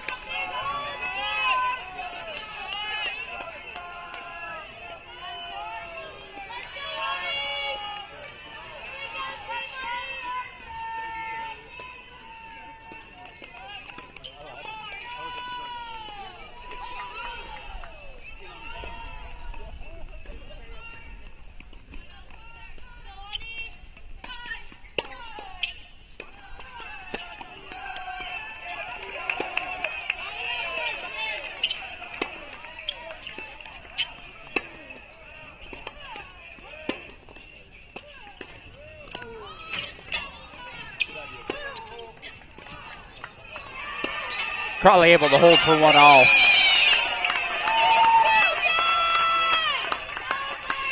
And Heels need to make a strong push to respond just to the way they drop that doubles point. Send a message across the board. Hey, we're in on the fight. 1-all, 30-all. God, is like every matchup.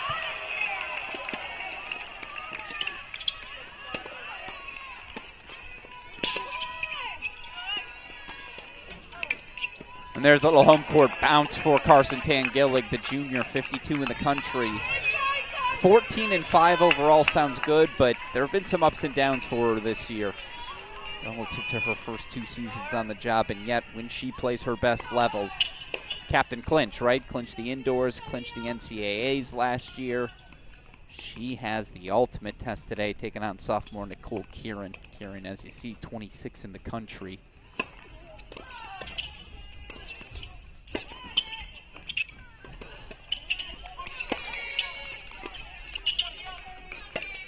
I love her forehand. Both these players, they want to do the same thing. Use that forehand as the weapon they dictate with. Did I mention this is my favorite matchup of the weekend?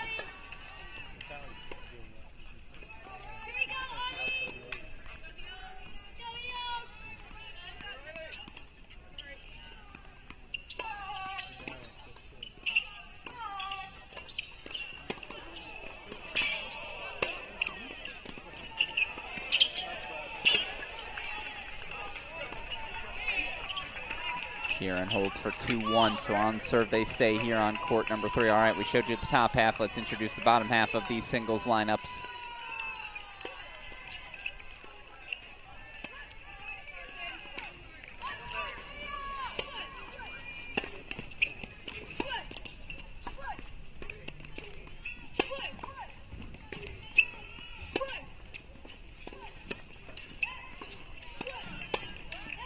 The top 3 are all really good. This might be my sneaky favorite matchup. Senior Riley Tran, 58 in the country, 11-3 overall in dual match play.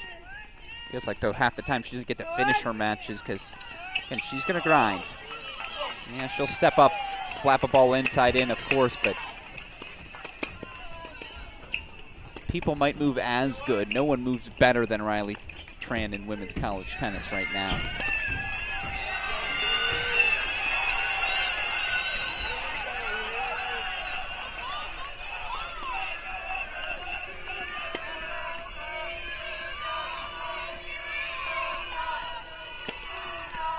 Of course, sophomore Mia Cooper, she's got some real weapons. It's another strong season for the sophomore from Alberta, Canada.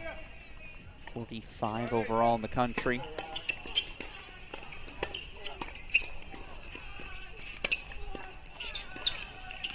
Break point chances here for only 2-1 lead.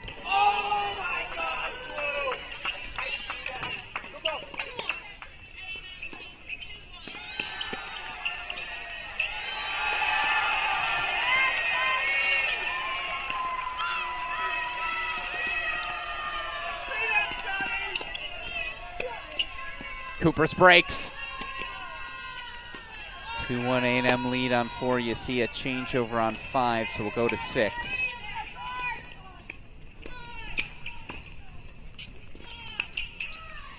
Break lead early for Jeanette Morales. Morales, the junior from Houston, Texas. Her challenge today, freshman Thea Rabman. Rabman, 77 in the country. On the back of a 10-2 dual match record.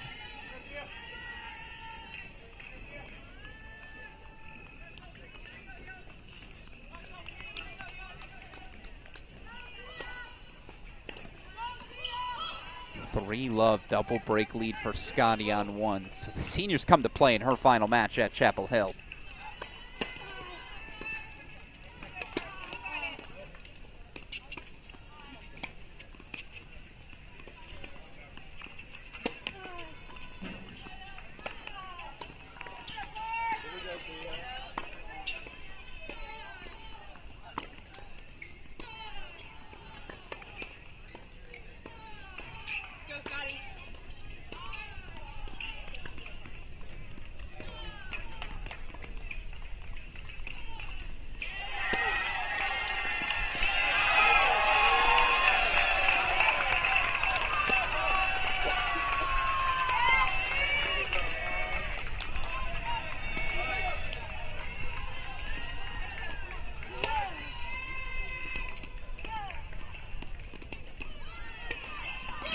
It's really well done from Morales.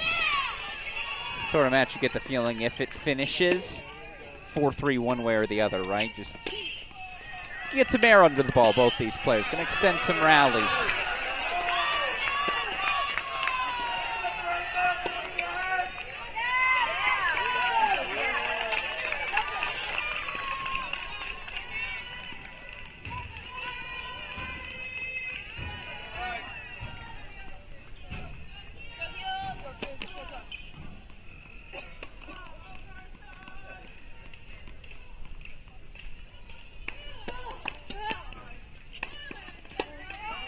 Morales holds for 3-love, so break consolidated. Final match we're going to have to introduce. I know we went a little out of order, but here, 5th-year Annika Yarlagata taking on freshman Luciana Perez. I love this matchup.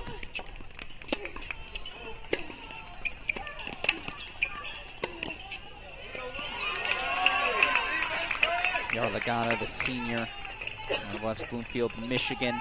Grew up on the indoor hard courts, fast surface. I grew up at the club she played at.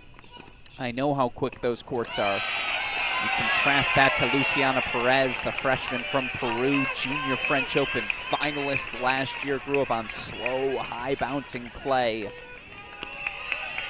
Fun contrast of styles here at the 5 spot.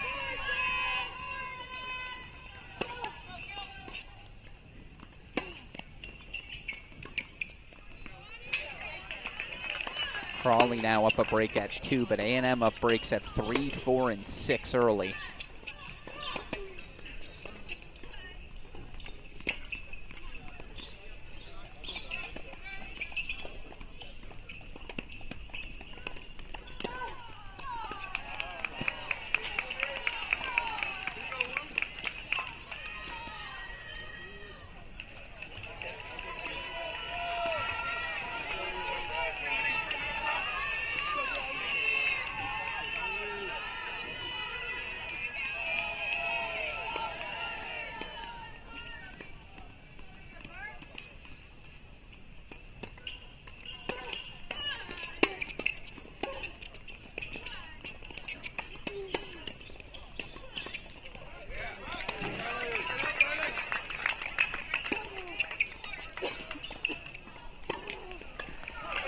Yeah, they got a hold for 2-all. All right, let's go to where we have breaks. And we have a bunch of them.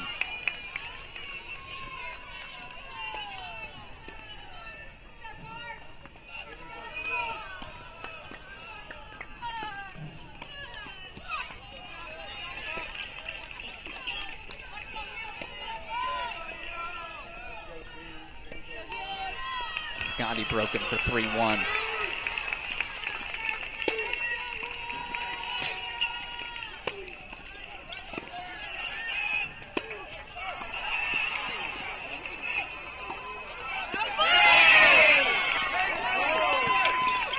Well, I heard a roar. We got to move to it. Riley Tran breaks back for 2-all.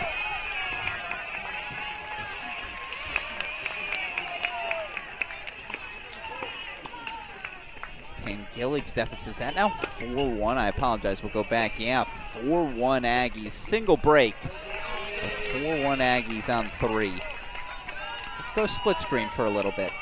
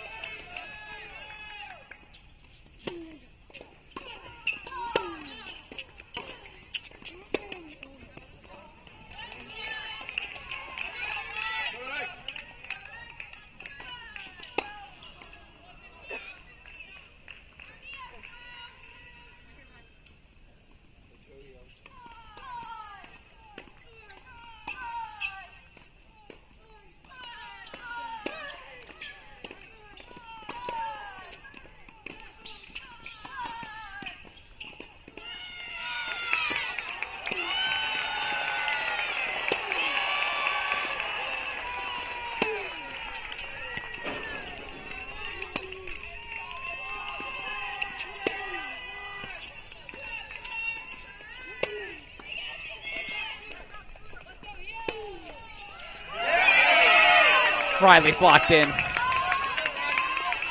Hard to imagine this Tar Heel senior class going down in Chapel Hill without some sort of fight, right? You're seeing that from a couple of seniors here. Scotty Tran. That's that again. Courts 3 and 6, excuse me. We'll get back to them in a moment. A&M, 4-1 lead at 3, 3-love lead at 6.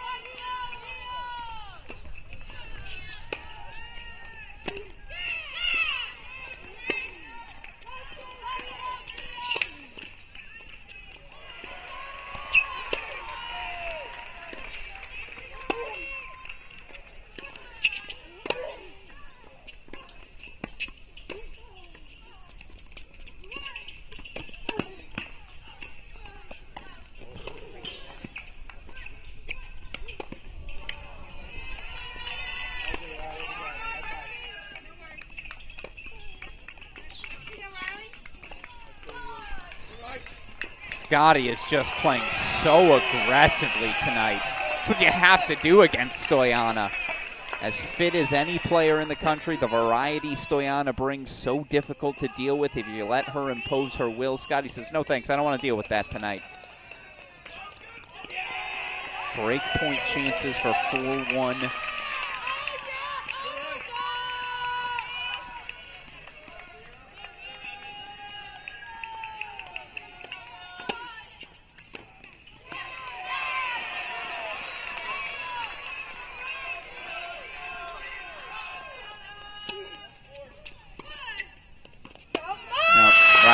All right, over to court 6 we go.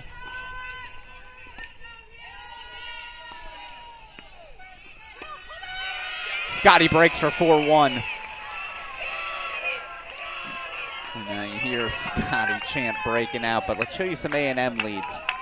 Now 3-1 30-all for Morales on 6. That scoreboard behind. Meanwhile, 4-1 30-40 break point chances for Nicole Kieran. The thing you want most if you're A&M, a quick win. You know, there are going to be fights on at least 3, I'll guess, at least 3 3-set matches. You can put a quick win on the board. Pressure of the moment starts to mount. Pressure of playing as the favorite down starts to mount. Aaron forehand from Kieran, deciding point, a big one coming up as it's break point chance for Rabman back at 6.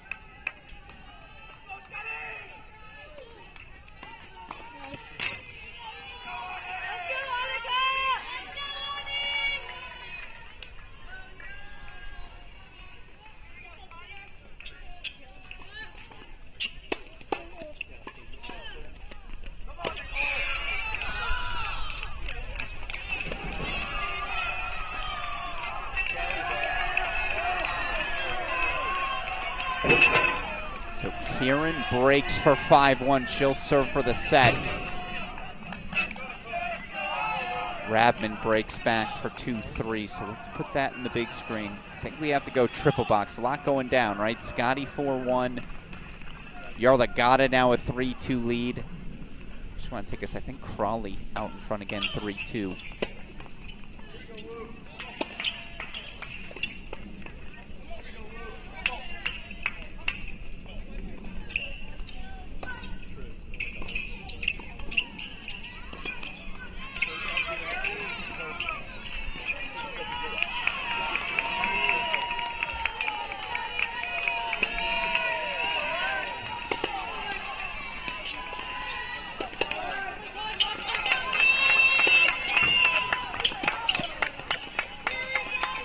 That's real tricky.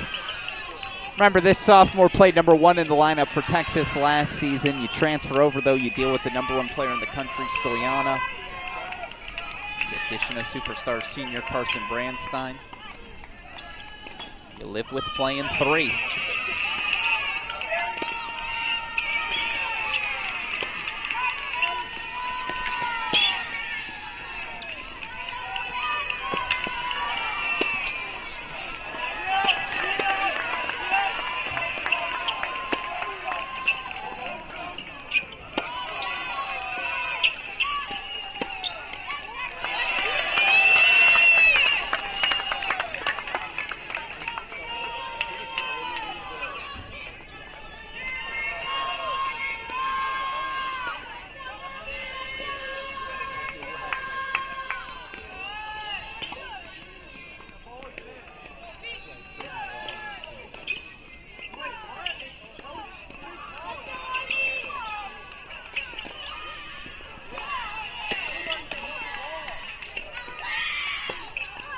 Set point coming for Kieran. Apologizes for the left cord serve. Of course, we play those here at the collegiate level. You know that, and you're tuning in at 8:57 p.m. Eastern Time on a Friday.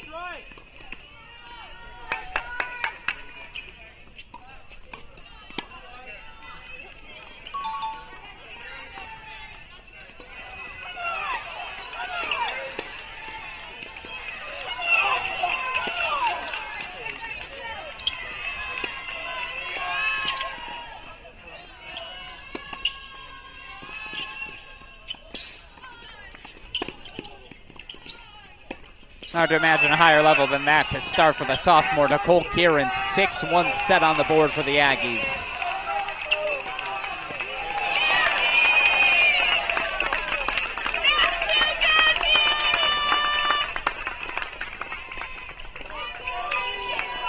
Game point chance chances for Crawley to extend her lead to 4-2.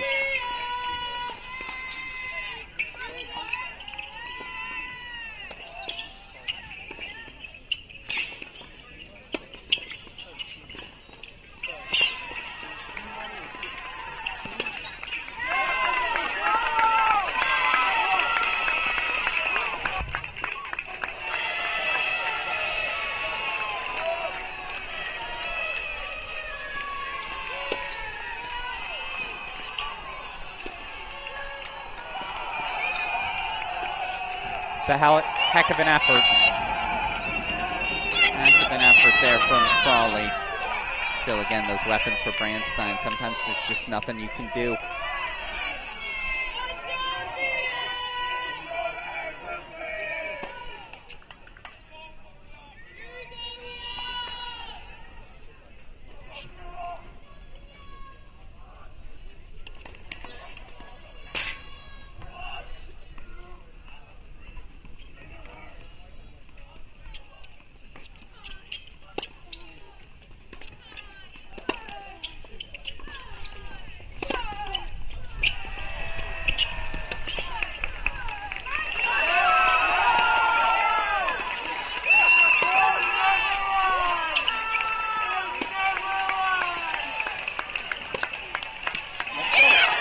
Racket tossed.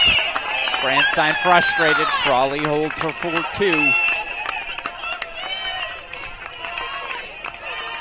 Yarlagadda consolidates her break lead. She's at 4-2 as well. 4-2 Scotty. 3 all on courts 4 and 6.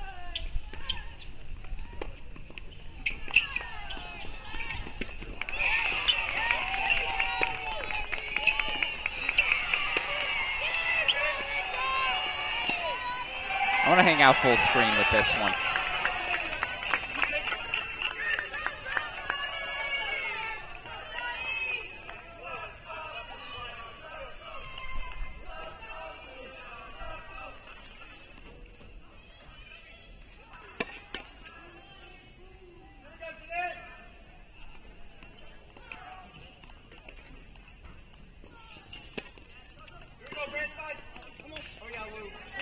Understand the cut from Yarlagadda has to be the aggressor. Actually, given the 4-2 everywhere, we're going to go back to the triple bunch. See if we can keep our eye on everything, right? Stoyana starting to find her footing on one.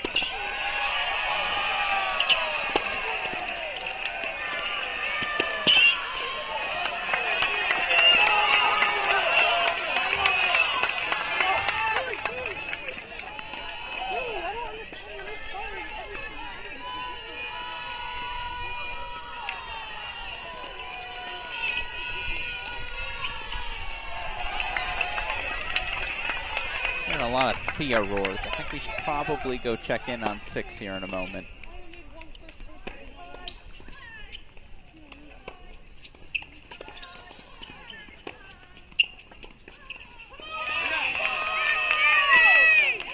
Stoyana holds for 3-4.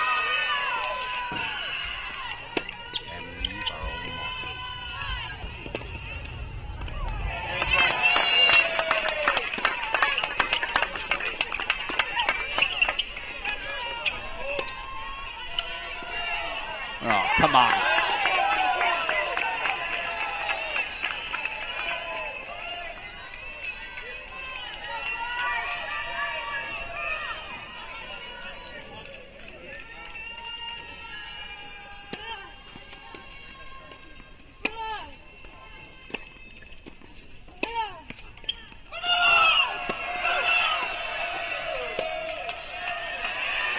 Perez holds for 4-3. Let's go check in on 6.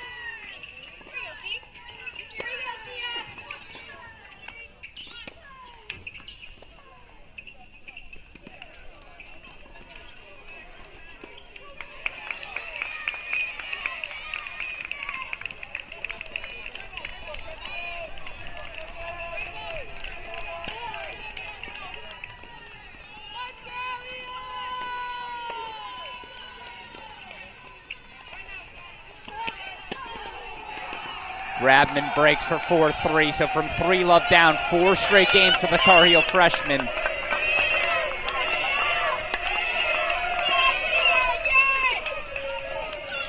Senior Fiona Crawley offering some love to her freshman as she serves for the opening set.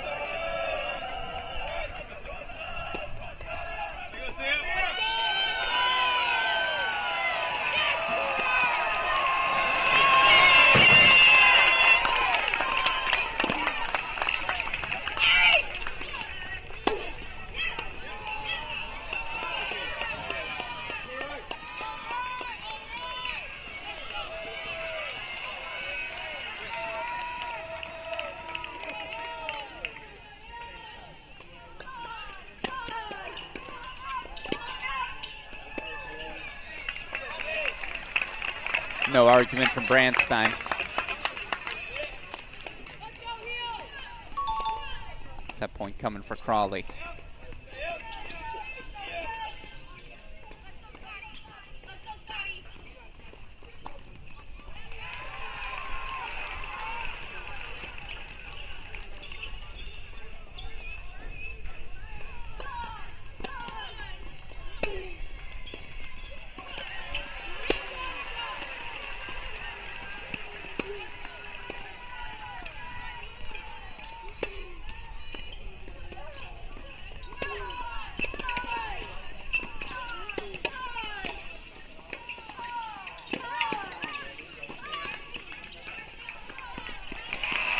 It's a first set for Crawley.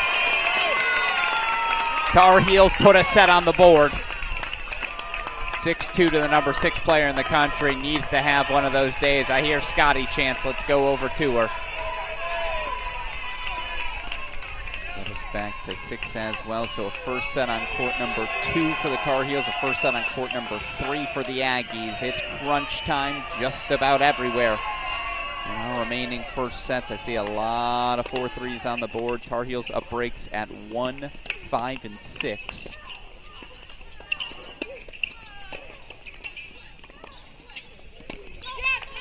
The first of 3 break points fought off by Elizabeth Scotty.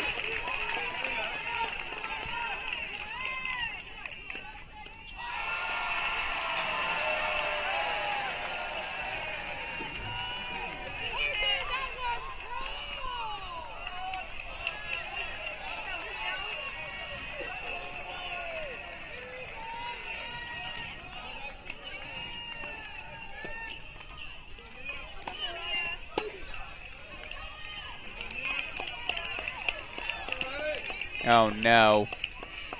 Obviously Scotty dealt with some shoulder injuries earlier this season. You really hope that's just an off under the lights error more than anything else. Mary Stoyana, number 1 in the country for a reason. She fights back. 4-all. Never count Mary Stoyana out of the set. Not ever. So let's come spend some time at the bottom of the lineup. 4, 5, 6.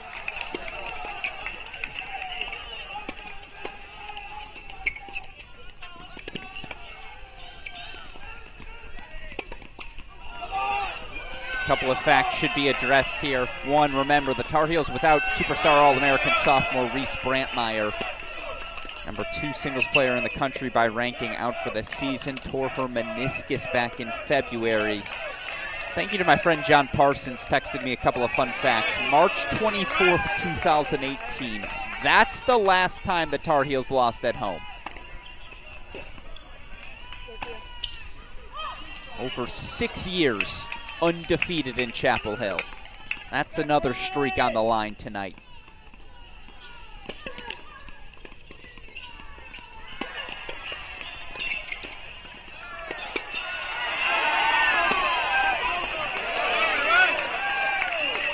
Rabin new to the streak, but doing her part.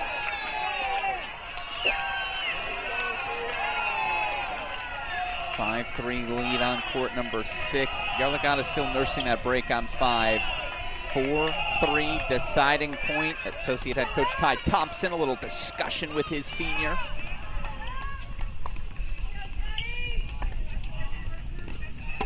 Tran serving 3-5, so Mia Kupris, just as she did at the 1-double spot, doing her job again at 4.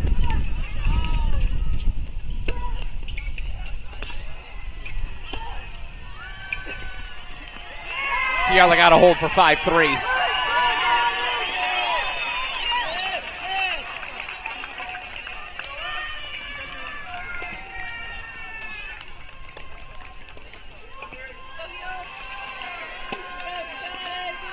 Tran holds for 4-5, but Mia Kupris to serve for the set on the other end of the changeover. We'll go split screen. Thea Rabman, Annika Yarlagadda, 5-3 leads for the Heels.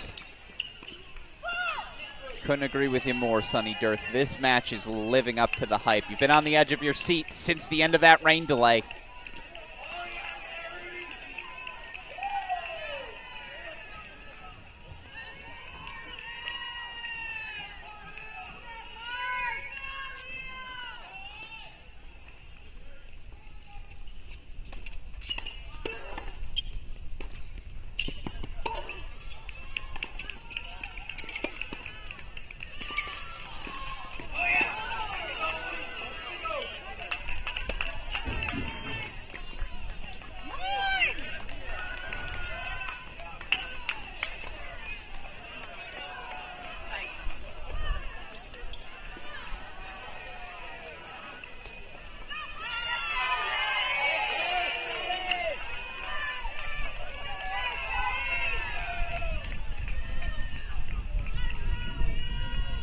Oh no, that's not rain blowing in, is it?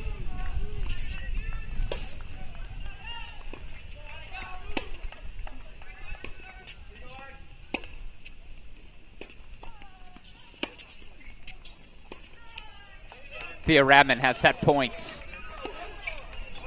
I always thought court number 6 was the biggest mystery, just because Morales, she's been okay.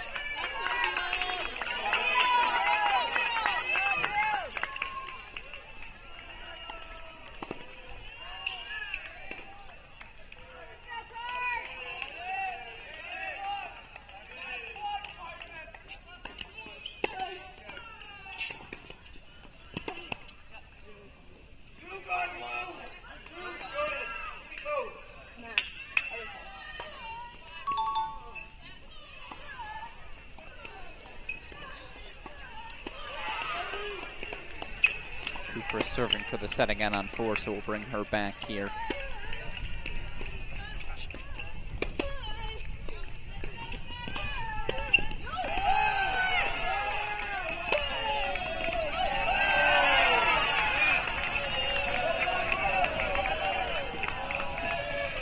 opening set to Thea Radman.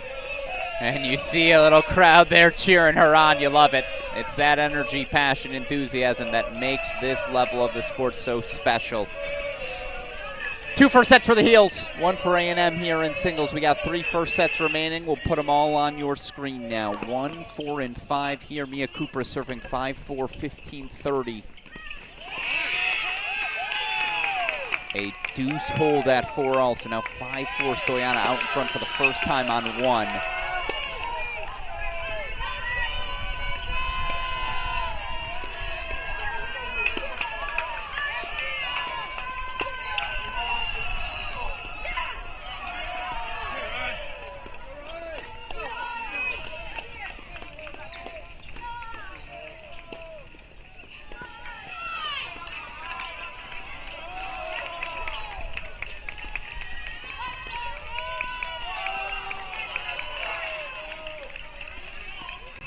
Changeover right now on 1, so we'll go to the split screen. Yarlagana serving for the set, Kupras serving for the set.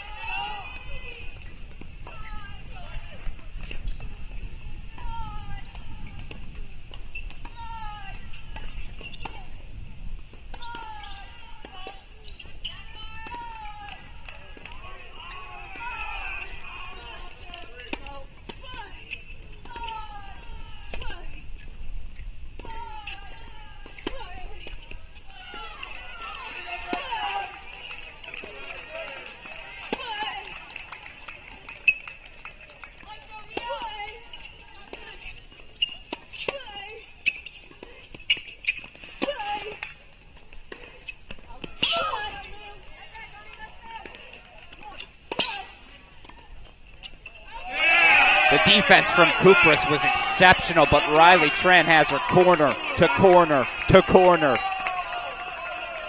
1-1-ing Kupras to death. Break point chances to level the set. And I think if you're the Tar Heels, 4 first sets isn't going to do it. I think you need 5. It's multiple things you feel like are going the distance. Doubles point up. I want as down. I want as much margin as possible.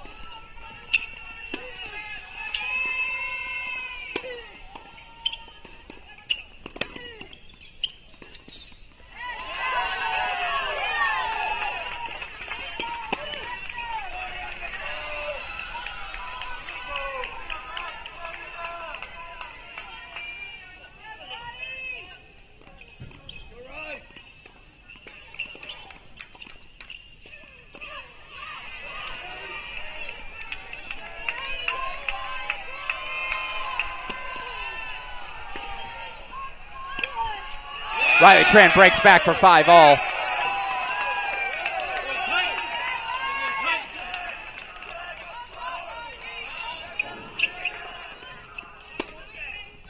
By the way, Carson Tangillig up a break. Nope, no longer. Now 2-all in her second set. Was up an early break, excuse me.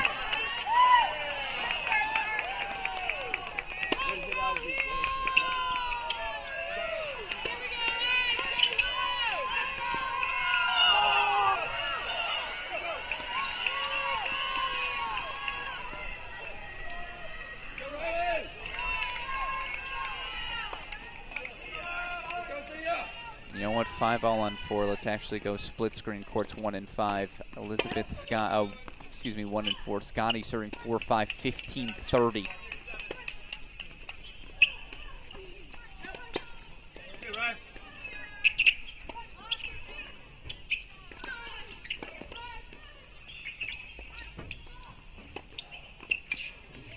Oh no, oh no.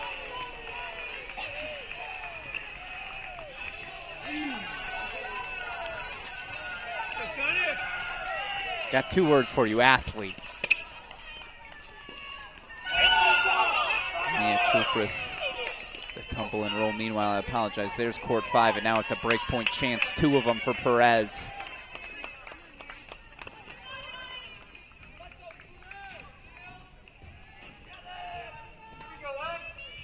Nice development on one, why Tran breaking back was so important. Mary Stoyan, you never betting against the #1 player in the country.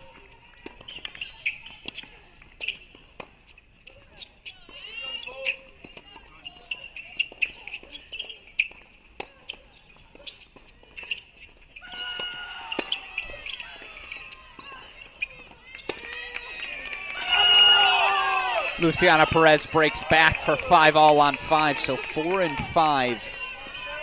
Now 5-all opening set. This is a set point for Kupras. Scotty was up 4-1 double break.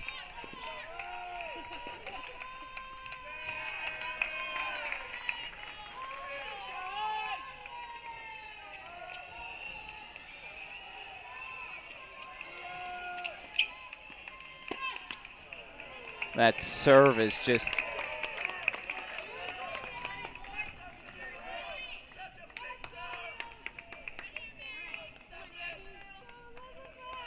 Scotty's serve, that might be an issue. And it's again why that Riley Tran set and the Yarlagadda sets 4 and 5 so important for the Heels. Ay, ay, ay.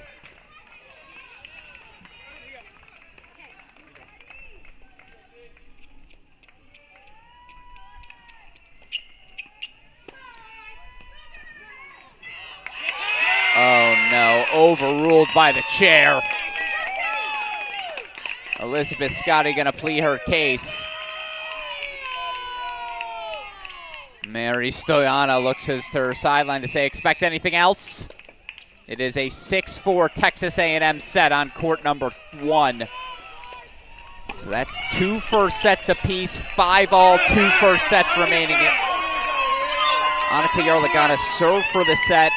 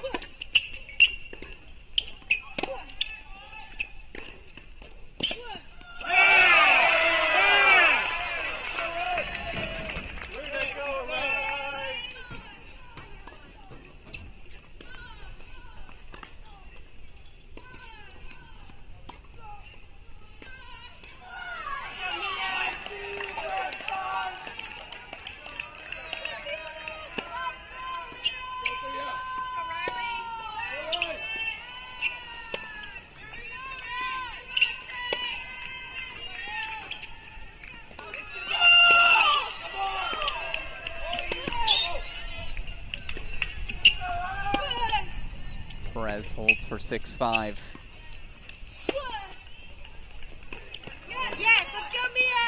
Now a deciding point coming up on 4. We'll go full screen for it.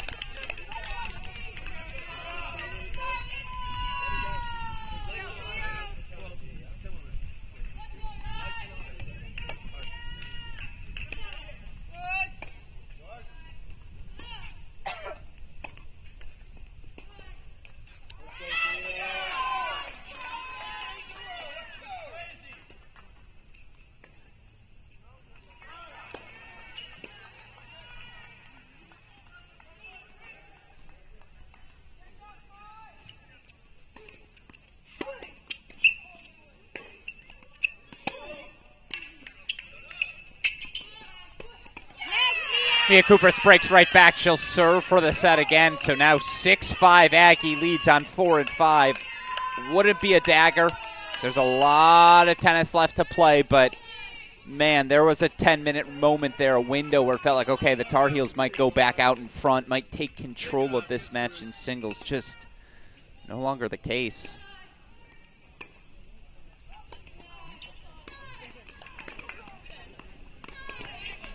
Take us back over to court number 5. Yarlagadda now serving 5-6.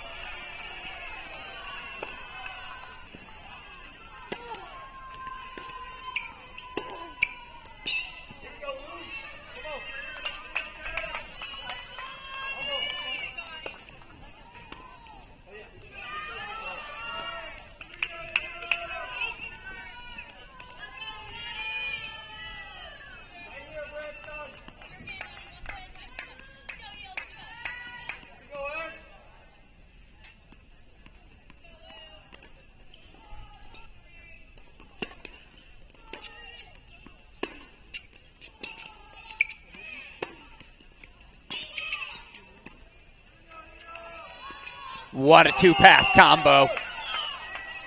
That's how she made the Junior French Open final. From 5-4 serving for the set to 5-6 love 30.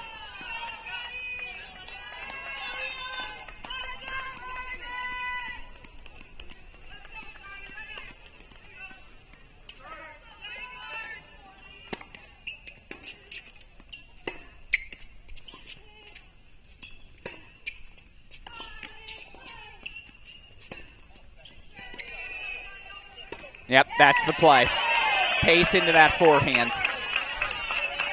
With that windy, loopy backswing.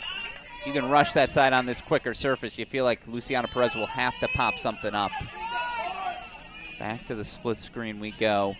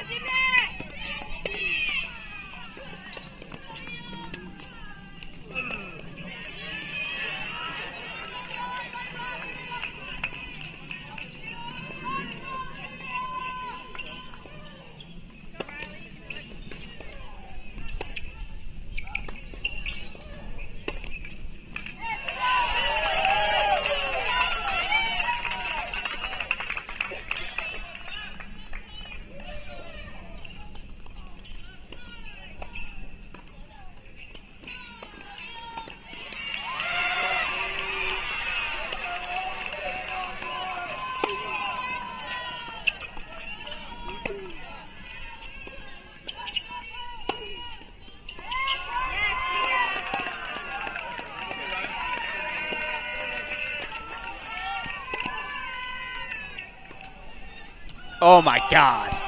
Luciana Perez with an inside forehand to remember. Set point on court number 5 for A&M. They're 2 points away on 4. That would make it 4 first sets. And then it's not an upset alert. It is just straight up upset watch. Had to have that if you're Yarlagadda. Set points coming now for Kupras.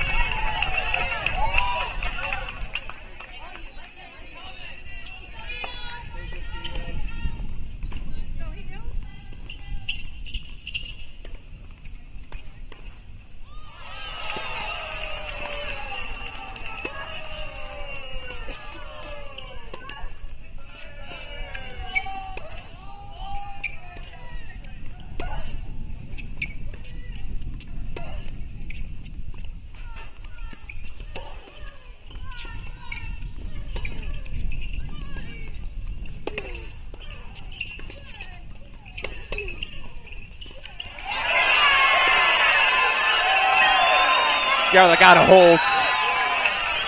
How important is this breaker at 5? I like me some hyperbole, but it might just be the match. 1st to 7, win by 2 as again Tran facing set points. Mia Kupras 3 more for A&M. What a start, what a first 2 hours it has been for the Aggies.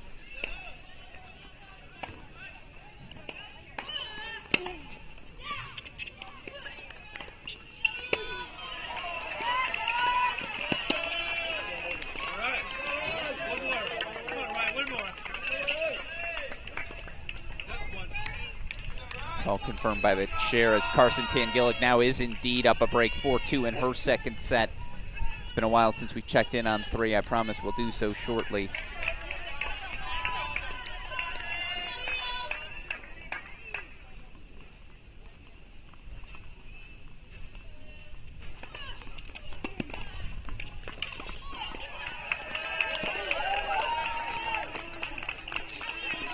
First set, Mia Kupras. Texas A&M has a path. First set's at 1, 3, and 4.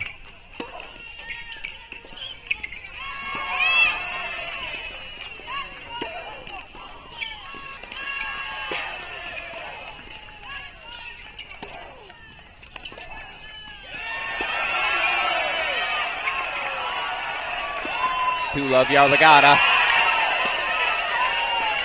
Has to have it. UNC has to have it. Again, things are going 3 sets. I have no doubt about that. 3 first sets apiece. You'll find Tangillig up 4-2 in her second set. Again, you're hoping the Scotty shoulder holds up. There really is a world right now where UNC has 5 spots for 4 points, 2 through 6.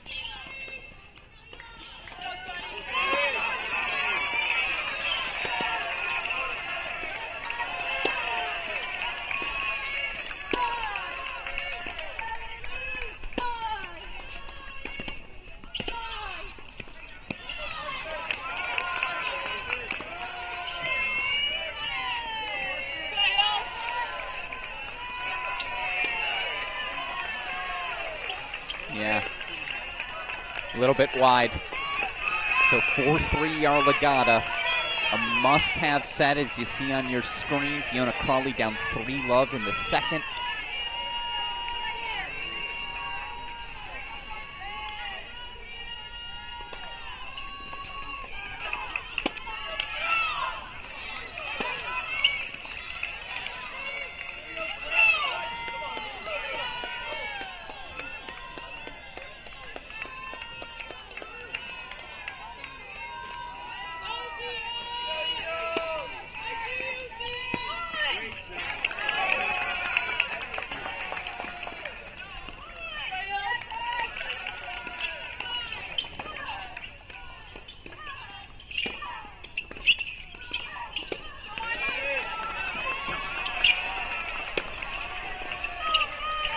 Perez goes long, so it's on Yarlagada's racket.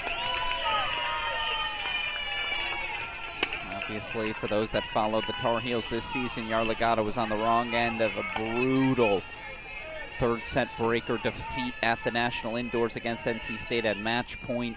Forehand clips the net tape, bounces back on her side. She's due.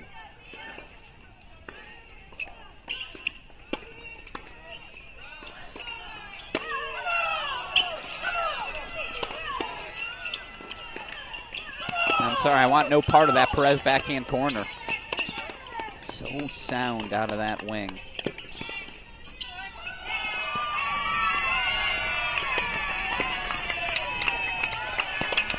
You know what, let's go full screen for this. 6-all, 5-all, come on now.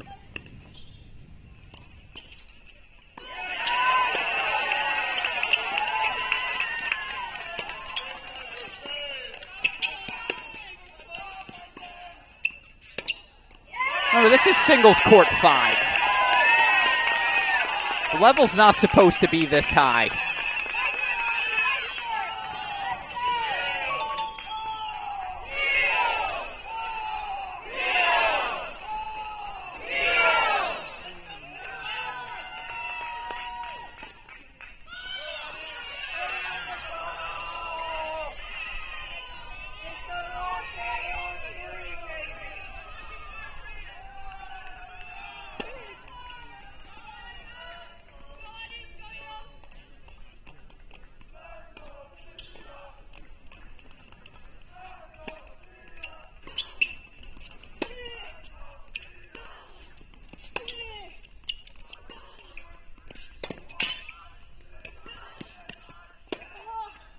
And it's the set to Yarlagada. Here come the Tar Heels. That's the boost they had to have. 3 first sets apiece. We said this one was going to be a thriller. We said it.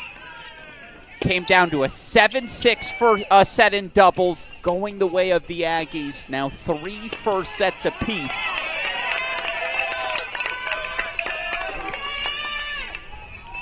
Thea Radman, 6-3, 3-love lead for the Tar Heels at 6, so we'll head back over there. Right now, Brandstein racing towards the third. 5-love on Crawley.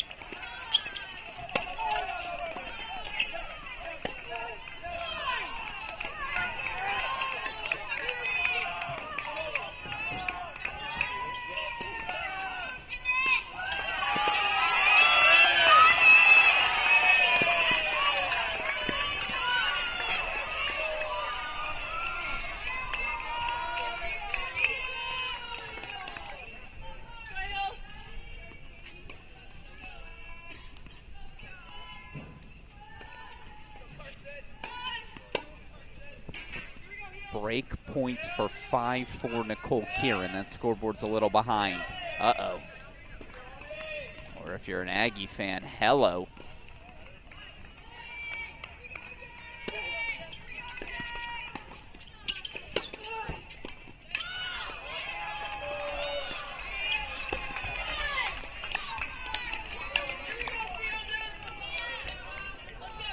Nicole Kieran breaks for 5-4. She will serve for the match as Brandstein has a set point for 6-love second set. It is all going the way of the Aggies.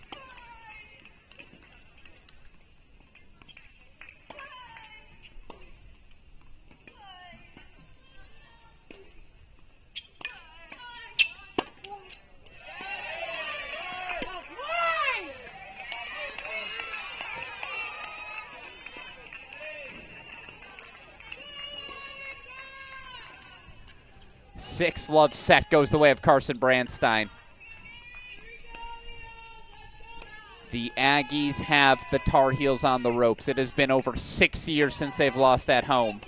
The defending NCAA champs are going to have to summon something special. As I apologize, we go full screen here, court number 3. Nicole Kieran serving for the match.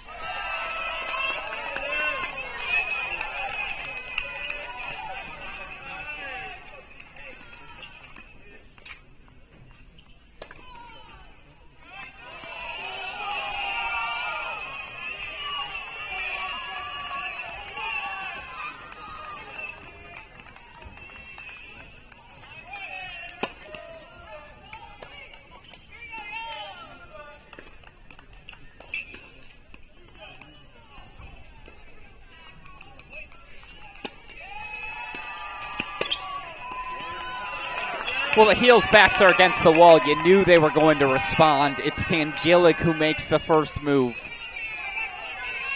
Breaks for 5-all. Let's play on as, again, we'll go back to the split screen here. And to show you court 6, a 6-3, 4-1 lead for Thea Radman of UNC. The freshman needs to win right now. Tar Heels need that sort of boost as we head to a third set on 2. Health status still up in the air for Scotty on 1. We'll go check in on her.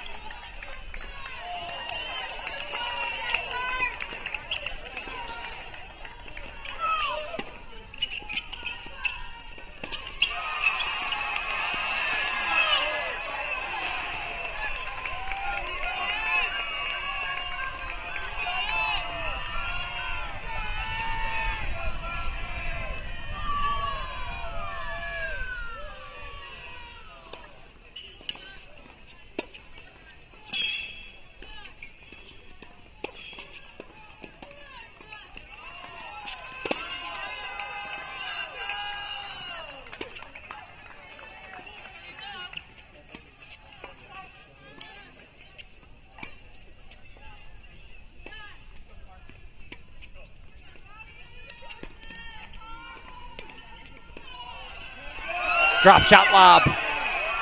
Works from the 10s and on. Thea Radman executing it to perfection.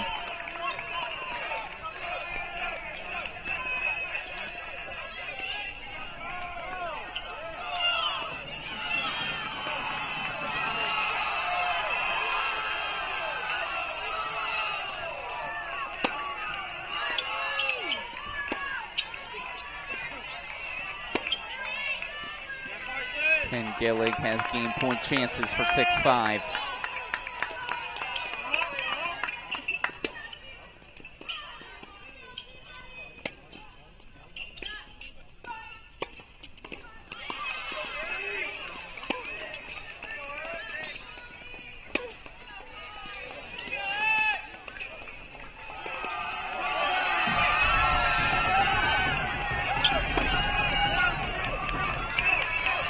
Ken Gillig holds 4-6-5.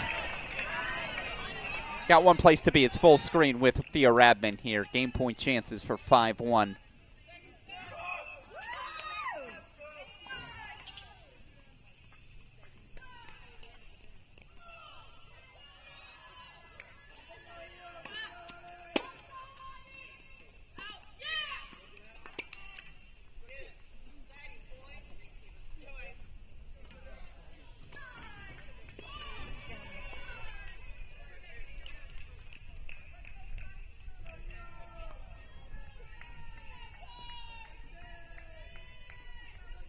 All-American now assistant coach Haley Carter. A few words for the freshman.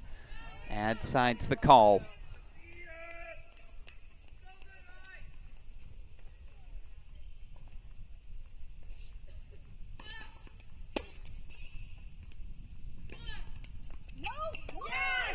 Radman breaks for 5-1. She'll serve for the match.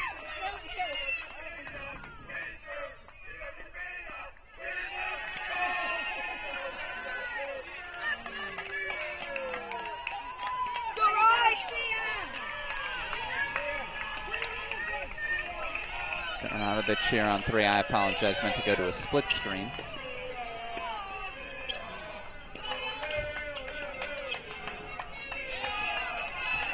See the smile on the freshman's face as this crowd, a Thea-specific chant, trying to will her through the finish line.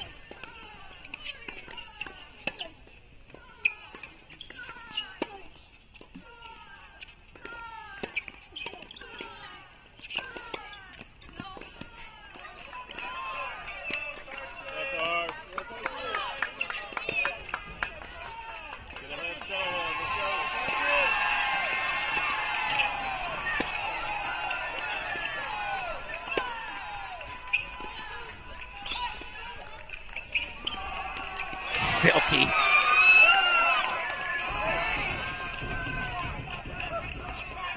Silky smooth off the racket of Thea Radman. She's 3 points away.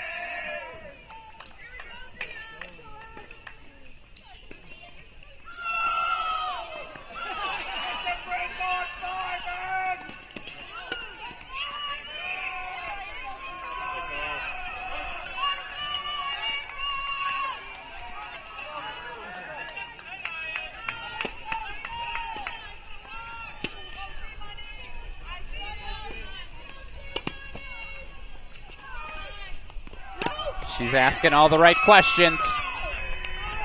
Everyone appreciates an unforced error gift like that, but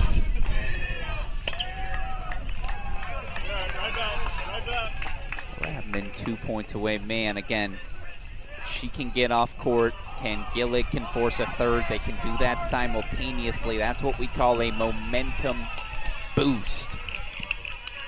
And the Tar Heels sort of need.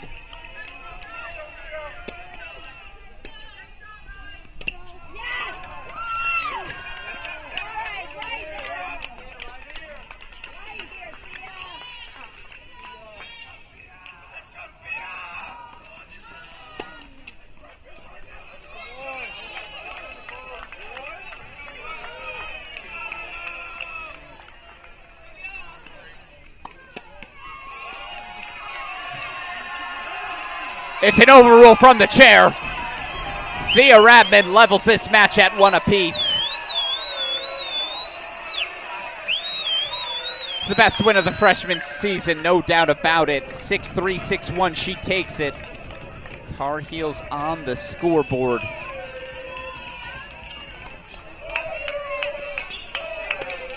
See Riley Tran, a 3-love second set lead. Let's go. As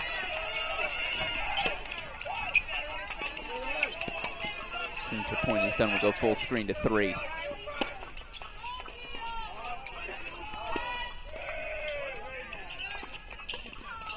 Little confusion there. Ultimately, no out call from Nicole Kieran. She now has game point chances to force a breaker.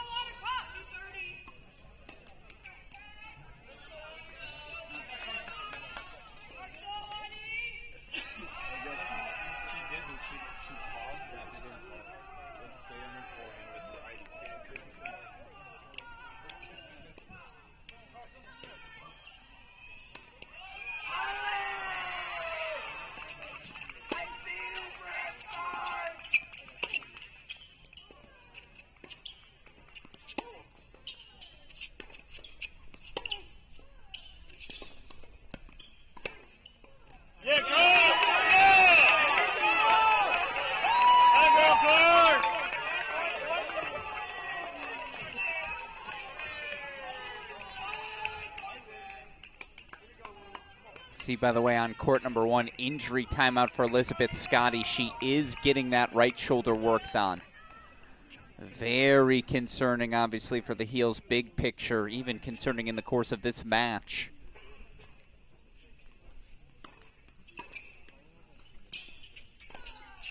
Should say immediate concern is the course of this match.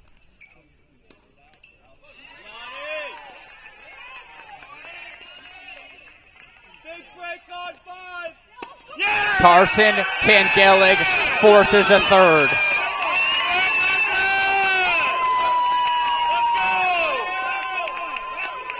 Could see the intensity in her face. This is what this sport's all about. Goosebumps. We're going the distance on 3.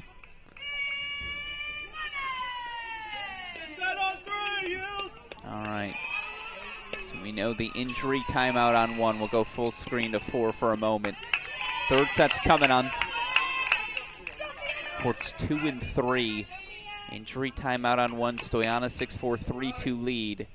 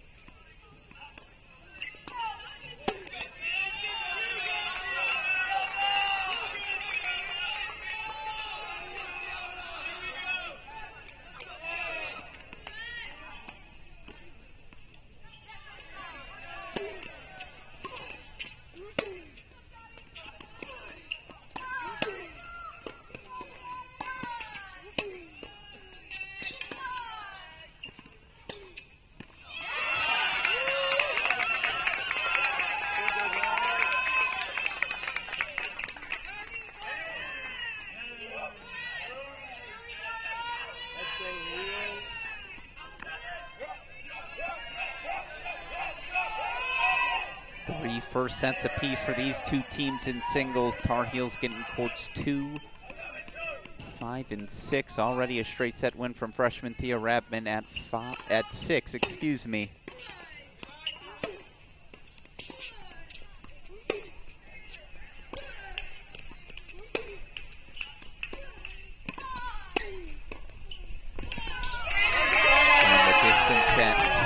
course. First sets for A&M on courts 1, 3, and 4. Already going the distance on 3. Riley Tran fighting off break points. Deciding point coming up.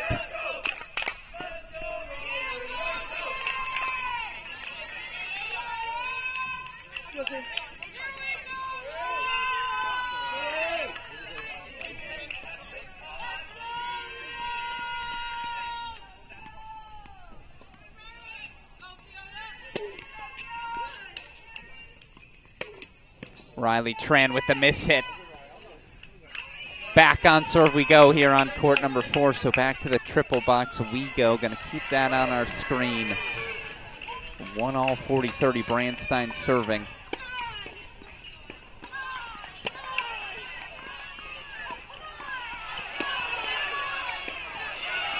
Deciding point coming up.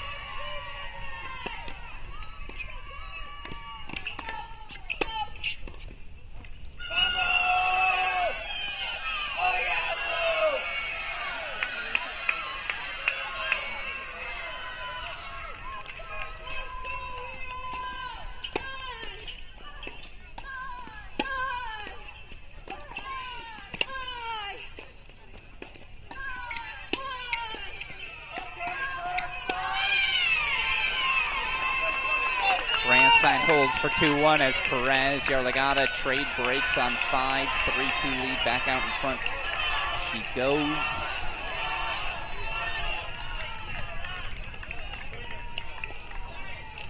It is an absolute war everywhere. We'll put court 4 back in the big screen as they're out of the chair.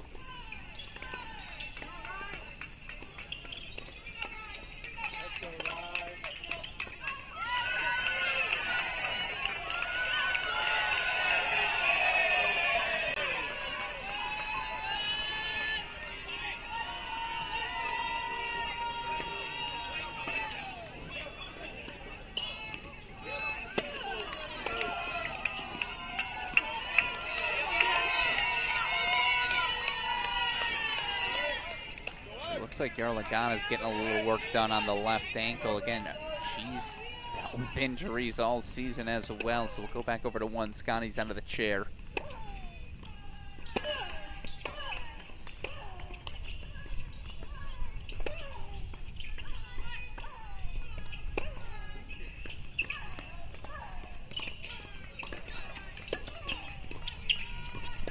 Oh, Mary Stoyana crisscrossed.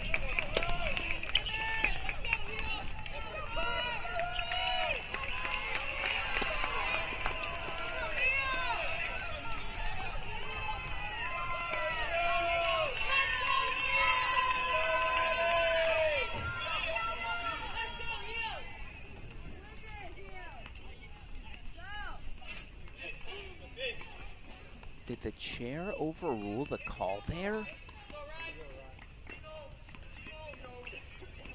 No. Okay.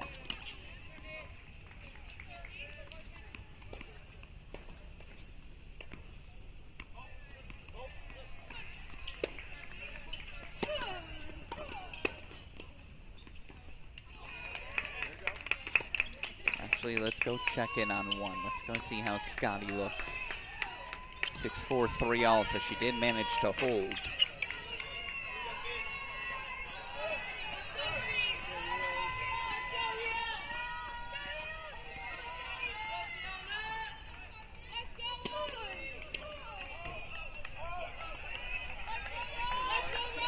Oh.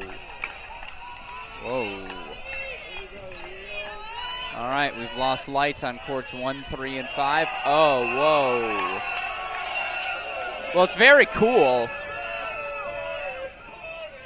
but that's a straight up technical difficulty. That's not the camera. Those are the lights at the outdoor facility. I think they've been turned off for the moment.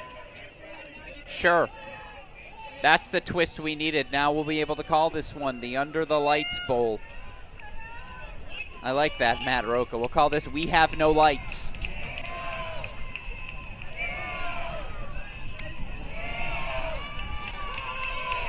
PM on the dot, lights turned off. So now you hear the heels roaring. This is sick. I love this.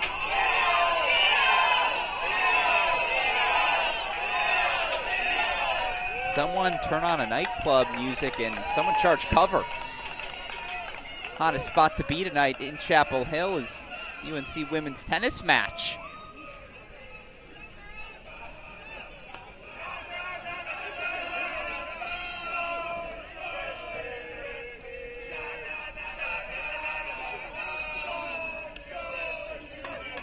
So everyone gets a moment to reset, refresh. Alex Gruskin here. All right, lights back on. There we go. All right, we'll play some tennis again. Winner of this faces the winner of Virginia Vanderbilt in the quarterfinals.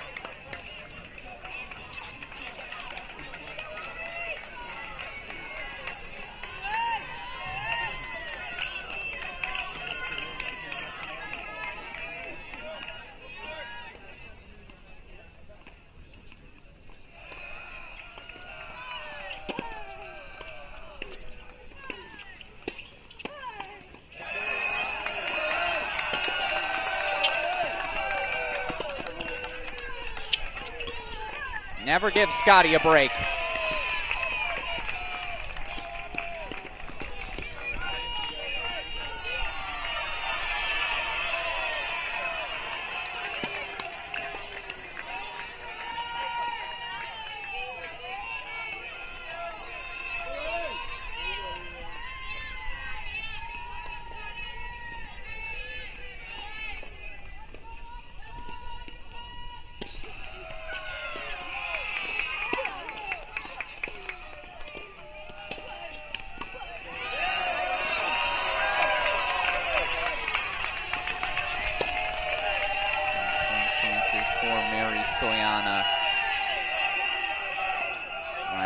Back out in front 4-2.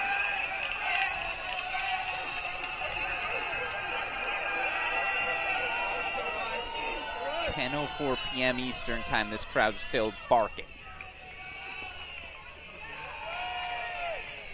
You tell me in the chat who you got. UNC A&M. Who's advancing to our quarterfinals?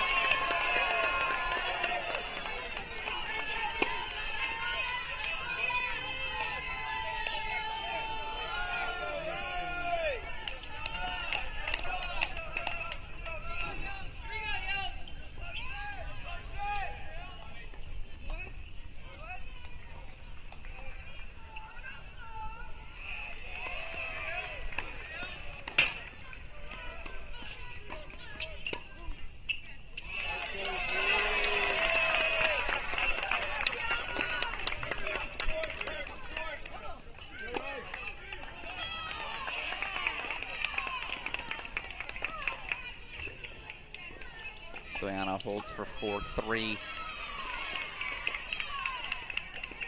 Crawley facing break points.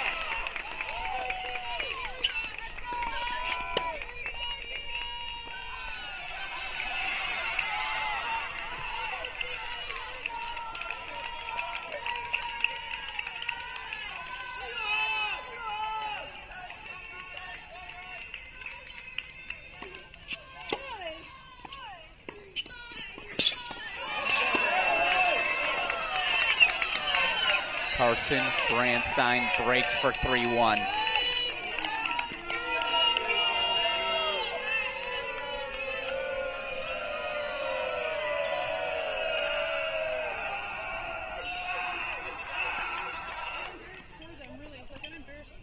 I have no idea what's being booed. Triple box we go. Let's see if Scotty's still on the change over there. She is out of the chair now.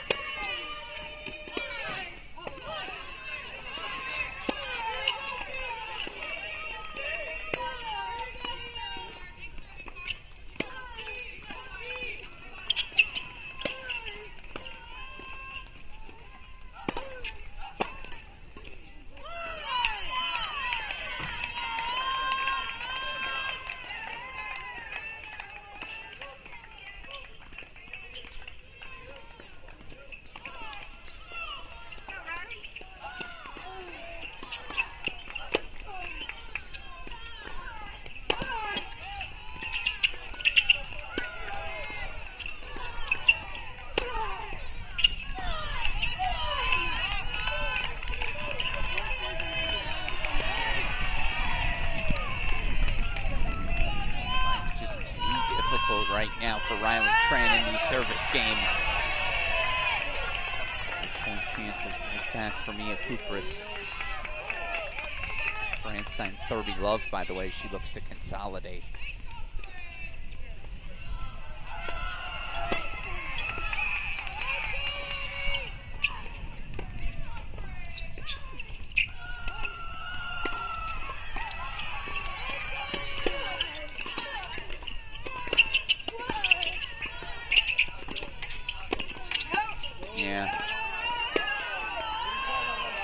Call confirmed by the chair, so it's a break right back for Kupris.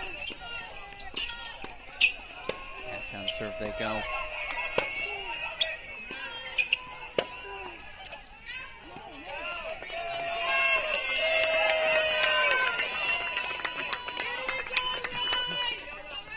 A&M now up a break in the second set on 5. 4-2 lead there. There's a world where 4 3-set matches very much in play. Maybe even 5 if Scotty can just hang on. But boy, serves like that against Mary Stoyana just aren't going to work.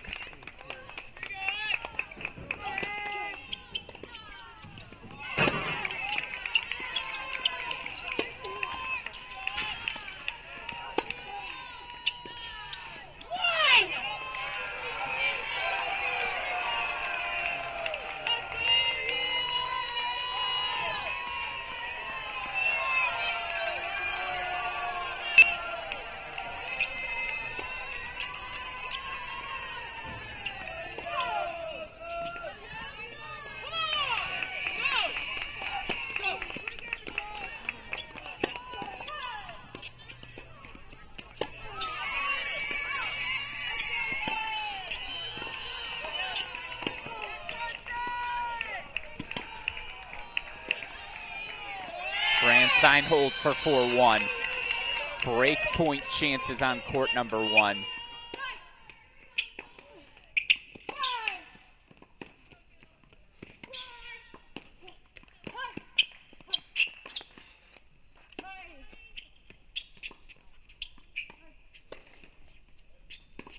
And now she's just showing off. Mary Stoyana will serve for the match. Brandstein's up 4-1 in the third.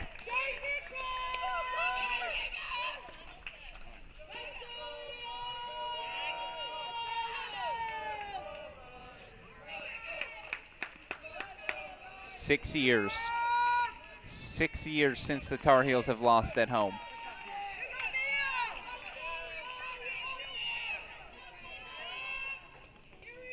A&M doing everything in their power to end that streak tonight, and they're playing well enough to do it.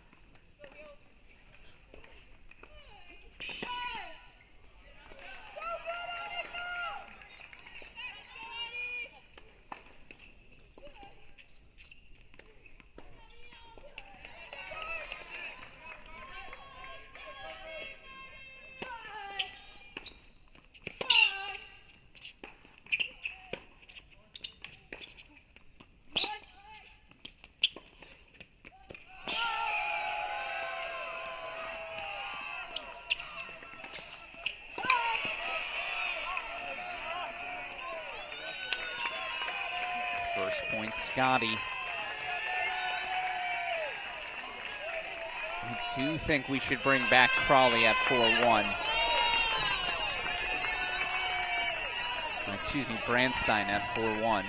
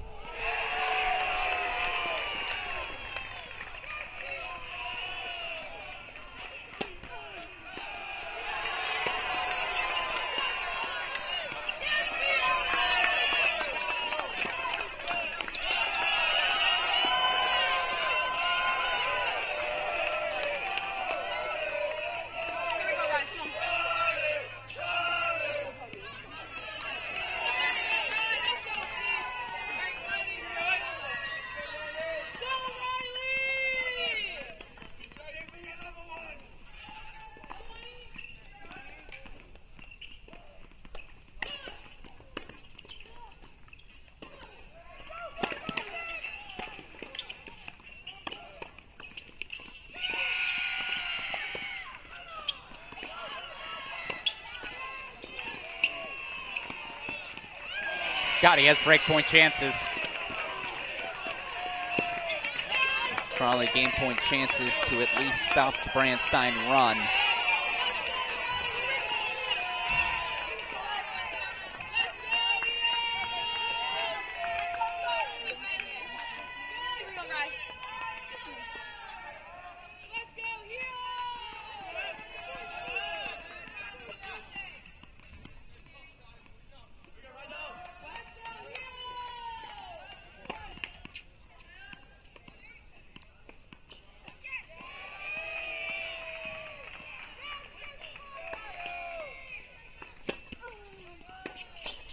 All right, Crawley does her part, and at the same time, Brandstein took some big cuts, didn't she?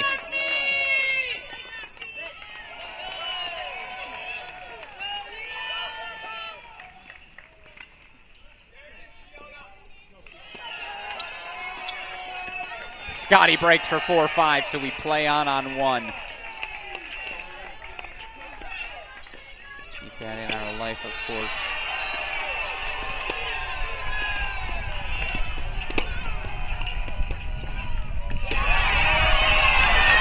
Here we go. Riley Tran breaks in, will serve for a third set of her own. For drama more than anything else, I'm just rooting for as many 3-set matches as possible. It's what a match like this deserves. Circled the moment the draws came out.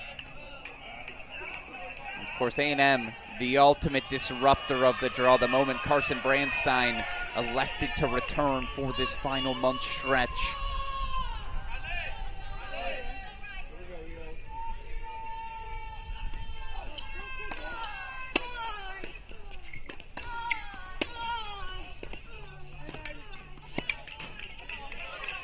+1 forehand, real strong though.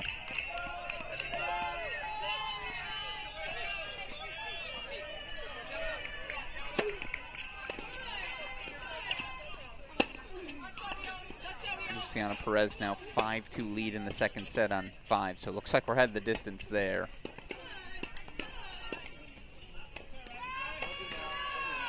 Scotty's out of the chair, so back to a triple box we go. Biscotti serving to extend the match, 4-5 in the second.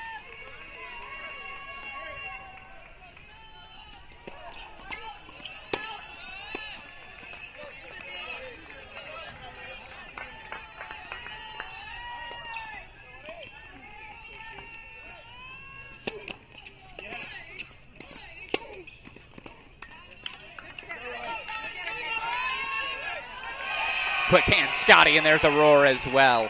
I actually think that's where we have to go, all due respect to Riley Tran.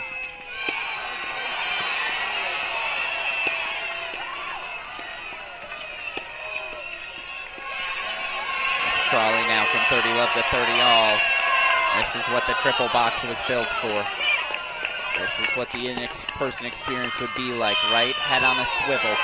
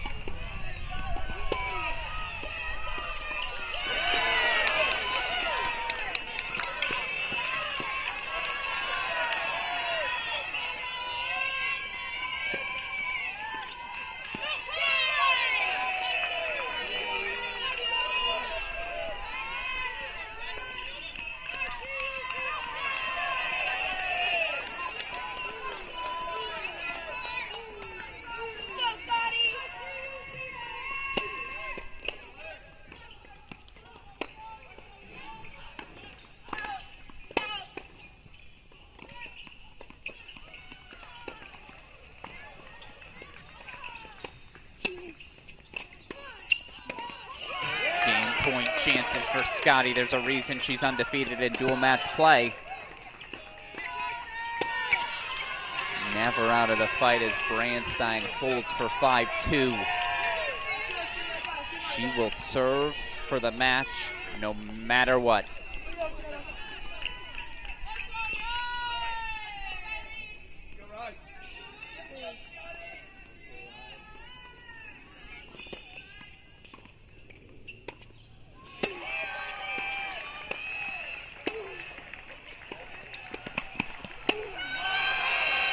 Scotty holds for 5-all.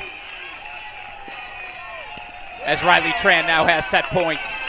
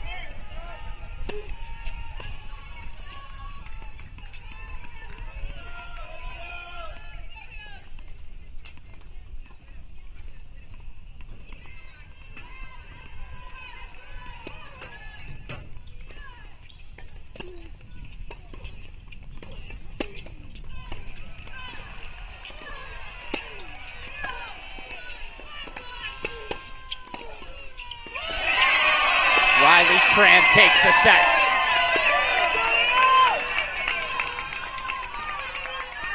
And immediately race over to 5. No, we don't. Luciana Perez takes the set 6-3. So that's 4 3-setters. Scotty Stoyana, the only one still in the second set, will go to the split screen.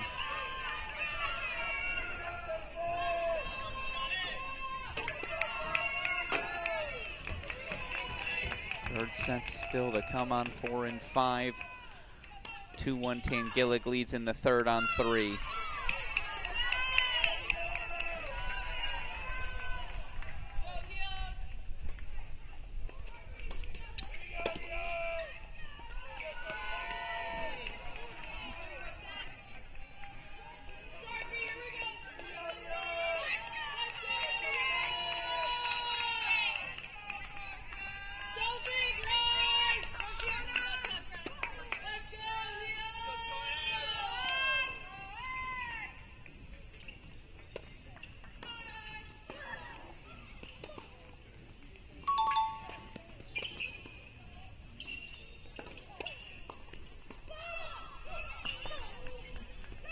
Scotty has break points.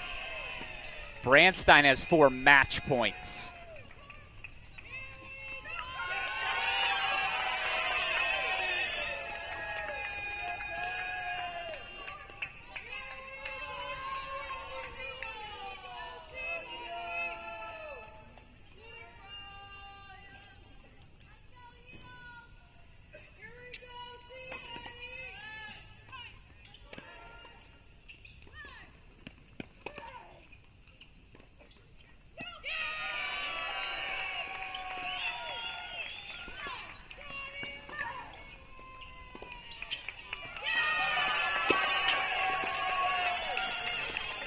Oh my goodness.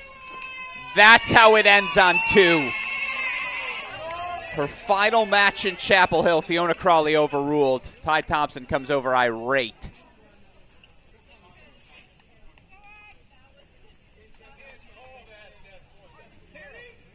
I think the entire crowd is stunned. Still a point on the board. A&M 2-1 lead. This is the match Carson Brandstein came back to College Station to win.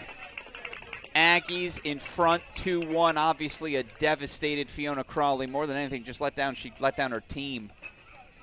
Still a lot of tennis to go, though. Scotty will serve to force a fifth third set in this match.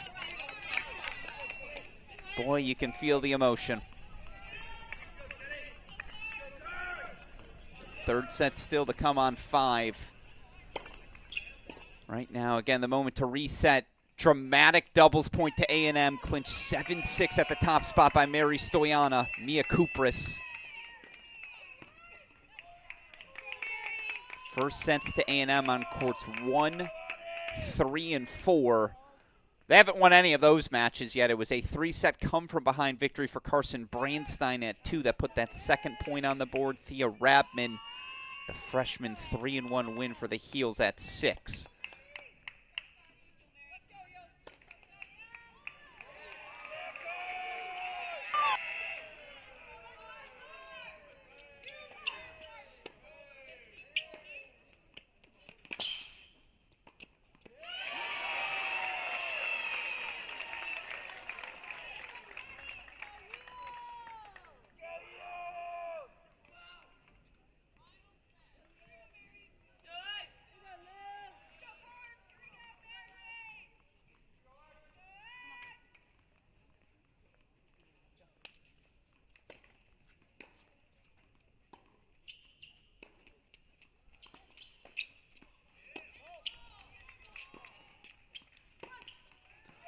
Scotty 2 points away from the set, but I believe now Nicole Kieran is up a break 3-2 in the third.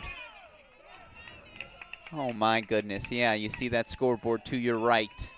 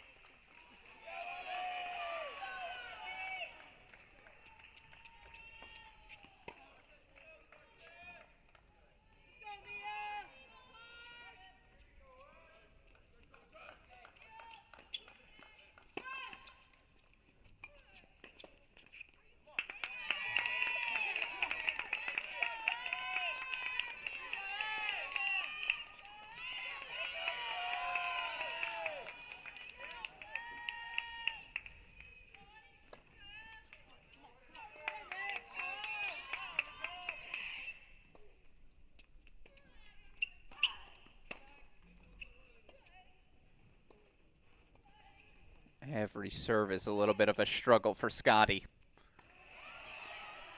Long injury timeout to get her right shoulder worked on earlier.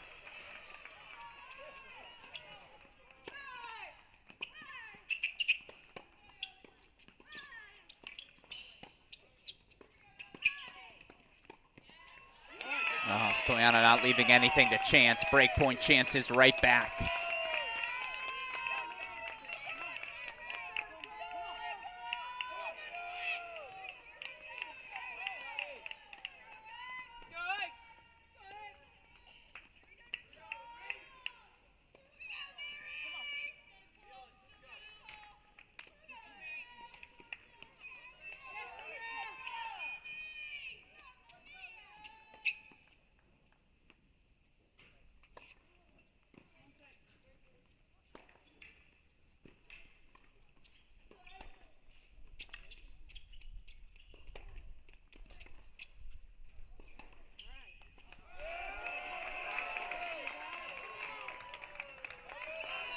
Go to a breaker. First to 7, win by 2. We'll put it in the big screen as I take us to a couple of third sets, courts 3 and 4.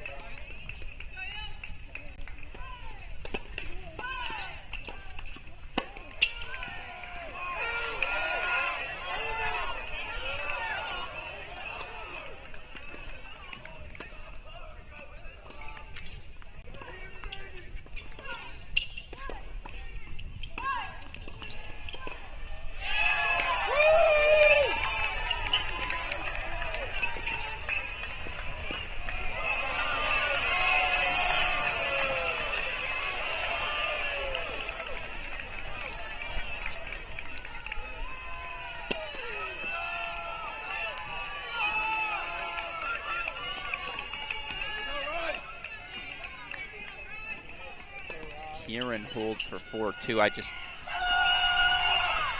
with Scotty's shoulder issues, I'm not counting on one if I'm a Tar Heel fan. I do think 3, 4, and 5, that's gotta be the pathway.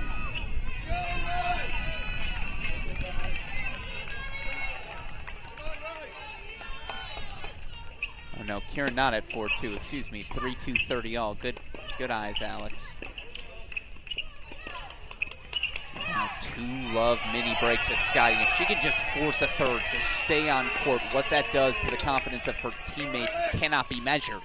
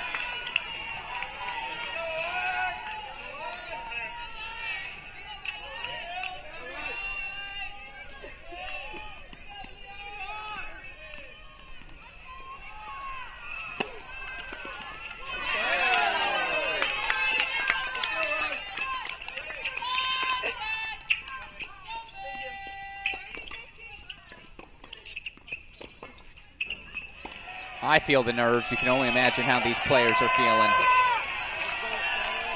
4-2 Scotty on the turn. Let's go to Tangillig serving at 2-4-30 all. Nope, the other Tangillig.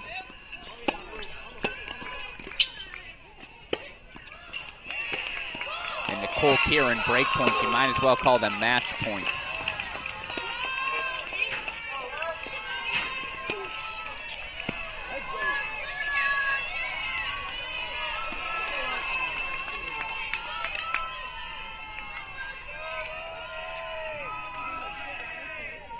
Third set just getting started on court number 4, so we can actually go to the split screen.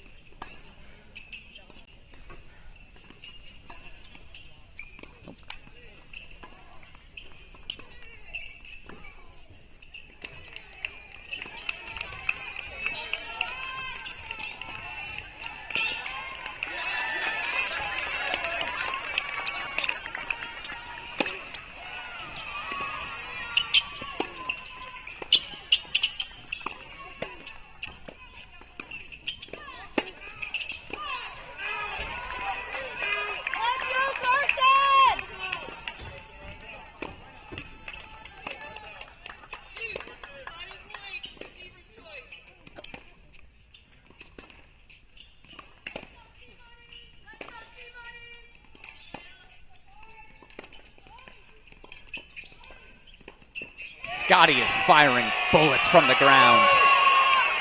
Senior will go down swinging, 5-2 lead as it's a deciding point on 3.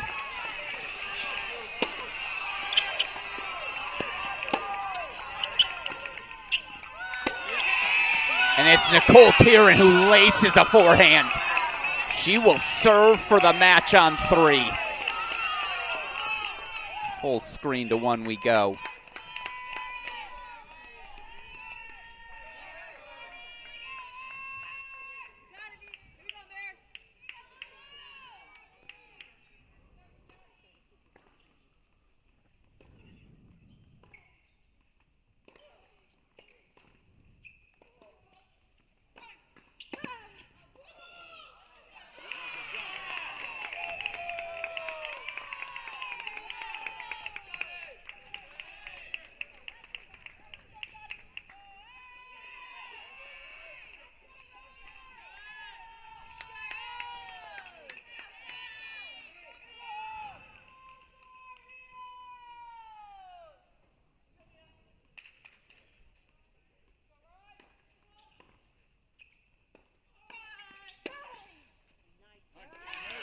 Stoyana does her job. Scotty doing everything she can to keep the shoulder loose. You see the phantom swings.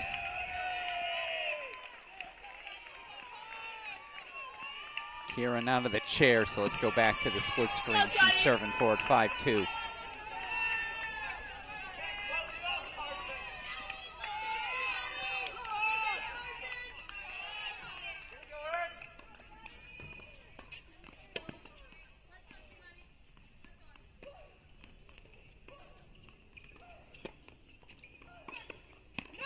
Oh, Stoyana loose with the forehand. Easy to say from afar, that's a return that has to go in. I mean, that's just it's a hanging curveball. But the nerves of the moment set point Scotty.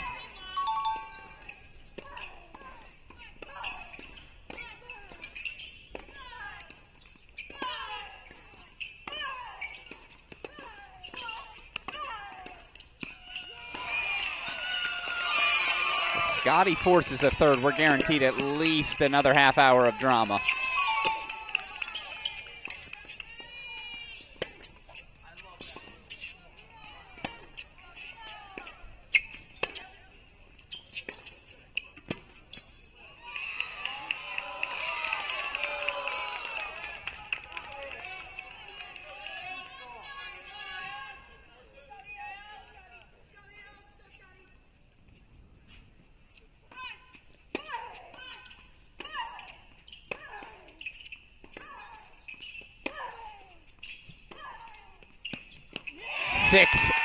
All of a sudden A&M can see the finish line.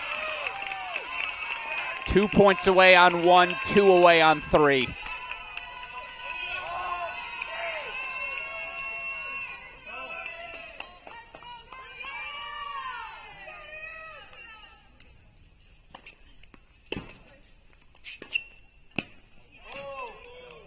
Lands good again. That forehand has been as impressive as any shot we've seen in the building today. They're out of the chair, so we have to go back to the split screen, but it is a match point for Nicole Kieran as A&M knocks on the door.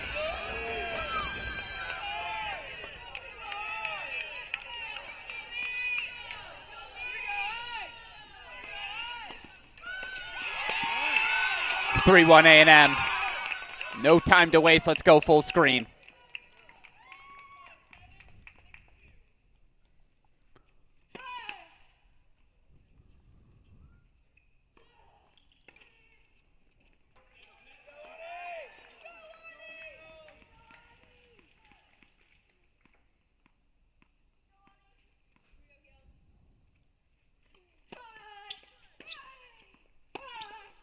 Scotty, another set point. It's going to take exactly that, a miracle for the Tar Heels to advance to the quarters. Down 3-1, third set's underway on 4 and 5. It starts here with Scotty, her third set point.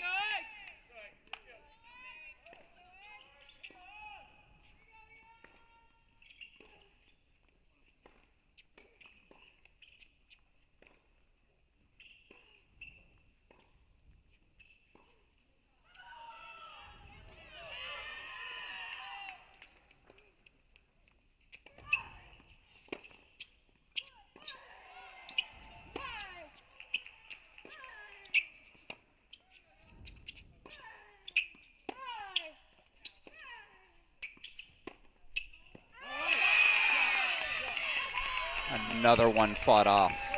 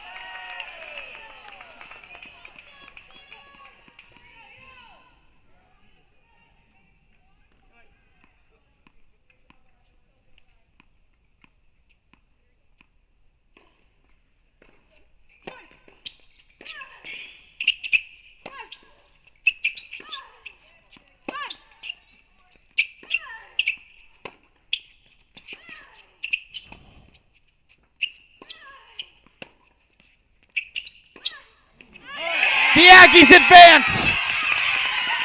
Texas A&M knocks out the defending champions.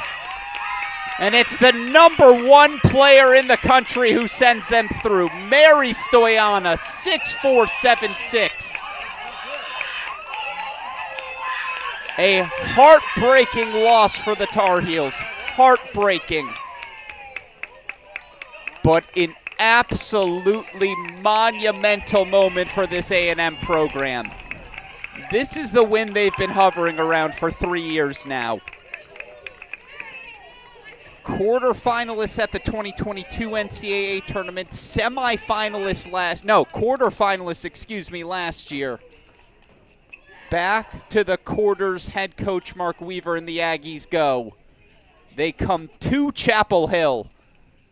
They take doubles 1, 2, and 3. Just a heartbreaking ending for this Tar Heel team. A team that brought home the first national championship in program history. A team that brought home multiple national indoor titles, multiple NCAA individual titles. Heartbreaking to see on the other side just for the Aggies. I mean, how can you not feel elated the moment Carson Brandstein became available for this team. You knew they were capable of a win like this. Once again, as John Parsons pointed out, maiden champion fails to defend the title. Texas A&M through to the quarterfinals in Stillwater. They await the winner of Vanderbilt and Virginia, and after a win like this, you could argue they might just be your favorites. Certainly to advance to the semis. I mean, what a performance from the Aggies. And you circle Mary Stoyana. Clinches the doubles point with Mia Kupras, 7-6 at 1. Clinches the match, fighting off 3 set points for a 6-4, 7-6 victory at the top spot. Again, Aggies doubles 1, 2, and 3. Is your jaw on the floor? Mine is. Y'all played, so this is the y'all celebration. I mean, this sport, it always delivers. Always. 4-1 Aggies are through. Well, I can show you what the draw looked like at the start of the day. I'll have to do some talking through what it looks like now. Advancing today. Only one upset, but man, is it monumental. The reigning champs knocked out. A&M, 4-1 winners over UNC. Other winners on the day, UCLA knocks out Texas. Pepperdine 4-0 over USC. Georgia 4-2 over Cal. Stanford 4-0 over NC State. Who's the favorite now after a win like that from the Aggies? They're starting to find a rhythm in doubles. Stoyana justifying, hey, I should play above Brandstein. I'm number 1 in the country for a reason. They got 3 players who'd be playing number 1 just about anywhere. Stoyana, Brandstein, Kieran. It starts there up top, but again, Kupras, Perez, fighting their tails off to 3 sets at 4 and 5.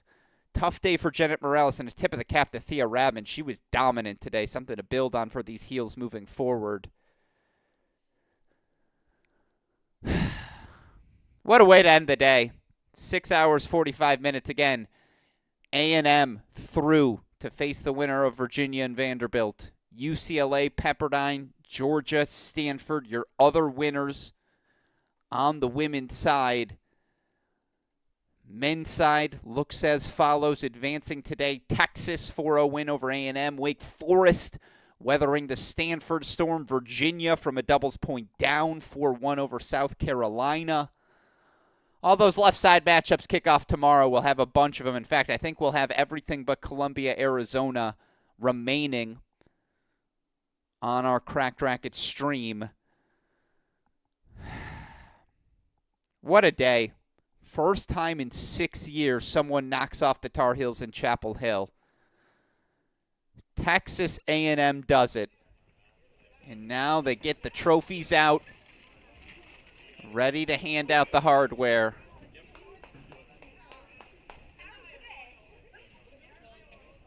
Gotta love this sport. Can do all the projecting we want in the offseason, can do all the analyzing we want during the regular season. In the end, got to roll out the balls and play. A&M Aggies as our event representative, Bill Oakes, presents the players with their trophies. I'll see the trophy presentation, and that'll be where we wrap our show. Lizanne Boyer. Yeah, Liz. Carson Brandstein. Oh, yeah, Car. Avery Esquivel. Yeah, Avery. Sydney Fitch. Here we go, Sid. Kale Gounder. Way to go, Kyle. Nicole Kieran.